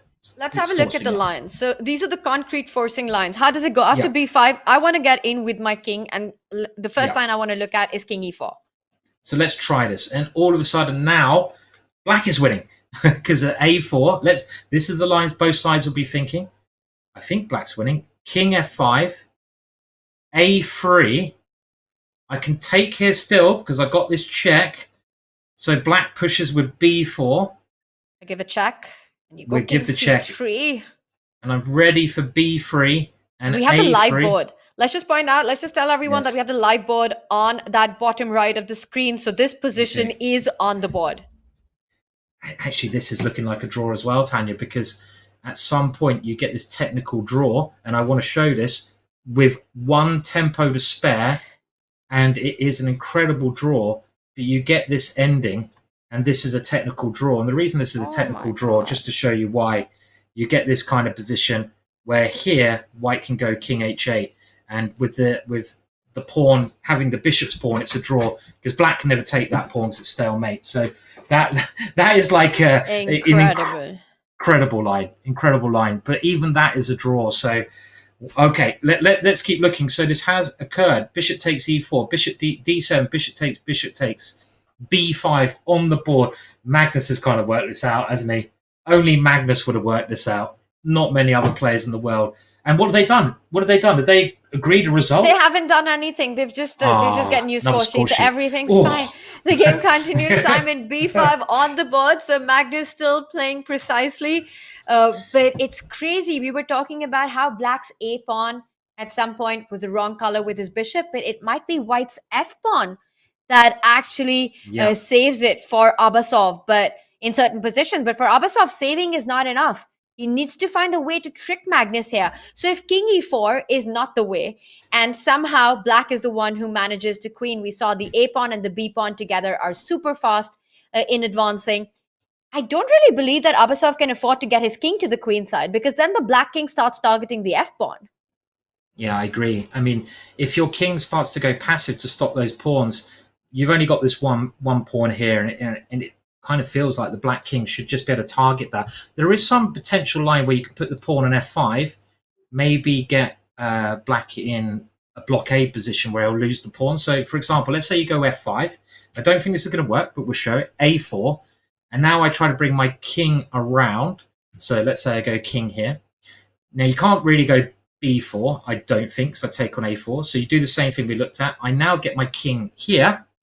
You go b4, and I've blockaded the pawns with king here. And this is probably still a draw, Tanya, even here, because I can never take on b4 after the king just glues itself to the f pawn.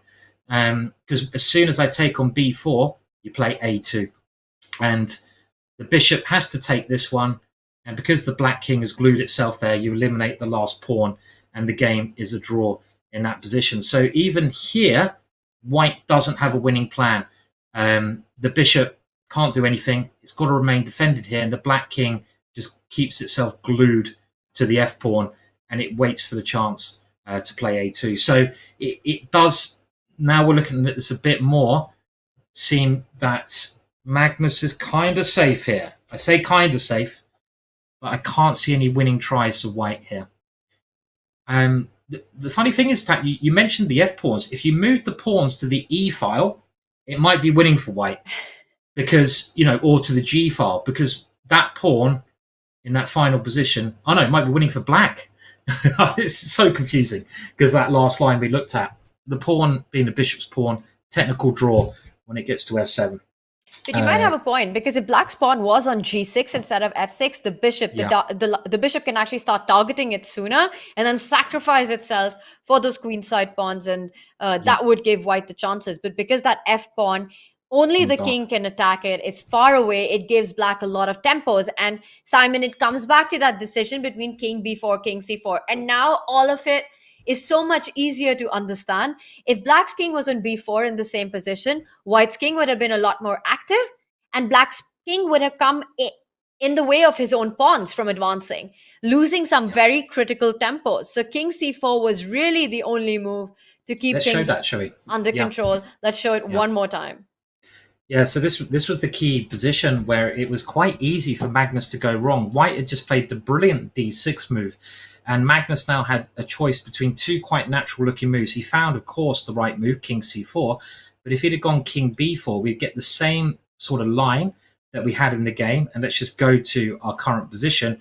But as Tanya points out, you'd have the king in the way of the pawns, and that one tempo could certainly give White very good and probably winning chances. But in this case, Black's pawns are going to be too strong, and Black has a very simple plan, and it looks like Magnus has got that draw in this position. So very exciting ending though, Tanya. I didn't think this would be exciting as this, and it's like, I think Magnus may have had a little heart attack there when d6 was played, or do we think he had it all covered?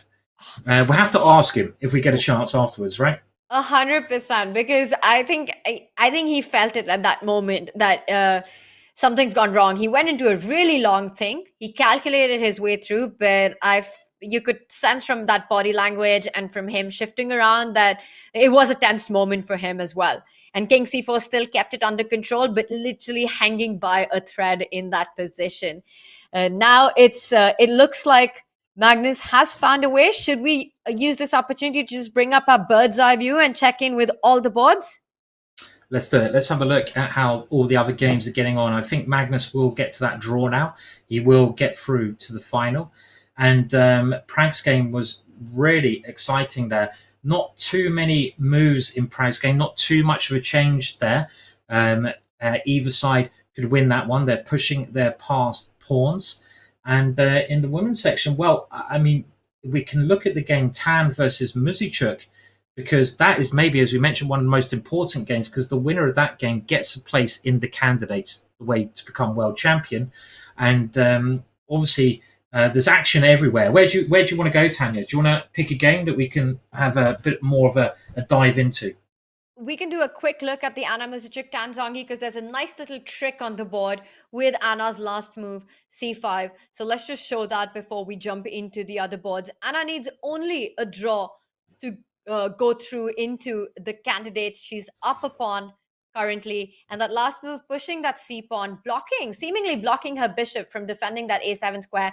But unfortunately for White, a7 doesn't seal the deal, even though Black's king can't get to the pawn. But Black has this check with c4, giving up the c-pawn, winning the a7 pawn, and with pawns on the same side left, this would be a draw, or Black would be the only one to push this position. So first, Tanzangi does stop any ideas. King c4 played, which gives Black the time to step in with her own king towards the a6 pawn. And the square chosen is king to c6, I think, by Anna. Now, if you advance the a pawn, Black's king comes to the rescue. And it looks like Anna should be pretty safe here, because the only real danger in this position is the a-pawn. And Black's king has got there just in time. You can't really cause too much damage with your bishop, because it's the light squares that Black always has control of. The king, as soon as that pawn comes forwards, has the light squares, which White can't control with a dark square bishop. So it looks pretty safe. There is maybe some tricks here that you have to be a little bit wary of, but they're only enough to draw anyway. I was thinking, like the one on the board, bishop d6. You were going to point it out. Has been played. Come take the bishop, but Anna's never going to do it. Trying to deflect the king from defending that a pawn from queening. It's not going to happen. As Chad is saying that it looks like Anna's got this. I think she does. She can simply march with her king to b6. I don't believe bishop c5 would be good enough in that position. Black's king will be in time. Simon, this one should end in a draw. Yeah. Meanwhile, the Pragg game, I really want to rush to that one because we were talking about a race, and the race is on.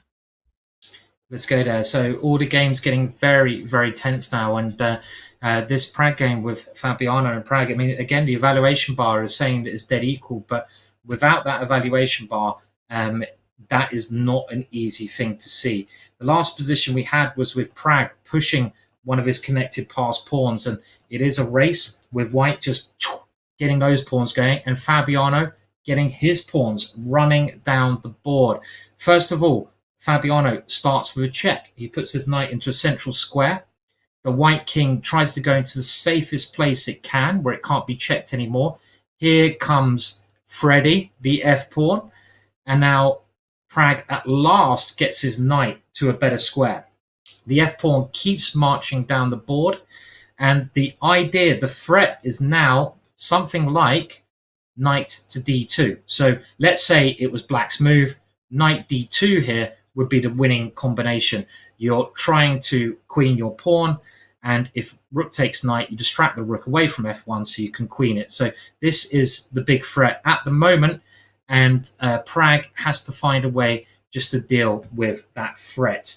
My first thought, Tanya, would be get the knight to the central square, get the knight defending that pawn from going any further forward, and I'd probably play knight e3 like a shot here, just centralizing that bad piece of mine. But still, the play goes on here. It's a very complicated position already, because black's got that pawn to f2, and black also has a very strong knight defending that pawn, which gives black's king the option to actually think about starting to march down the board.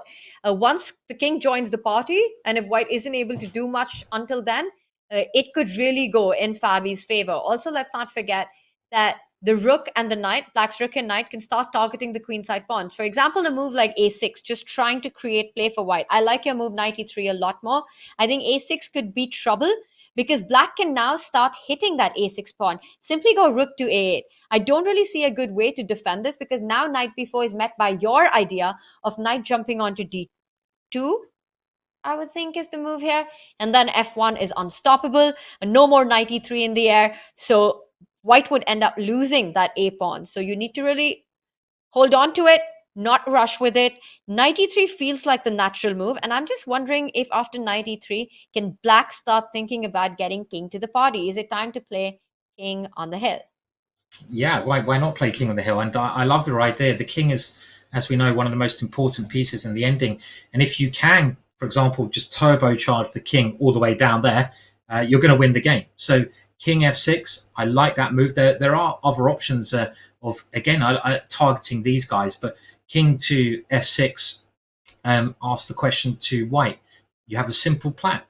Your king, your knight, and your pawn are all connected. They're all defending each other. They're all working very closely together. The evaluation bar is always hovering around even here, but I just want to just keep saying this. It's so hard to play this as a human, right? To defend this, and it is white who's got the harder moves, Tanya, isn't it? We're finding that now. Agree. White's got to be much more accurate with this pawn one square away. So Pragg's got to keep up his great defensive play in order to take this to playoffs tomorrow. Things are definitely heating up in Baku, Azerbaijan. Will we see a playoff, a tiebreak between Pragg and Fabi? Can Pragg hold this one? Will Magnus make it to his first final by holding on his game after a bit of a scare in that one? And will Salimova make history by winning the World Cup? She does have a winning position against Goryachkina. We will be back with all the answers to all these questions in just a few moments as things are heating up. We will go into a short break and be right back. Don't go anywhere.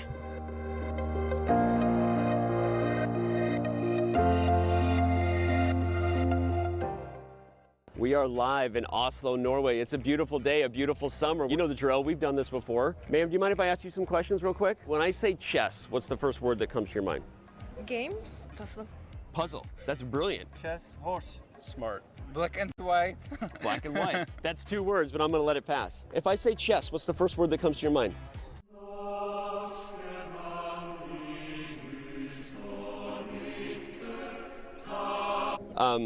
I don't know if I have any other questions for you. Okay, when I say strategy, what's the first thing that comes to your mind? Puzzle. Puzzle, oh my God. Magnus Carlsen. Chess. The answer was puzzle, actually. That was the correct answer. That's okay, though. Okay. Yeah, I love chess. You do love chess. Yeah. Do you play chess? Yeah, sometimes. You play chess online? Yeah. Where do you play? Chess.com, You play on chess.com, of course. Do you know who Magnus Carlsen is? No. Okay. Could you name any world chess champion? Vishwanath. I knew you were going to say that. Obviously, you know who Magnus Carlsen is. Sure. Right? He's a hero. You know how good he is? The best? Yeah, he's the best, right? Yeah. Has Norway changed now that Magnus isn't the world champion? Yeah, it's kind of a bit more sad. Why? Yeah. Do you know that he's no longer the world chess champion? I did not know that. Yeah. So you didn't know why you felt sad, and now you know why. Yeah, I guess he'll get back up there. He'll get back. Do you know why? No. He left chess to become a footballer. Actually. Yeah, actually. I think it's very different, chess and football. Yeah. But he's an athlete, so he can pull it off. It makes sense. It makes sense, right? I don't know who he is. You don't know who Magnus Carlsen No. is? Okay. He's a professional footballer, one of the most well-known in Norway. Okay, okay. Okay, so Sorry, I'm not from here. Okay. I heard there was a huge chess tournament thing where he accused another player of cheating. That's true. Do you know anything about that scandal? Have we done our job, Oslo? Oslo, they are an educated chess city, a city of deep thinking people, a city of beautiful people, a city where chess comes to life.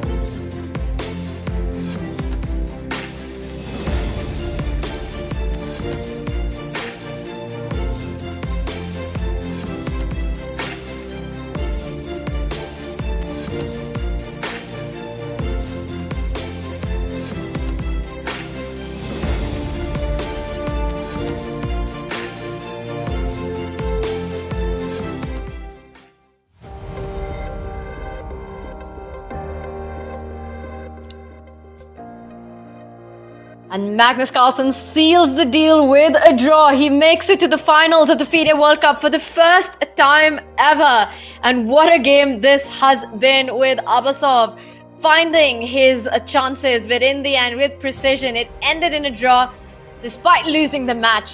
What a tournament this has been for Nijat Abasov. It is the end of the road, but definitely a milestone and a lot to be proud of. Yeah, he's had a great competition. He showed some great resourcefulness in that last game as well. He never really had enough from the position to really be pushing for a win. But he found this amazing idea with Derek the D-pawn later on that at least made Magnus, I think, a little bit concerned for a moment or two. I'm sure we'll try to get him on an interview a bit later on, but we can just maybe show how the game ended. It went really along the ways we thought it would, or very similar, with Magnus using his pawns to distract the bishop away, and the white king ended up coming backwards, the check, but now the black king just goes towards the pawn, as we said before, gluing itself to the pawn, and there it is, glued to the pawn, and it keeps on the pawn. We had this position on the analysis board pretty much with b3 being played. I think we had this exact position, and the problem here is the bishop has to remain on that pawn with any winning chances, but then the king remains on that pawn. As soon as the bishop moves away, well, of course, there's many ways to draw here. King takes pawn is enough, but they get a draw in, well, they play on a little bit here, but they get a draw, king versus king at the end there. So it was a tough fight, but I think both players have got quite a lot to be proud of there, Tanya. I mean, Magnus is in the final and Abasov is in the candidates, right? Just incredible stuff. And we saw when Abasov was walking off, he kept looking back I think just realizing and taking it in that this has been his last game, his last moment in the World Cup, and sort of just soaking everything that he's achieved along the way. We also saw as the players left, the crowd did as well. They were there supporting their local heroes, supporting Abasov, and seeing them walk away. We saw a bunch of the spectators also leave alongside them, but there is also big action on the Praggnanandhaa FIDE board. Magnus is into the finals. Who will he face? It will be one of these two players. Yes, and I wonder if there's a player he'd rather face out of these two. I mean, he's played obviously both of them a lot of times before, and he's played Fabiano for the World Championships. That's a pretty big match. And Magnus has also played Pragg a lot of times in the Champions Tour. And actually in the Champions Tour, Pragg has beaten Magnus on, I think, at least 3 different occasions. So it's kind of a tough one. By the way, we have another result there, Tanya. We do. And let's just bring up the bird's eye view so we can see that result. And this is also great news for one of the players. Yeah, and that is Anna Muzichuk, who seals her spot into the Candidates 2024, winning the 3rd place match. And I also stand corrected. It might be the end for Abasov to make it to the finals, but it's not the end of the World Cup for him, because he will be playing in the fight for 3rd place against the loser of the match between Praggnanandhaa and Fabiano Caruana. So he will be back for that. But once again, it comes down to whether... For him, I think he's already sealed his spot into the candidates. But of course, winning that 3rd place match would guarantee it, regardless of Magnus's decision to play or not. Yeah, just to make it sure there. And we can see the results there. And Anna Muzichuk, really important match there. And Tan still, I guess, has to qualify for the candidates now, which is the way to try and become world champion again. And having a look at the other games, well, I think we will go to Pragg's game against Caruana, because this is going to decide who plays Magnus for the final and who plays for the 3rd place position. But anything changed here? Well, we looked at it last time after the move F2 had been played, and Black's idea here was this very crafty knight to D2 move. We were looking at many options, but in the end, Pragg decides just to blockade that pawn with the rook. Now, my first thought here, Tanya, when I saw it was, isn't there a rook takes b3? I love cheapos. I used to be called Mr. Cheapo. That was my nickname, because I was always trying to find these little one-move ideas. But let's just check that variation out. The point is, I want to come down and take your rook, Mr. Cheapo. So we'll put this on the board. I don't think it does work, because we've got to remember white also has a pawn, but this is the line you have to first calculate, the most forcing line. And if king takes, we'd have knight d2 check. I don't know where the king goes. Let's put it somewhere where it can't be checked easily. And now knight takes f1. And, well, this what a... A6, the only move, I think. You can't get your knight... Well, you could get it to e3, but a6, and you're going to go knight e3, wherever this black knight moves, right? I'm still thinking, how is Black even holding this position? Because I can stop your f pawn, but how is your knight getting to that a pawn? I don't think it is. Well, again, it's a ridiculous move. Just turning on the computer, like a move like knight takes h2 would lose for Black, because now you go knight to e3, and as Tanya said, this will become a queen. There's no stopping that one. The knight very firmly controls this queening square. So the computer indicates that in this position, the only drawing move, and this is clever because you need to have an answer to knight e3, is knight to g3. Yeah. And the answer, nice. It is very nice. And the difference here is after knight e3, again, you can't queen, because if you do queen, let's very quickly show that the a pawn is just too strong. You're not going to stop that one. But the idea here is that after knight e3, you can go knight to f5. And again, this is an amazing variation, Tanya, because even here, I wouldn't be convinced how I'm going to save this one, how I'm going to stop the a pawn after knight to f1. But the knight can just get back in time, and it can stop that pawn either with a check here or by coming to this square. Really, Yep. That's not going to happen on the board, but another crazy line that the players It have is. to consider. And I'm sure they did, calculated it out, but all the risks that exist for black after taking on b3, because it turns out that the a pawn, even though it's 3 steps away from queening, is more dangerous than the f pawn. You don't want to go down that path. So instead, we saw another approach by black. He wants the e pawn to join the party, to join his friend on f2 and try to assist it in queening e5. And again, just a reminder, take that eval bar, chuck it out of the window. It is an extremely difficult position for both these players. Anything can happen. Any result is possible. a6 on the board. It might be time for black to start targeting that a pawn with his rook. Rook a8 would be the move that I would be considering here. Yeah, the pawn is getting very close, right? It's getting very, very close. And if white can get supporting that one at some point, then it's going to be winning for white.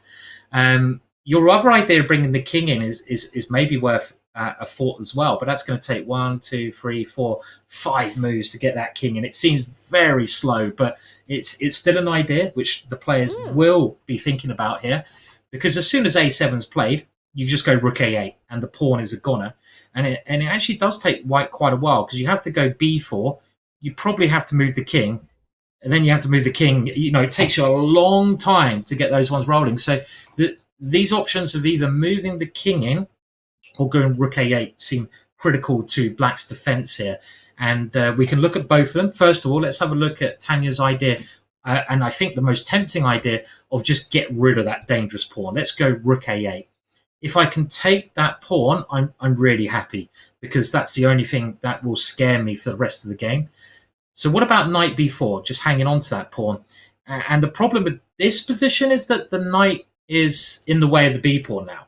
So this is when I want to start putting my king forward, right? Your idea. So now that you don't have b4, I want to come up with my king now, king f6. Yes, let's do it. So we go king f6, and we're trying to get the king to e2. This is our winning idea. Just using our king. The king is an active piece in the ending. We want to move it all the way down. It's like a touchdown. Boom! How does white defend? Well, I think now white must use his king. And it's kind of like, it kind of seems like this will be a draw, Tanya, because if we think about it logically, both rooks are tied down to the opposing pawns. Both knights are defending their own pawns. So the only pieces that can move are the kings, and both kings are going to come to meet in the middle and not make any progress, right? So it does seem like this will probably be a draw. I mean, it's not clear though still. It's still a complete mess. But, very complex position, Tanya. Very complex position, but I agree with you. I think at some point, if black moves that knight to c5, picking up that a6 pawn, the pawns can get traded. Otherwise, white's king also comes closer to that f2 pawn, making sure that black's king doesn't go in. But one does get the feeling that for the most part of this game, once again, Fabi was the one who was pushing that edge, trying to create more, trying to get more, but just some incredible defense by Pragg sees him holding on. a6 on the board. Fabi's having a think of how to continue keeping his chances alive in this one. Let's take this opportunity and go to our remaining board in the FIDE Women World Cup, and it's the fight for championship between Salimova and Goryachkina. This is our bird's eye view. We see there have been 2 draws. Magnus Carlsen has advanced to the finals. Abasov will fight for 3rd place against the loser of the match between Fabiano Caruana and Praggnanandhaa. Meanwhile, Anna Muzichuk draws, wins the match against Tanzongi, confirms her candidate spot. Salimova still in action, still in driver's seat. If she wins, she makes history. Yeah, this would be amazing. And we're just going to catch up from the last moment we were at in what could be a very historical match. And now white played very safely. Salimova just giving her king a square to come to. Black trying to connect her pieces a bit better. The move that Tanya pointed out, the rook becomes behind the pawn. Black needs to defend that pawn and does. Knight c4 played, attacking the bishop. f4, defending the bishop. Pawn takes pawn, pawn takes pawn. And white now just trying to simplify things, Tanya. Get rid of some pieces. And this knight could be a real target. This bishop is so nice, isn't it? It attacks, it defends, it does everything. the knight comes into e6, rook e5, get rid of that one. Why not? And white does get rid of that one. 2 pawns up here, rook b4, and they've made the time control. And Salimova has 2 extra pawns, but she is a bit short of time here, Tanya. You know, you're going to be nervous. If you win this game, you are the champion. You are the champion. Still looking good, though, isn't it, for white? Those 2 extra pawns seem quite safe. You've got to be feeling the nerves at this point. So much on the line for these 2 players. And yes, Salimova's got these 2 pawns, but there's still a lot of pieces on the board. And with those 2 rooks and the 2 knights, things could get tricky. Black's got a couple of checks. You can give rook d1. You can first go rook g8. The knight can jump to d3. White's king needs to be a little careful because all of white's pieces, notice how they're on the queen side. They're targeting the bishop on c3, the rook on b4. The rook on e3 is far away from defending the first rank right now. White needs to just watch out for some threats on the king. And I think that's on Goryachkina's radar. How can she create play against white's king? And that's her only hope right now. Otherwise, just 2 very healthy pawns in the position. Yes, yeah, you've got to try and go for the king, which is boxed into the corner. This is, as you say, black's only chance here. And I liked your idea of rook g8, actually, because, you know, you might as well try and set up a threat, right? Let's do it. You know, I am Captain Cheapo, Tanya, so let's do it. How would you defend against this one? Rook d1 is going to be winning if it's able to be played.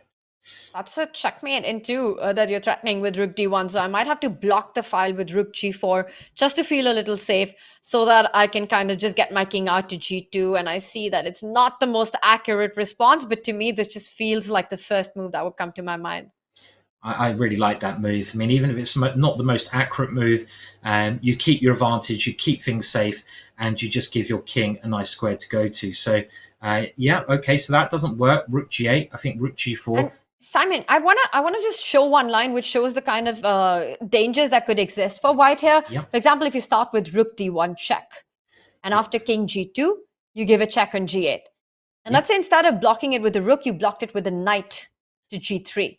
Ooh, okay, yeah. And maybe it's still fine, and I see that it's still fine. But imagine if the black knight jumps to d3, and you're already kind of threatening knight f4 ideas. But now I see that white's the one who gets to the black king first with perhaps rook b7, and everything is under control. It's very close though, Tanya, isn't it? I mean, for example, if you took on b3 now, knight f4 is checkmate. You know, that's how close. That's the dream. Yeah, that is. Every black piece suddenly connecting to checkmate the white king. And this is the kind of thing when you're 2 pawns up, Tanya, and you're under 5 minutes, and you know you're nearly the World Cup champion, that you kind of want to avoid, right? You don't really want to go into this. It's like, no, I don't like this. It's a bit risky. So I think if rook d1 is played, let's just have a look at that again. Rook g8 is played. I really like your rook g4. You know, I like it too. You know, swap the pieces off. You've still got fantastic and should be winning with you know, just covering the checks. Don't allow your king to go into a position where it could get trapped. Yeah. It seems a bit risky. But as you're right, I mean, let's say I go king f2. This is another move you could maybe consider. Oof, well, you're allowing knight d3. Knight d3, and you have to give up the exchange here. So again, there's danger in this position because otherwise it's checkmate. You know, and yeah. It's traditional chess wisdom, right? You're up these pawns. You want to try and swap off, trade off as many pieces as possible. Now, for Salimova, she's under 5 minutes on the clock. And there's only the 30-second increment. And look at that. Goryachkina doesn't get tempted with checks, but first decides to get her knights into the game as well. And this is creating tricks on the board. She's willing to lose a third pawn. She's giving up the b3 pawn just simply to target white's king. Well, Tanya, one pawn, 2 pawns, 3 pawns. At some point, it doesn't matter anymore, right? You just lose count, right? It's just like, have them all, you know? And that's why she's doing it, right? Give up all the pawns. So what's happening? I think we have to take a look that after rook b3, is there a direct repetition, or can white be brave and actually capture it? Has there been a move? Not yet. Knight d3. Salimova touching the 4-minute mark. Rook into b3. It's not played. She goes for defense instead, and I think that's the right approach. Taking that b3 pawn just felt extremely risky. Oh, yep. We'll just go back there very quickly. So instead of that move, White has moved the rook to h4 because White is just saying, okay, look, I've got 2 pawns. I don't need to get the 3rd pawn. 2 pawns is enough to win. Instead, I want to keep my pieces active and I want to make exchanges. Let's exchange off those dangerous pieces. Now, talking about that, there is a bit of a trick here I could try. I want to try rook g8 and, oh, hang on a minute. You might take my rook. Are you going to take my rook, Tanya? Just for me, please? Take my rook. I'll do it. Okay. And I'll do it. It might... I want to swap off pieces. Exactly. So White might be, okay, great. I can take that one and I can take the knight. But after check, king here, you take this one and, oh, hello, checkmate. So, you know... Very nice, Simon. Cheapo. I'm the cheapo master. And I don't even think that's a cheapo. I think that's a great mating combination and a mating idea that Black can set up that White definitely needs to watch out for. Rook g8, you need to block that g line. And I'm always tempted to do that with the rook. Rook g4 just feels like a move that I want to make. By the way, rook g8 on the board. So wow, cheapo. Goryachkina trying to set that up as well. Well, when you're down by 2 pawns, you need to look for these tricks in the positions. And very often they work out. Well, especially with the time scenario. And this is one thing that would make me a little bit nervous for Salimova fans. I mean, she's playing great chess. We have a result, I think. Pragg versus Fabiano. It looks like they have had a result. I think I saw a handshake there. And you're right. What result do we have? It must be a draw, right? It's a draw because the A pawn was traded for the F2 pawn. White went and decided...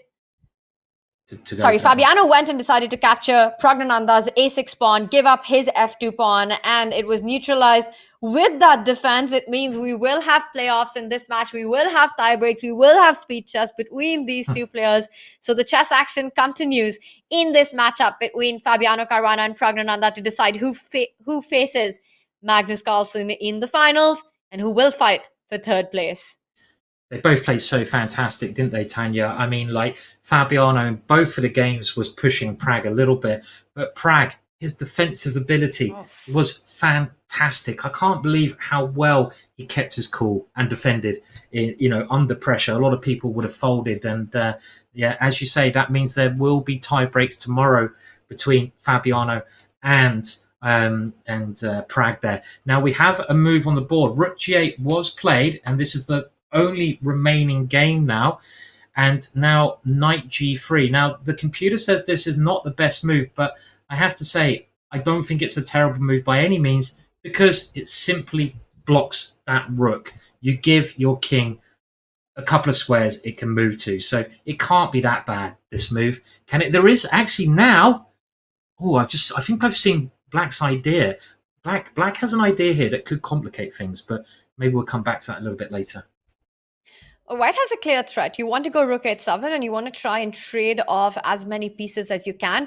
I would have loved to see rook g4 on the board to block the g line and just try and trade off the rooks.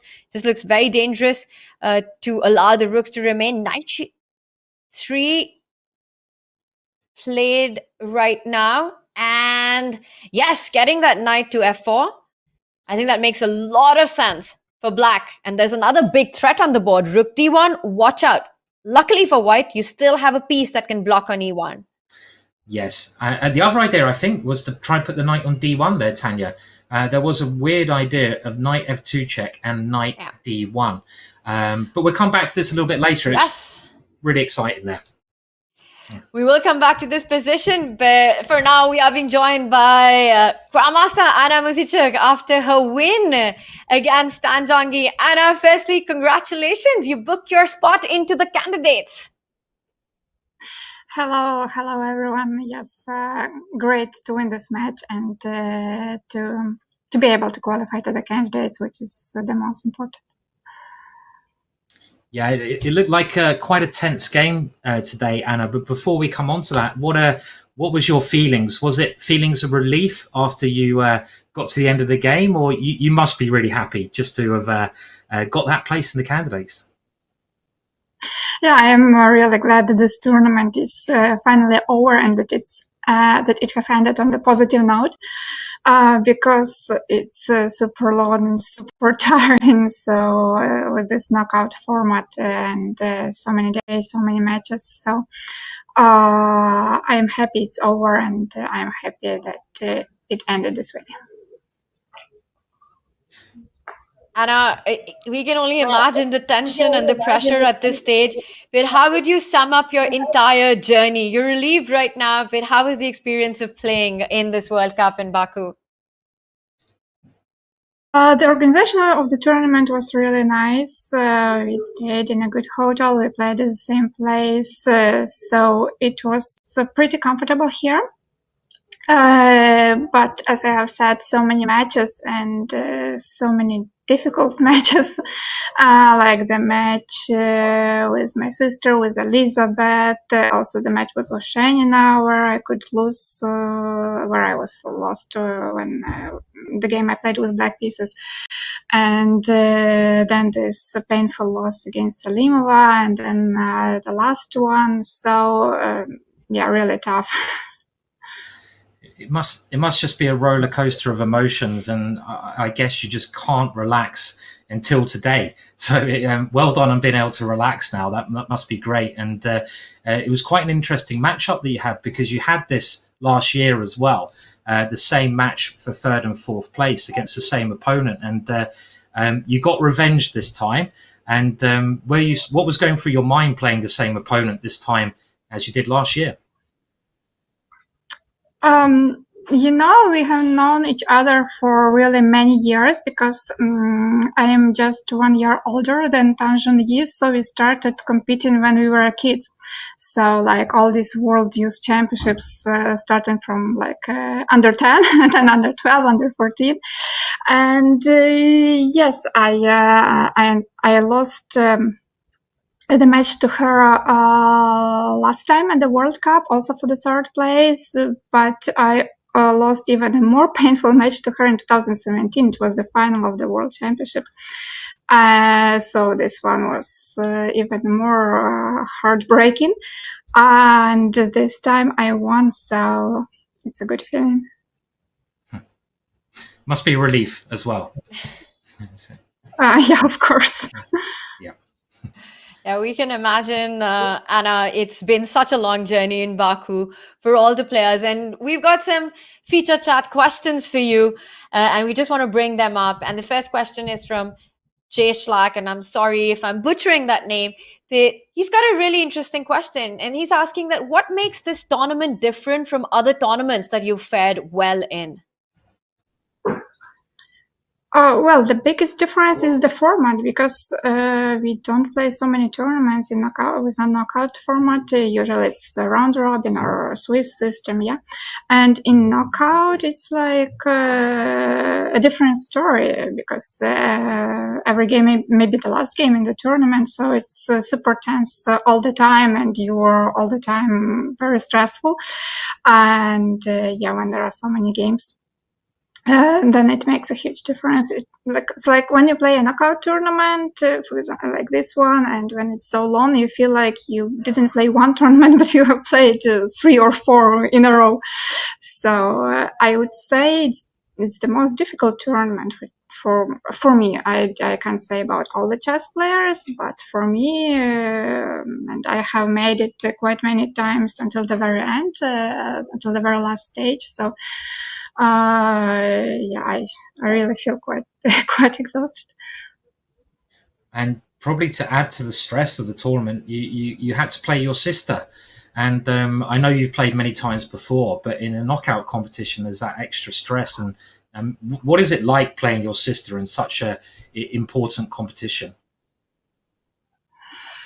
Yes, we were both not so happy about it, because it means that one of us will have to continue the tournament and the other one would have lost. And this time I won the match. And this is the first time we met in the knockout system.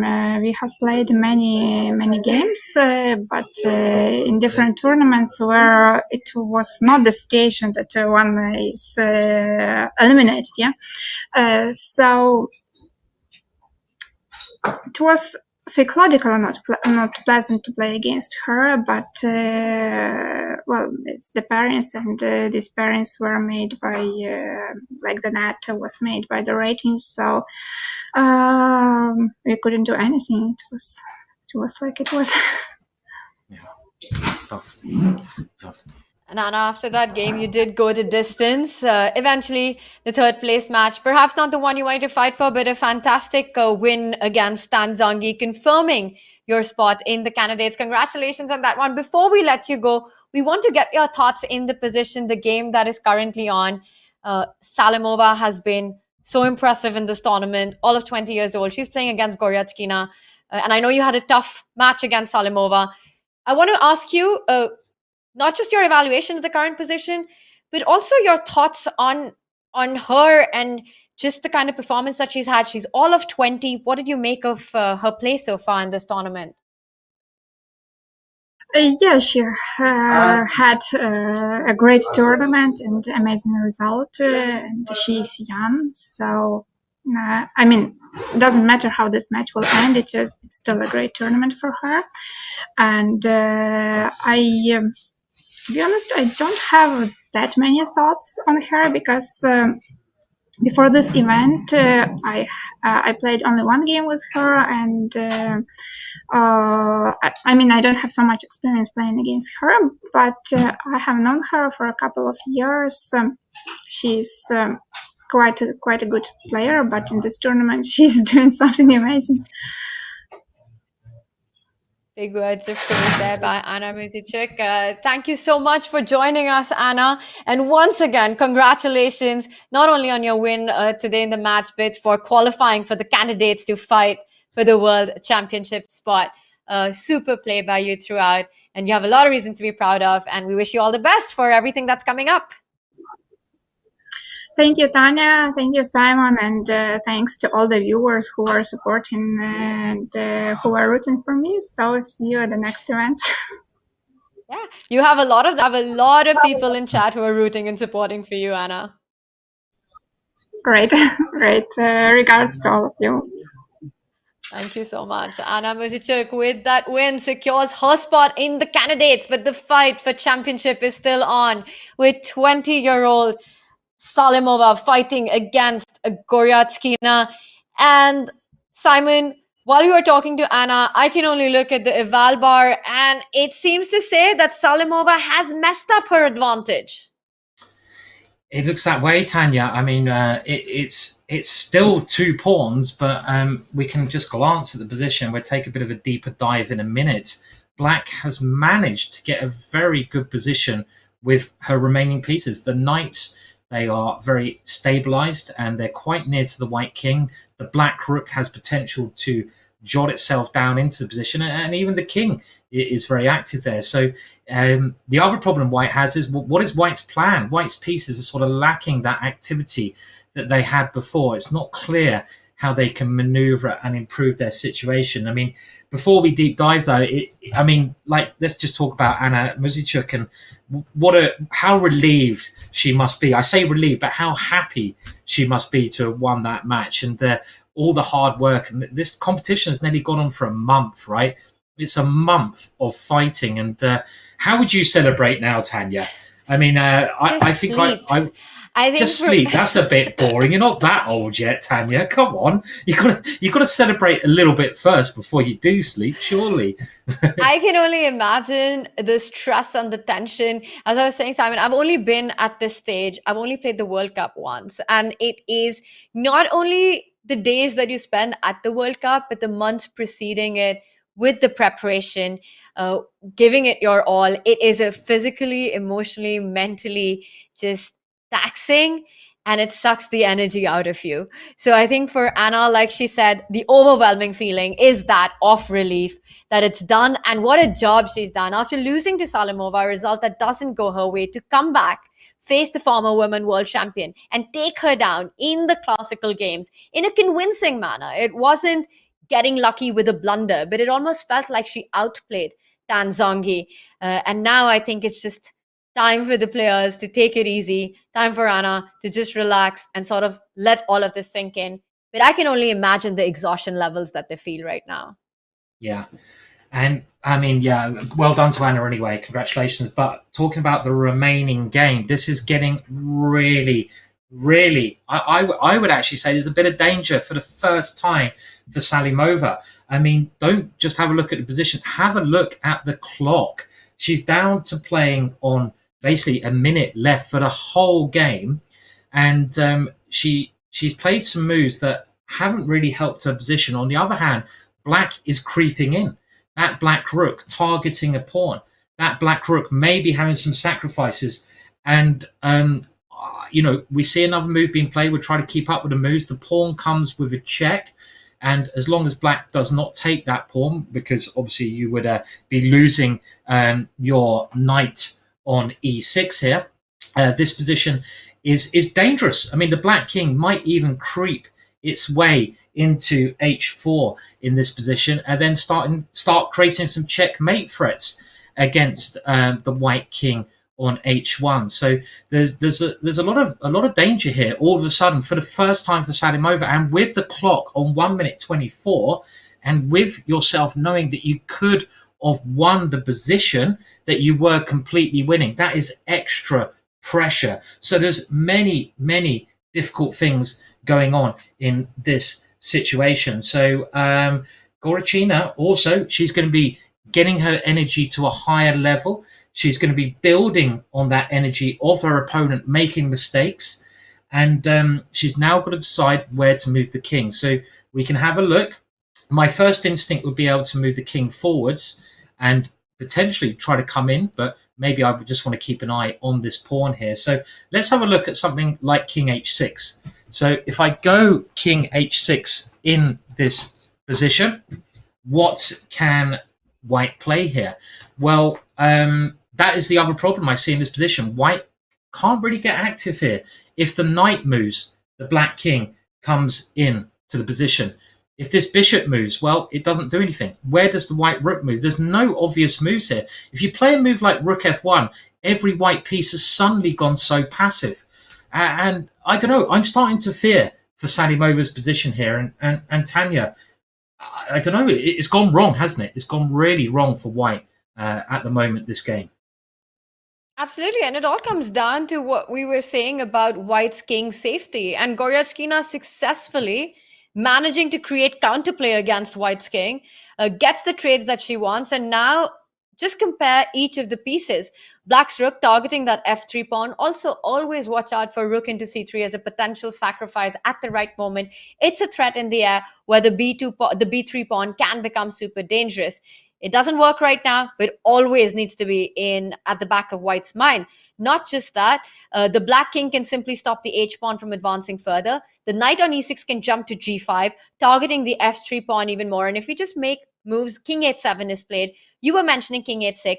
I think king h7 just is that human approach. It kind of keeps the king out of checks. You're stepping out of any potential knight f5. You want to place your king on a different square from the white bishop, so you just don't have to face as many threats as possible. I like king h7, and now I'm struggling to find a move. You can go rook f1, as you mentioned, a super passive way to defend, but then the black knight jumps onto g5, starts targeting the f3 pawn, and I don't see a way for white to keep it alive.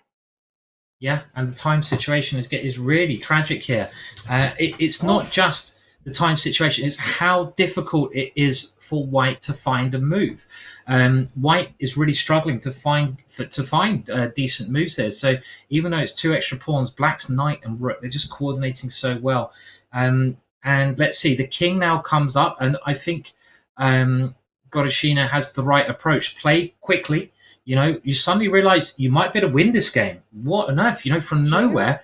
Do you think she's getting ambitious? I think so. If I was black here, I'd be thinking about trying to win. Why not? You've got a chance. Your pieces are good. You're up on time. Your opponent is clearly getting quite nervous. And Salimova, can she hold it? Okay, she gets her king to h2. Is that going to be a safe square for the king? Let's go there. The king, well, I don't know. This knight g5, it's now coming in with check. Definitely, because now when you take on f3, it's check. Knight g5, it looks so scary. Targeting the f3 pawn. And is Goryachkina going to play this? What else can she play? I mean, You could. Or is she going to say, well, I'm just going to move the king backwards and forwards and I'm going to try to get a draw in this game? This is the other way you could say, just see what white's going to do. I'll take a draw, but why not go for the win? Why not move that knight in? And she's going for the knight. She's does play knight g5, so she is getting ambitious in this position. Black can simply just wait, as you're pointing out. Go back with the king. White has got no way to improve the position. The piece activity that black has really dominates the squares on the board. Now there's a threat of taking on f3. And despite being 2 pawns down, I think you're right, Simon. Black's the one who's pushing for an initiative here in this position. Yeah, and now Salimova has come in with the knight, giving a check, but this is dropping the pawn now, so it's only going to be knight d4. Do you think she wants to go d4. knight d4, trying to defend the f3, attack on h3? But then there's knight. I mean, it's so tricky with knights on the board, and this is the other danger when you're short of time. Let's have a look at that. So if Salimova does go knight d4, the move that scares me is knight d5. Because I attack your knight, I might want to take it and try to queen my pawn. My knight can also come into e3. The black knights are so tricky in this position. For example, one trick, you go rook e1, I go rook takes d4, and I'm going to win this position, most likely with a knight coming through. So the danger is real. We'll keep up with the game now. Knight d4 is played, and Salimova has no time to relax here. She only has a minute left, and Goryachkina, she has 18 minutes. Knight d5 is the first move that jumps out to me, Tanya, but maybe there's other options here as well. I really like your move, knight d5, because it asks questions to white. It does put on a direct threat in the position. I think for Salimova, the last 2 moves just signal that she wants to bail out. She wants to try to just pick up that b3 pawn if she can, to trade it. But right now, if it was white's move, knight b3 would be a scary option to go for, to allow the black knight to jump in, to take that f3 pawn, setting up some mating ideas. Things could go very wrong for white. It is getting tricky, and I think this is the first time in the match that perhaps Goryachkina is feeling that she's got some chances. Yesterday, she did win that pawn with the white pieces, but Salimova had the initiative. She kept it going and got an endgame that, in fact, was better for her. She was the one who was slightly pushing. And today, having a close to a winning position, this has been a bit of a disaster over the last few moves, but she needs to keep it under control. She has to make sure that things don't go super wrong. And that's often a very difficult switch in the mind. When you've been the player who's pushing for a win, and then suddenly you need to go on a defense psychologically, that's a very difficult task. I agree. I think a draw here for white would be now a good result. And if she can do that, if she can get to the playoffs tomorrow, that's what she needs to aim for. Try to find a way to consolidate this. I mean, let's have a look at some lines. Let's say I do go knight d5 with 2 ideas, trying to reroute this knight to attack the rook. And then I want to maybe get my other knight in, or simply to attack the bishop. Does white have time to play knight takes b3, eliminating that last pawn? I take on f3. I take on f3, and now these 4 pieces are very near the king. Where do I move the king? Got to be so careful here, Tanya. I mean, so careful. If I go to these 2 squares, you move the knight. Let's show that. King g3 or king h3. This check, it must be winning for black, or very close to winning, right? So I don't want to move my king there. If I move my king into the corner, something nasty is going to happen here.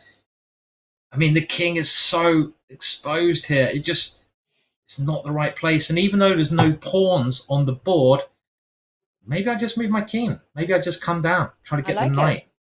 King g4, and I might at some point try to switch the rook around. But there's danger. There's a lot of danger. Yeah, I mean, imagine knight f4, and you, after king g4, knight f4, you give black just 2 more moves, the rook comes back, and you're threatening all kinds of checkmates. Even if you were to go king to g2 instead of king h1, I really like your move king g4. And it's a crazy position, because white's the one who's got the extra pawn. Black has 0 pawns on the board, but the piece activity, knight jumping onto f4, knight e3, actually, I could have... check this out. If instead of king g4, I go knight e3 check, then perhaps white gets the advantage with king f3, knight f1, king e2. Yes, that's a shocking... and just apparently rook c3 is a draw, according to the computer. The only move you can try to draw this. But even then, it's not an easy draw, because this pawn is a bit dangerous, right? You have to try and draw this ending. I expect black's just in time to get the king back, but it shows the dangers in the position, and that's with knight d5. But it's on the knight board, d5 played. Simon. Yeah. 95 played. So some big questions coming Salimova's way, and she's under a minute on the clock. Not just that, she's adapting to the situation in the head right now, where from a winning position, you have to be on the defense, and the margin for error is 0 right now. Yeah, it really is 0. A knight b3 is a really brave move to play, and I'm not even convinced it works so well. Knight takes f3 check. That knight is there to defend that pawn, but it's really hard to find another move, Tanya. I mean, can you play like king g3? I go knight e4 check probably. Ugh. So what's she done? She's played rook f2. Okay, and I guess one of the ideas is to get the rook out of the way of a knight to e3 idea. Maybe the king at some point can dream of coming towards the center, get itself out of the corner, and black now has to think of ways to proceed. And I think this is a good move, right? This is like, okay, I'm going to avoid any checks on the second rank. I'm getting out the way of the knight fork.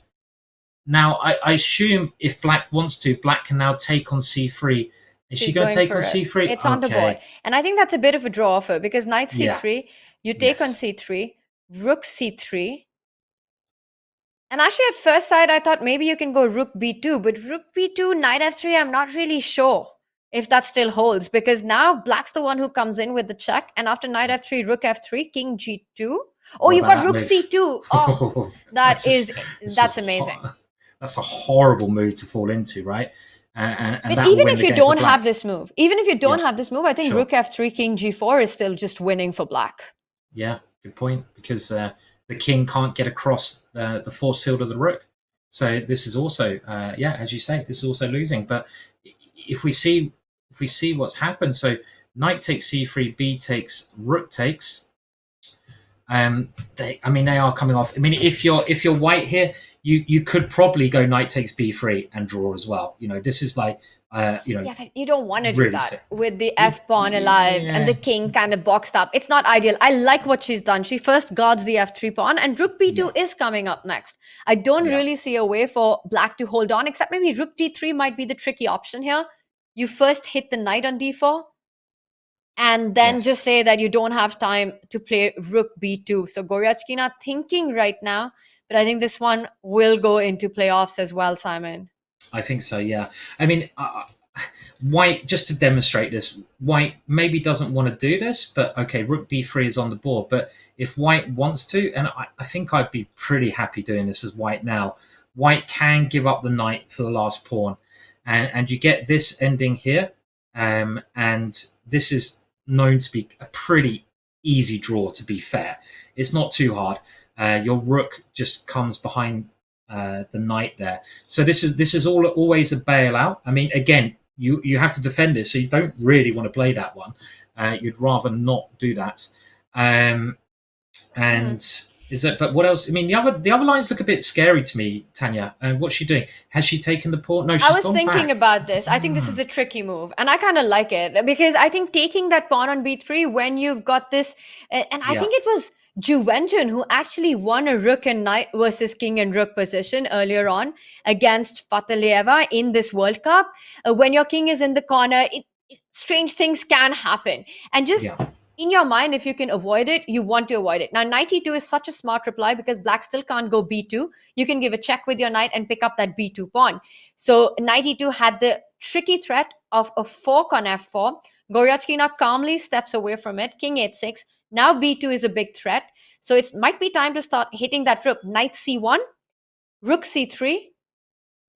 And, it's still not over, because now knight e2 runs into rook c2. Still a bit dangerous. That's why I was very tempted to get rid of this pawn, because I'm kind of like that pawn is so scary. I've got 15 seconds.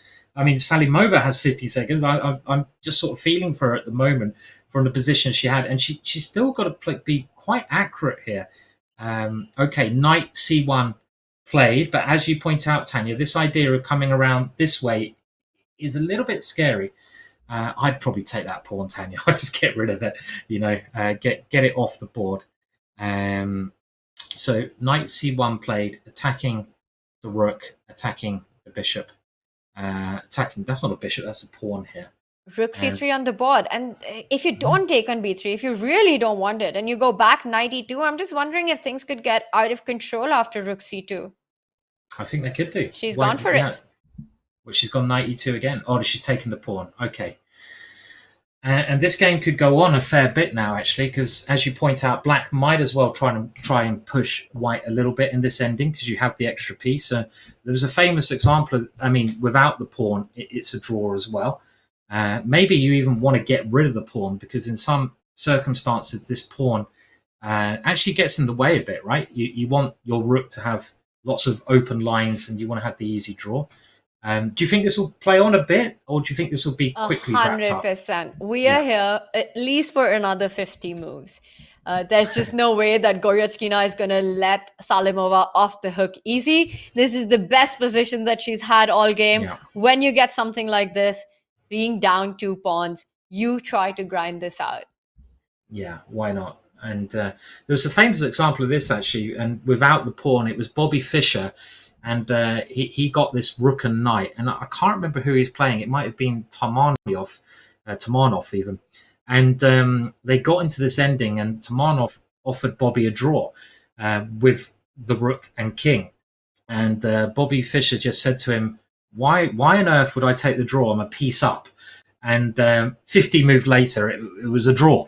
But that is that philosophy. You do have the extra piece. You've got to play on, and I think what white should do is, and she's doing this, is get rid of this pawn as quickly as possible because that pawn just gets in the way. And I would play f6 here. And the way you draw this is you try to get your rook basically behind the position to just keep checking your opponent's king or pinning the knight down to the pin, the knight down to the king. So I would play f6 here. Get rid of the pawn. Avoid any trouble. She's played it. She's played f6. She's going for the technical draw, and I think that's the right, simplest approach as well in the position. There's some tricks here, though. Be careful where you put the king. King f3, knight d2. Looks bad. Yeah, that is bad news. You don't want to walk into any forks. Meanwhile, putting your king at the edge of the board, the corner of the board, we've seen that also not work out very well earlier in the World Cup. The game that I was mentioning, Zhu Wenjun actually won a very similar endgame.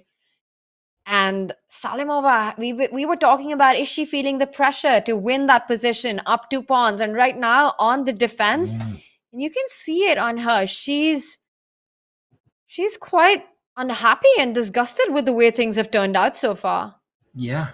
I mean, you can lose this position immediately by putting your king on one of these 2 squares, falling to a fork. So where's the king gone? Well, it's gone to the back rank now. So the white king is in the worst place it can be. And there was another famous example of the knight and rook winning. I think it was it Kasparov versus Judith Pogar? Was that right? Again, I might need some help here, but there was a really high level game where I think it was that game where the knight and king won. And the issue here is the positioning of the king. Really good move, rook f2, trying to give the king a little bit of breathing space. You can't swap rooks here, so black keeps the rooks on the board, and that makes sense. You run with king f1 and just try and take your king to the other side of the board. King g2 is also possible, but I would like to play king f1 here. Just get my king as far away from the black king as possible. And for Salimova, it's all about, now that the last pawn has vanished, to reach that 50 move mark. Yeah. And it should be doable with the time. And she's playing, I think, a bit more confidently now. The king is coming towards the center. Just get the king out of the corner. And as long as you get the king into the center and you get your rook, that's where you want your rook. Ideally, the white rook wants to be a long way away from the king because you don't want to fall for a fork. And if you keep your rook as far away from the king as you can, you're not going to lose your rook to a fork because it's too far. So that's the way to do it. Get your rook over there. Yeah. And they're playing quite quickly now, and I do expect this to go all the 50 moves here as well. And Salimova there shaking her head, but she really needs to forget what has happened. It is one of the hardest things in chess to do when you have such a winning position and with the World Cup championship on the line. But she has to let that be. She has to leave that behind her and right now just concentrate on the task ahead of holding this position. And it is a technical draw. It is a theoretical draw. And it's easier to hold, I would say, than a rook and bishop versus a rook endgame. The amount of times that I've lost on those is just painful, Simon. This one is easier to hold, but it's still a job that needs to be done. And Salimova needs to stop having the nightmares of the position that she had and focus on the one that she has. Yeah, I mean, if you start thinking, how on earth did I end up in this situation when I was 2 pawns up with a winning position and I was 1 step away from being the champion, you can blunder. You just got to do the job. As you say, you've got to focus and just get your technique right. And she's got the right technique. I'm very convinced this will be a draw now. She's got the rook as far away as possible. This rook can always check and it can always attack the knight. That's the basic technique. Check the king, attack the knight, and if you keep doing this, you should be all right. Or keep the force field. Stop the black king from coming to the center. So she should be all right here. Black doing the right thing as well. She needs to get our king into the middle. But this is actually quite an easy draw once you get this position. It's not like bishop and king and rook versus rook here. And while we watch the end of this, Tanya, as we're coming sort of to the end of the session, I do want to say happy birthday, Tanya.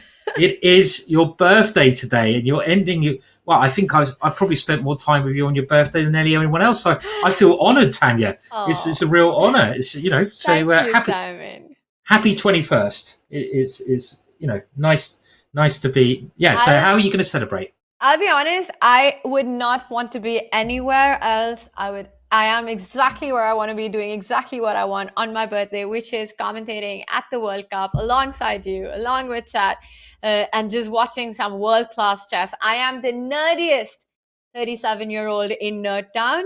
So this is the perfect way that I would want to spend my birthday. So thank you. Yeah, happy birthday, and I think we should all say happy birthday, and thank you, Tanya, for doing the commentary on your birthday, giving some of the other commentators a bit of a well-deserved break before they come back. Yeah. Simon, in India, they say that whatever you do on your birthday, you end up doing more of that for the rest of the year. So I think watching and commentating on chess, that's exactly what I want to do more of. And so I'm happy doing it. And maybe later on, the night is still young. Who knows? Yeah, I thought you were going to say spending time with me. So that would be what you... Okay, don't laugh that much. That's, no, I'm not. Like I said, that I would not want to be anywhere else. And I'm so happy that I get to watch all this action and commentate alongside a good friend for company. So it's been awesome doing this on my birthday. I actually did this back in 2020 as well. And it was an epic Kiva finals of the Champions Chess Tour between Magnus and Hikaru. And I was commentating with Peter that time. And that's how I spent my birthday. And it has been one of the best birthdays. That's good. Good to hear. So it's, yeah. Maybe I need to reevaluate all my life decisions. Now that I hear myself talking out aloud, I'm just thinking, what am I doing with my life?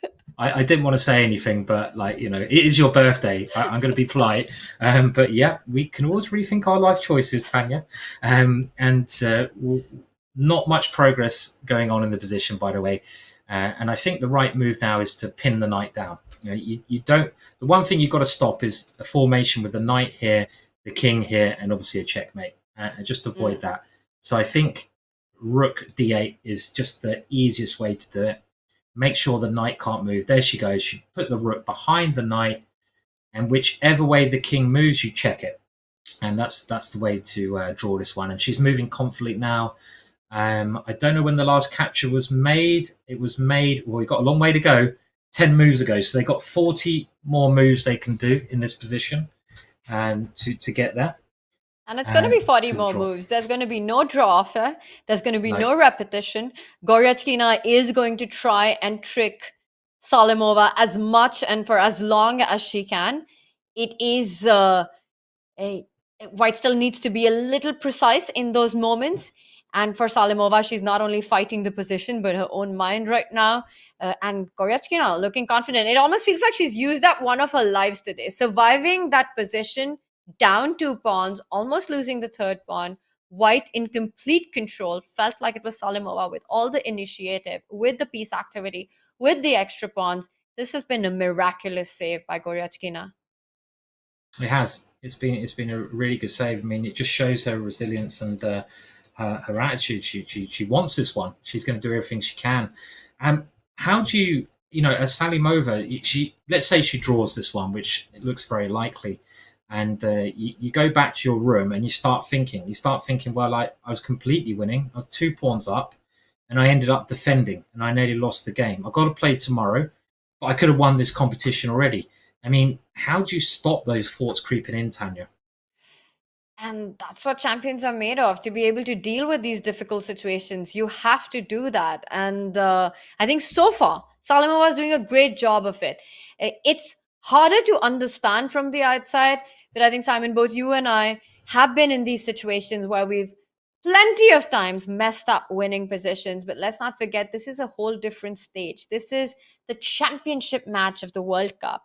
So whatever we have felt in those moments, you multiply that by 500 or maybe even more. And it's painful, it's difficult, but right now, White needs to focus on the job at hand. And I think for Goryachkina, it would mean a bit of I don't know what's the word. I don't want to say moral victory. I don't want to say but the save has been a bit of a half victory, because you can feel a bit of momentum coming in. You feel like you survived it. You feel like luck is on your side here. For Salimova, she needs to fight all those battles later. First, she needs to make sure that she saves this game. And that's all that is of the ask right now. Yeah, you've got to do what you can. And but she's got the right technique here. Keep that rook on these files. I wasn't sure about this rook d7 move, because I always want to check the king. But okay, this is still reasonably safe here. You just got to stop this knight c3 and king d3, but it's too many moves for black to get in on a row to do this. So it's kind of nice that she's put her rook on the d line, so that whenever the knight moves, the d3 square is under control. So black needs to find another setup to try to create some mating idea. So she jumps in with the knight to e3. For white, the one thing you want to avoid is get your king into the corner. Do not get stuck on any corner of the board, because then the mating threats, the chances just increase for black. As long as you can avoid that, you're absolutely fine. So just 2 things. Don't walk into a direct fork, and don't get your king stuck in a corner. And the other thing, I think black's idea here as well, Tanya, is, if you check, this could be, I know, it's maybe not a mistake, but then black wants to get the king to c3 and the knight to c4. Exactly. So you want to stop the black king getting as near to your own king as you can. So, for example, this seems like a pretty decent force field here. So I don't want to allow the black king to cross that line. And if I give it a check, it might be okay, probably still a draw, but you're kind of encouraging black's king to come here. And then if you check it here, the black knight, it gets a little bit nearer to your king. So you just got to, I think rook d8. I just played rook d8 here. Keep that force field. Keep it as simple as you can. For black, the plan for rook d8 or a waiting technique would be knight f5, knight d4. By the way, rook d8 on the board. Knight f5 also played. You want to get your knight to d4 and build that bridge so that your king can cross over to d3. Again, Goryachkina trying to create some kind of a mating net, a sort of a kill zone for white's king. And the only way to do that is to get her own king into the action. So knight d4, king d3 is coming up. Tanya, I guess the drawing technique here could be quite similar in rook and bishop. The other thing you can do when you're defending against rook and bishop, they call it the second rank defense. And maybe now's the chance to take over the second rank. Bring your rook back so your king can get off the back rank, right? So if you go rook d2, this might give you a chance to get your king out on the next move here. And she has played it. This is a great defensive move.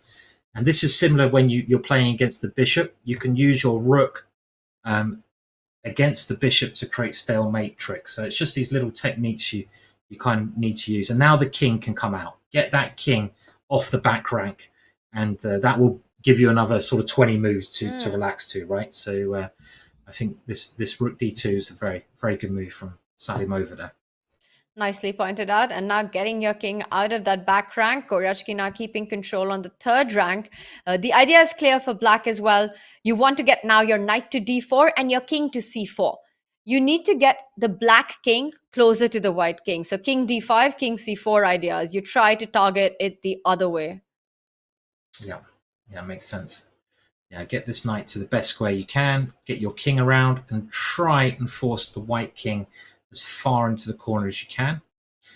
What should white do here? There's probably a couple of ideas, but one of them would be to put the rook back to the top, so you've got these opportunities of checking and pinning the knight. Don't want to leave your rook too close to your king, unless there's a good reason. So she has put the rook all the way to the back. I think she's defending so far perfectly. And I think you can just keep checking now. Check for a little bit, right? Why not throw some checks in here? So rook e8, and you would want to put your king to d3. King d3. And then maybe I put my rook behind the knight again. It's still, black's making maybe some progress, but not enough. It's not enough, but there's so much at play right now. It's not just the position on the board. You have to hold on. She's under 30 seconds. Salimova has to show a lot of strength of character right now. You need to keep your calm, your composure. Make sure that you don't walk into any of these traps that we've been talking about. Yeah, and now down to 10 seconds on the clock. She makes a hasty move. She go with her rook to c8. So trying to control the c line, making sure that the black king doesn't get to c4. And if king d3, there's rook c3 check. And black nearly, so that was the crafty tactic to have the check there. And just looking at when it will be the 50 move rule draw, I think it's going to be a move 122. So they still got 32 moves to make. Or I say Salimova's still got to last 32 moves in this position. And still quite a long way. Now the black king comes in, right? Comes into d3. And it does. There it goes. It comes in. And not just the nightmare structure for black would be if you can successfully shift the knight and the king one file over towards white's king. So knight c4, king c3, and then white's king really starts feeling the heat. And you could walk into these unavoidable checkmate positions. But it's still a far way off. First, black needs to move the rook from b3. So Salimova plays the move rook d8, pins the knight, so that after king c3, she still has a couple of checks. There's no blocking those checks. So king c3 is still nothing to worry about. King c3 also might run into rook d4. Maybe, yeah. And then rook here check. You can just move the king. So I think it makes sense for Goryachkina to get the rook out of the way. And I like this square because now you also have the added benefit of going knight c6, right? In this position to block checks. So you could be going king c3, check, knight c6. And actually, that is where it gets very dangerous for white. So rook c8 played, and we might be seeing this. We might be seeing might be tempted to play knight c6 in this position, when I think white has to come the other way. And this is how you often trick your opponent in these positions, Tanya, because the board orientate, it goes around in different ways. Yeah. Also a scary idea. You have to get your rook always behind at the right time. So I'd play rook h8 here again, get it behind. And but this is dangerous. Very dangerous. And Goryachkina is really keeping the pressure on the clock. She's not giving Salimova enough time to think on her own move. So she's playing really smart. Her idea is clear, trying to combine that knight coming on to c3, the king coming on to c3. The knight from c3 actually stops the king from going to a4. There are all these thoughts right now that would come into a player's mind. This is the finals of the World Cup. You are up 2 pawns. You're in this position. You need to defend. You need to hold. You know that the world is watching. And there's so much pressure right now, Simon. Yeah. And I think there's only one. Well, you can you give a check here? I was going to say this check looks like it loses. But after king c2, you've got stalemate ideas. Ooh, I think this might draw on the spot. You might be right. Because you go king c2, and it looks like rook b3 checkmate is going to happen. King c2, rook d2. Boom! Put that in your pipe and smoke it. King takes d2, draw. And if you go king c1, rook c2 check. And if you go king b1, rook b2 check. Lovely. And it's stalemate. So the same goes. If the king goes here, you can do it the other way around. You can go rook d4 check. And king takes rook, stalemate. If the king goes here, rook c4 check. King takes rook, stalemate. So the black king probably has to come backwards now. Because, but even then, king e3, rook d3 check. Oh, king e3, rook. Yeah, so you just keep checking. It doesn't matter. Goryachkina, who was putting the pressure on the clock, rushed in with this idea of boxing white's king, and Salimova puts herself in a stalemate position sneakily without anyone realizing. And this, you're right, is a draw on the spot if black's king gets aggressive. So she has to go king e4 to keep the game going. This is the only move. And now you can go rook d4 check. Why not? It looks, I mean, that's the kind of move you want to play anyway, because it's quite fun. And you force the black king further away. Yeah, put your rook on d4. Come on, can we have a little cheer? It's there! Yay! For the fans.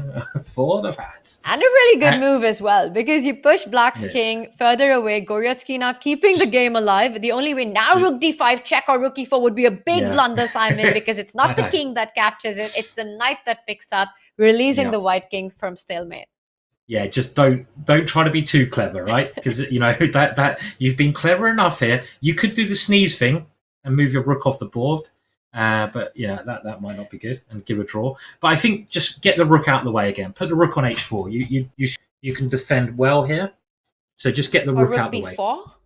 Rook just b4 to free up the king from the A line. I like that move as well, Tanya. Just give your king the way to edge forwards, but.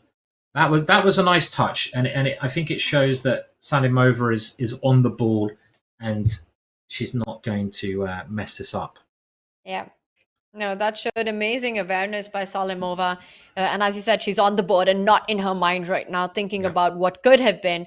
Rook h4 played, so the black king is once again cut off, so that again gains a couple of moves for white to reach the 50 move mark. Yeah. So I think we're about halfway there now. I think it's, let me get this right, 25 moves now to that Salimova has to survive to get to that draw. And we can see that Aleksandra is trying everything. She's blocking the rook so she can try to come in with a king. And like I said, I think the only way I've seen this being won, Tanya, is when you basically try it with the white king on this file, and then you move it so the white king's on this file. And you can sometimes confuse your opponent by sort of switching the board around because they suddenly forget, actually, you know, I've got to be on this side. So it's just like playing with perception a little bit, how you can, you know, put some pressure on your opponent here. But, yeah, it's that board orientation, right? Yeah, when white's king is on e1, you want your rook on d8. When white's king is on a3, you want your rook on h4. But sort of understanding that is not that easy, especially when you've played a long game, fatigue has set in, you're playing on seconds. But so far, really impressively done and confidently held by Nurgül. She gives a check, king d4 played, comes back, pins the knight, and black needs to find a way to get the king closer to white's king. You can go king c3, and white won't pick up the knight on e4, but there's a check on h3, and that keeps everything under control. But you could also pick up the knight on e4 because there's a block on a4. Aha. Yeah, let's just point that out, that it's not a checkmate. Because you got rook a4 at the end after the check. So, yeah, nicely pointed out. But this is, I mean, they're both, it seems to be playing pretty much perfect chess here, Tanya. I mean, Aleksandra, with the extra knight, is trying everything she can to push. And at the moment, Salimova is defending very well here. And what's she going to do now? I think we've had this the other way around, rook g4, or you can move your king towards the center. That's another way you can do this as well. Keep your king in the middle rather than go this way. Don't put your king on a1 as Tanya has stated already. And Goryachkina plays the move rook b8 almost in a bored fashion, but I think one can't be fooled by that. I think she still is in her mind trying to think, how can she box white's king? Can she actually create any chances? So it's definitely 100% awareness from both these players and alertness, and it's required as there's still 20 more moves to be made. Rook g4, maintaining that pin, not allowing the black knight to get into the game. And now king d3. So because the g3 square is under control, you don't have a check on a third rank. Now Salimova perhaps has to step back with that rook to h4. Yeah, keep some checks available here. And then black's got to think where the knight can move. Maybe it can try to get to this square. So rook h4, maybe something like knight to this square. And you can check, move the king. And you're trying to get your, basically with this knight move, you're trying to get your king to c3 and your knight to c4 again. When those stalemate tricks become really important. Let's see if that happens. The rook has gone back. And I fully expect something like the knight coming here now. What else could you try? Could you try this one? But then the white king sort of starts traveling up the board. And Simon, I think Salimova there is checking how many moves are left to meet that 50 move mark. Is it 21? Writing that down, I think taking note moves, on his score sheet. Yeah, I think so. Yeah. So let's see. They're fighting all the way to the end. Yeah, I like your move knight c5 because it also has ideas. If white just starts giving checks like rook h3, rook h4, you could maneuver your king with king c4, king c3, and then block it with knight d3. Yeah, that's the setup I'm going for. And then you have do you have those stalemate tricks again? No, you don't actually. So this seems like the best try I can see.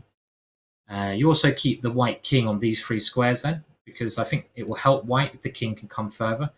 Okay, so the rooks come here. And maybe what the idea here is if the rook goes to g4, there's a king c3, because you can't take the knight then because of checkmate. So it's another try.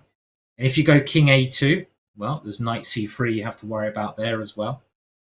Even that looks like a draw. But you still have to think about it. And you don't have those many seconds on the clock. The trick is to just try and, with black, to get Salimova to think, to run down on time, and then threaten something and just hope that the accurate move isn't played. Rook g4 on the board. So it's not a square that you're very happy about putting your rook on because you don't have the option to give this rook g3 check.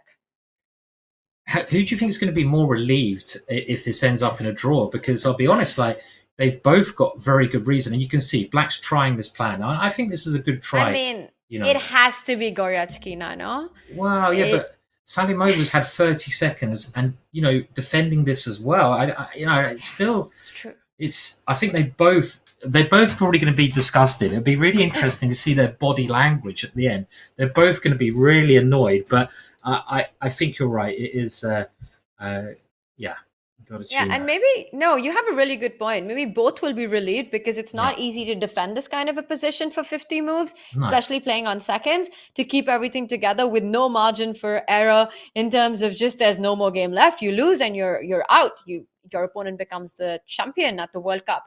But I think perhaps just for Goryachkina, it's less regret. She was less winning. It is a theoretical draw, and it is a rook and knight versus rook is a sort of a easier hold than even a rook and bishop versus rook. And of course, the players know that. They will play it out. They will fight it out. But on the other hand, Salimova had real chances for the most part of the game. She did, and including being up 2 pawns. Yeah. And now the white king has got out of the danger zone there. And it seems to be okay. On that square, because what does black do? The coordination of black's pieces is not great now. You can't move the king because you lose your knight.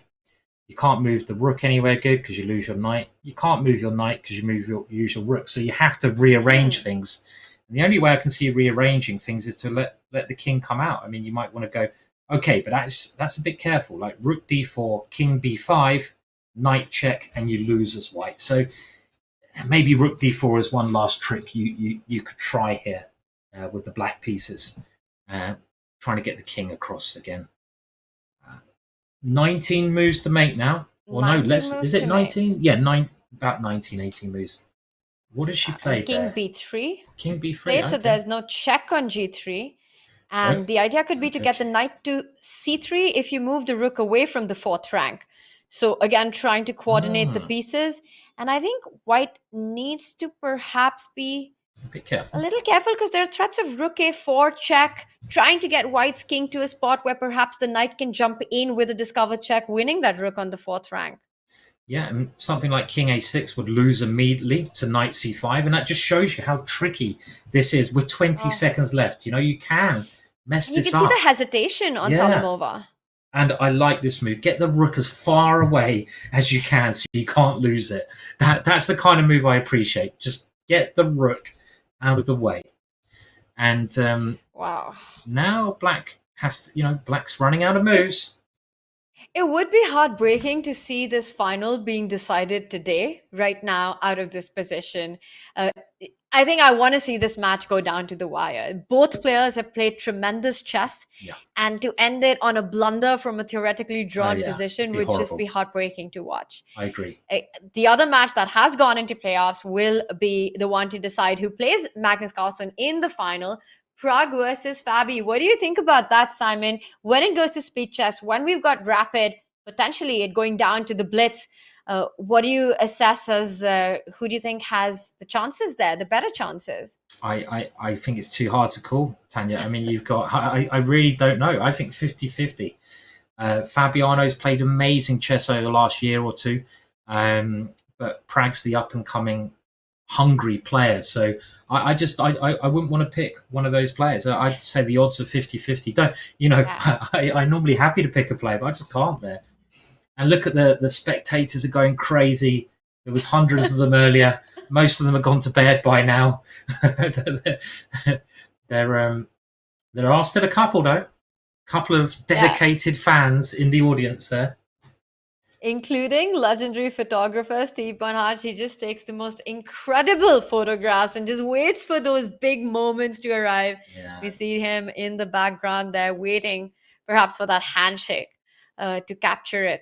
And if that happens with a draw, it would mean we get the playoffs and Salimova just a few moves away to get to that. Yeah, I think, she's going to get there now, isn't she? And I can see why he's ready for that golden photo. That's what they say, isn't it? I mean, I would love to see it if they're both really disgusted at the end. So they're both like, Salimova's like, no, why didn't I win that game? And, the same can be said, for both of them. They're both, that'd be a great photo. But so far, White has done perfect defense. Good play from White. And now the White king can come out.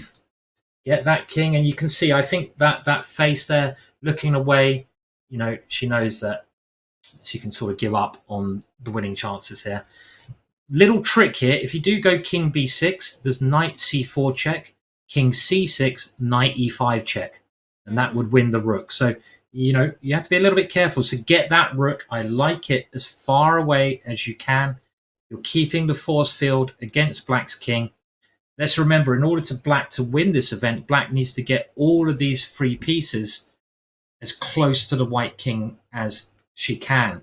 That means getting the king over there, the knight there, and the rook. So just got to stop that configuration. Black now trying to get the king to b4 next. Closing Current in. move number is 109. And at what move did we start when the f-pawn was captured? I think it's 122 where the draw is agreed. So game will be drawn on move 122. That is correct. So we're almost there. 13 more moves to be made. So black trying to get that king into the game, as you pointed out. King to b5. It's also been really instructive to watch how Salimova has in fact kept the king and the rook really far away from each other so as not to walk into any forking ideas, any situations where you get your own rook trap. But at that right moment, when it was required, she did fall back with the rook to offer that trade to free up her king. Rook f2, moves like rook d2, just making sure that the king finds safety in those precise moments. Otherwise, really instructive. Keep your king and rook as far away from each other as possible. Yeah, you don't want to walk into any forking ideas. That's just a bad idea. Keep them away. Now you can start by pinning that knight with rook to a6. Rook to h3. Losing my mind. Yeah, looks like a sensible move. They're getting there now. It's 13 move to make, and that's it. The technique is there. Pin the knight down. Keep your king as active as you can. Are you looking forward to? You must be looking forward to your birthday dinner now. I mean, like I'm hungry. Yeah, I bet. What kind of food are you going to eat then? You know, for dinner, for your birthday dinner. I'm not sure what's been made What's but I know that family and friends are coming over in a bit, so well, that's I'm going to spend some time with them. Yeah. Yes, so it's You don't want to analyze almost this getting- ending for another hour or so when it's I over? could do it. I'm up for it. Yeah. Okay. Well, I'm up for it. But I think it's honestly been such an intense day, and to watch Pragg hold Fabi to a draw for the second time in that match, that going into playoffs, Magnus winning, surviving that final scare in that position, Anna Muzichuk convincingly taking down Tanzangi, and this game has been such a roller coaster. What are you saying, Simon? There's no better way to spend a birthday. no better way. I mean, this would be my dream every birthday. You know, spending it looking at Rook and Knight Why versus do I Rook. feel like I can't think of a better birthday. why do I sense sarcasm there? No, not me.